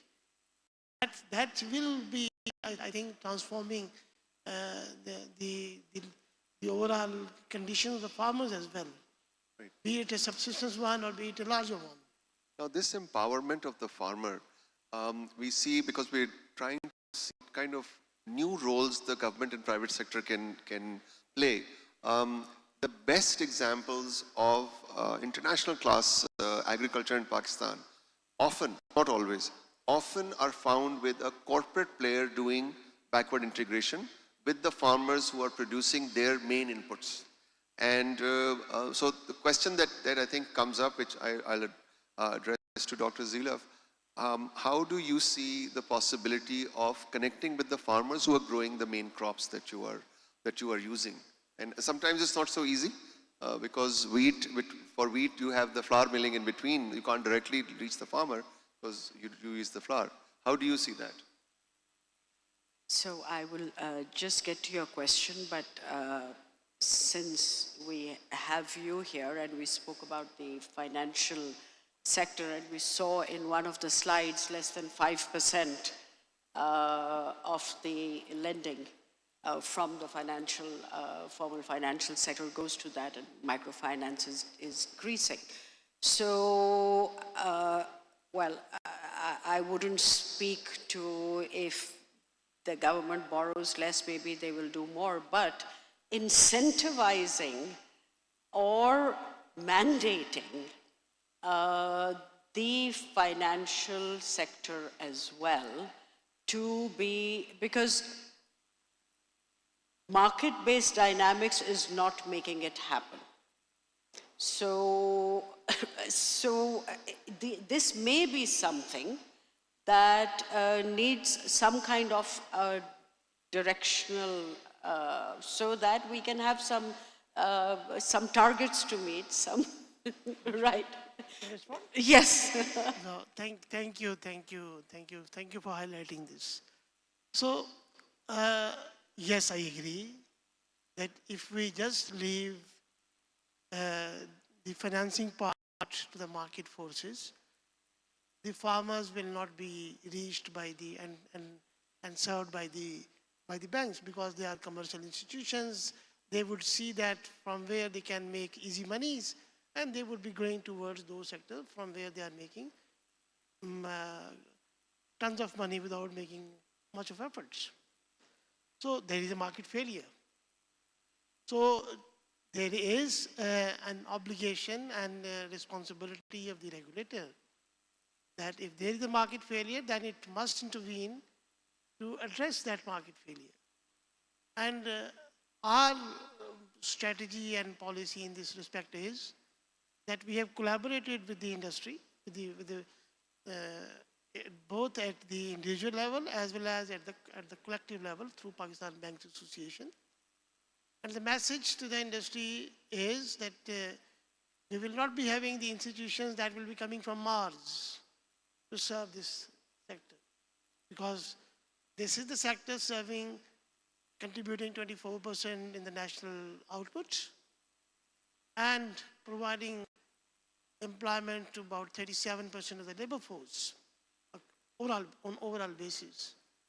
So that sector has to be served. So what we have required from the banks that they must have a strategy and a business plan for the next 5 years. And that plan should be shared with us, and that should show a clear sort of a vision that how they are going to tap this sector and what are their targets with respect to, not my target, but their own targets based on their assessment of the market, and then the potential to serve that market and developing their capacity and infrastructure and the workforce to serve this sector. So we have taken these plans from the banks. The banks have shared these plans. Where we found that the plans are not commensurating with the capacity and the size of the bank, a bank having 1,000+ branches is coming up with a very lousy sort of a plan that doesn't show that commitment and sort of ownership of the sector, then we do collaborate so that these sectors could be served properly. So that is one area. The other area is that there is a regulatory requirement that at least 20% of the branches have to be available in the unserved and underserved areas, which are primarily, predominantly are the rural areas or the peri-urban areas adjacent to the rural areas. And thirdly, this requirement is that they need to develop collaboration. For example, we are encouraging them to come out of these archaic sort of procedures and processes. मैंने discuss किया था last meeting में that they were still using these khasra Godavari issues by the Parvaris to see that which crop has been cultivated from that on that piece of land. We invited Sparko. I think a large majority probably sitting here would not be having the understanding what Sparko is doing. And the people sitting there in that meeting, about 15 odd chief executives of the banks and the farming community and other stakeholders, bulk of them have no understanding what Sparko is doing. So we must develop those linkages.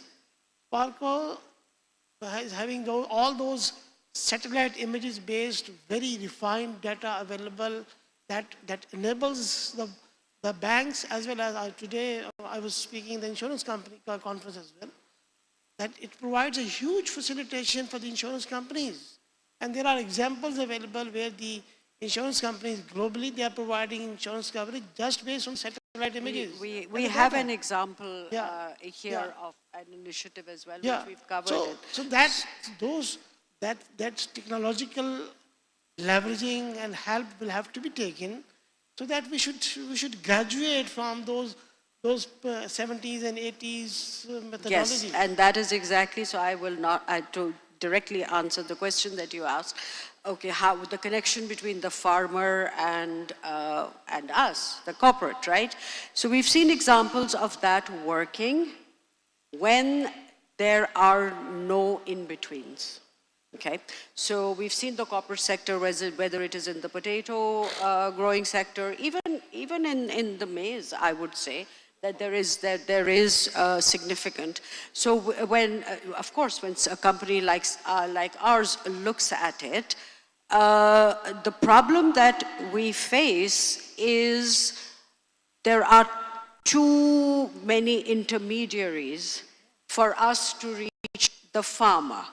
And if that is facilitated, that would in and of itself come with investment, R&D, support with consistency, quality, logistics, because it is in our interest to be doing that.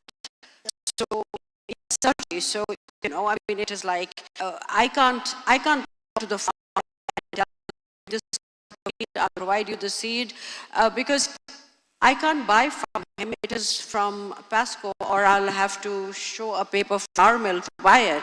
So these are the kind of hurdles that a large producer like us faces, who's probably one of the largest buyers in the corporate sector of, I mean, in our industry. So yes, again, a reform in the value chain and process. To me, that would be a win-win for the farmer as well as for the banks. The banks, it is relatively costly for the banks to reach out to the individual farmers. And if we can have a very transparent and fair mechanism whereby the corporates like English Biscuit or some other corporates, they are having a large farmers attached with them, and through them, if the farmers are getting not only access to credit, but also access to the quality inputs. Because it is class that to procure a quality fertilizer sack, they have to pay an extra amount. So if they will be routing towards, for example, they can make sure that they can make bulk purchases and then give it to the farmers. Yeah. That can be an in-kind credit and can be taken from the. In a way, I think that I'll go back to the recommendation from Dr. Zila, give in that there should be a forum to coordinate all this, because with all these many tools available, even though the banking industry is still using a similar saying, body armor, 5G, warfare, so the penetration so far is so low in the agriculture sector, all these services, even for fertilizer companies to reach all the farmers, that there clearly needs to be coordination. And one of the first things I to present as a challenge this morning, the opening session, was that we need kind of very ambitious targets that may sound impossible to start with, but we need to set those targets, a direct loan to every farmer of Pakistan from the banking industry. It doesn't even sound possible. It's very difficult, and we need coordination. And I would really, I think from Pakistan Agriculture Coalition, I would take up the challenge from Dr. Zilaf that we should play the role of Secretariat. We'll come to you, sir, at the State Bank, we'll to the Federal Ministry of National Food Security, to the provincial government, and of course the private sector leaders, and try to put together a forum like this. And I think that's a commitment I feel I should make, and I'd like to make that commitment to the group here, that we will pursue that. So thank you, Dr. Zilaf. Thank you, Salimullah Saab, Sana Khan, and Olivier. Really fantastic presentation. Thank you, and we'd like to invite the World Bank to be part of this forum as well. Excuse me. Thank you so much. Mr. Azam Saab, before you start to wrap up the panel, Bilal Ahmed Sheikh Saab has just Bilal one Saab, comment. I'm going to come to you because we are over our time, and I think we just need to close now. Ji? Food for thought. Sir, 1 minute mein kar le jo. 1 minute mein kar le, Olivia, because we are done. we have an enormous resource, cattle in the country. That has not been utilized properly. I've been studying German model of biomethane, which creates organic NPK for the soil. And we have neglected the ecology of soil, because that makes a lot of difference about the quality of the food that we produce. Because there are microorganisms which will pull the nutrients from the soil and put it into the product. We are too much focused on the quantities. It is not the quantities. You have to, we have all the resources to put in biomethane plants here in Pakistan with energy crops, so that we have a problem with the RLNG also. We don't have the burning fuel over here. And we will reduce up to whatever percentage the import of RLNG for feed gas. Urea is not a good nutrient Bilal system. Sahab, we're going to connect you with Olivier directly, ताकि आपका discussion हो जाए. I'd just like to thank the panelists and thank all of you. And I think all of you deserve a round of applause as well. So let's do that. Thank you. Let's close the day today. See you tomorrow morning. Over to you, Zara.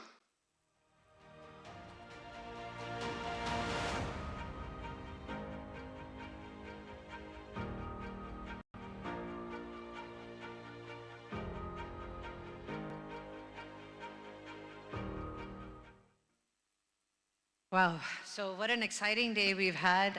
We want to thank all of our speakers, all of our panelists today, and if we had an award for the most active audience member, it would be Bilal Saab.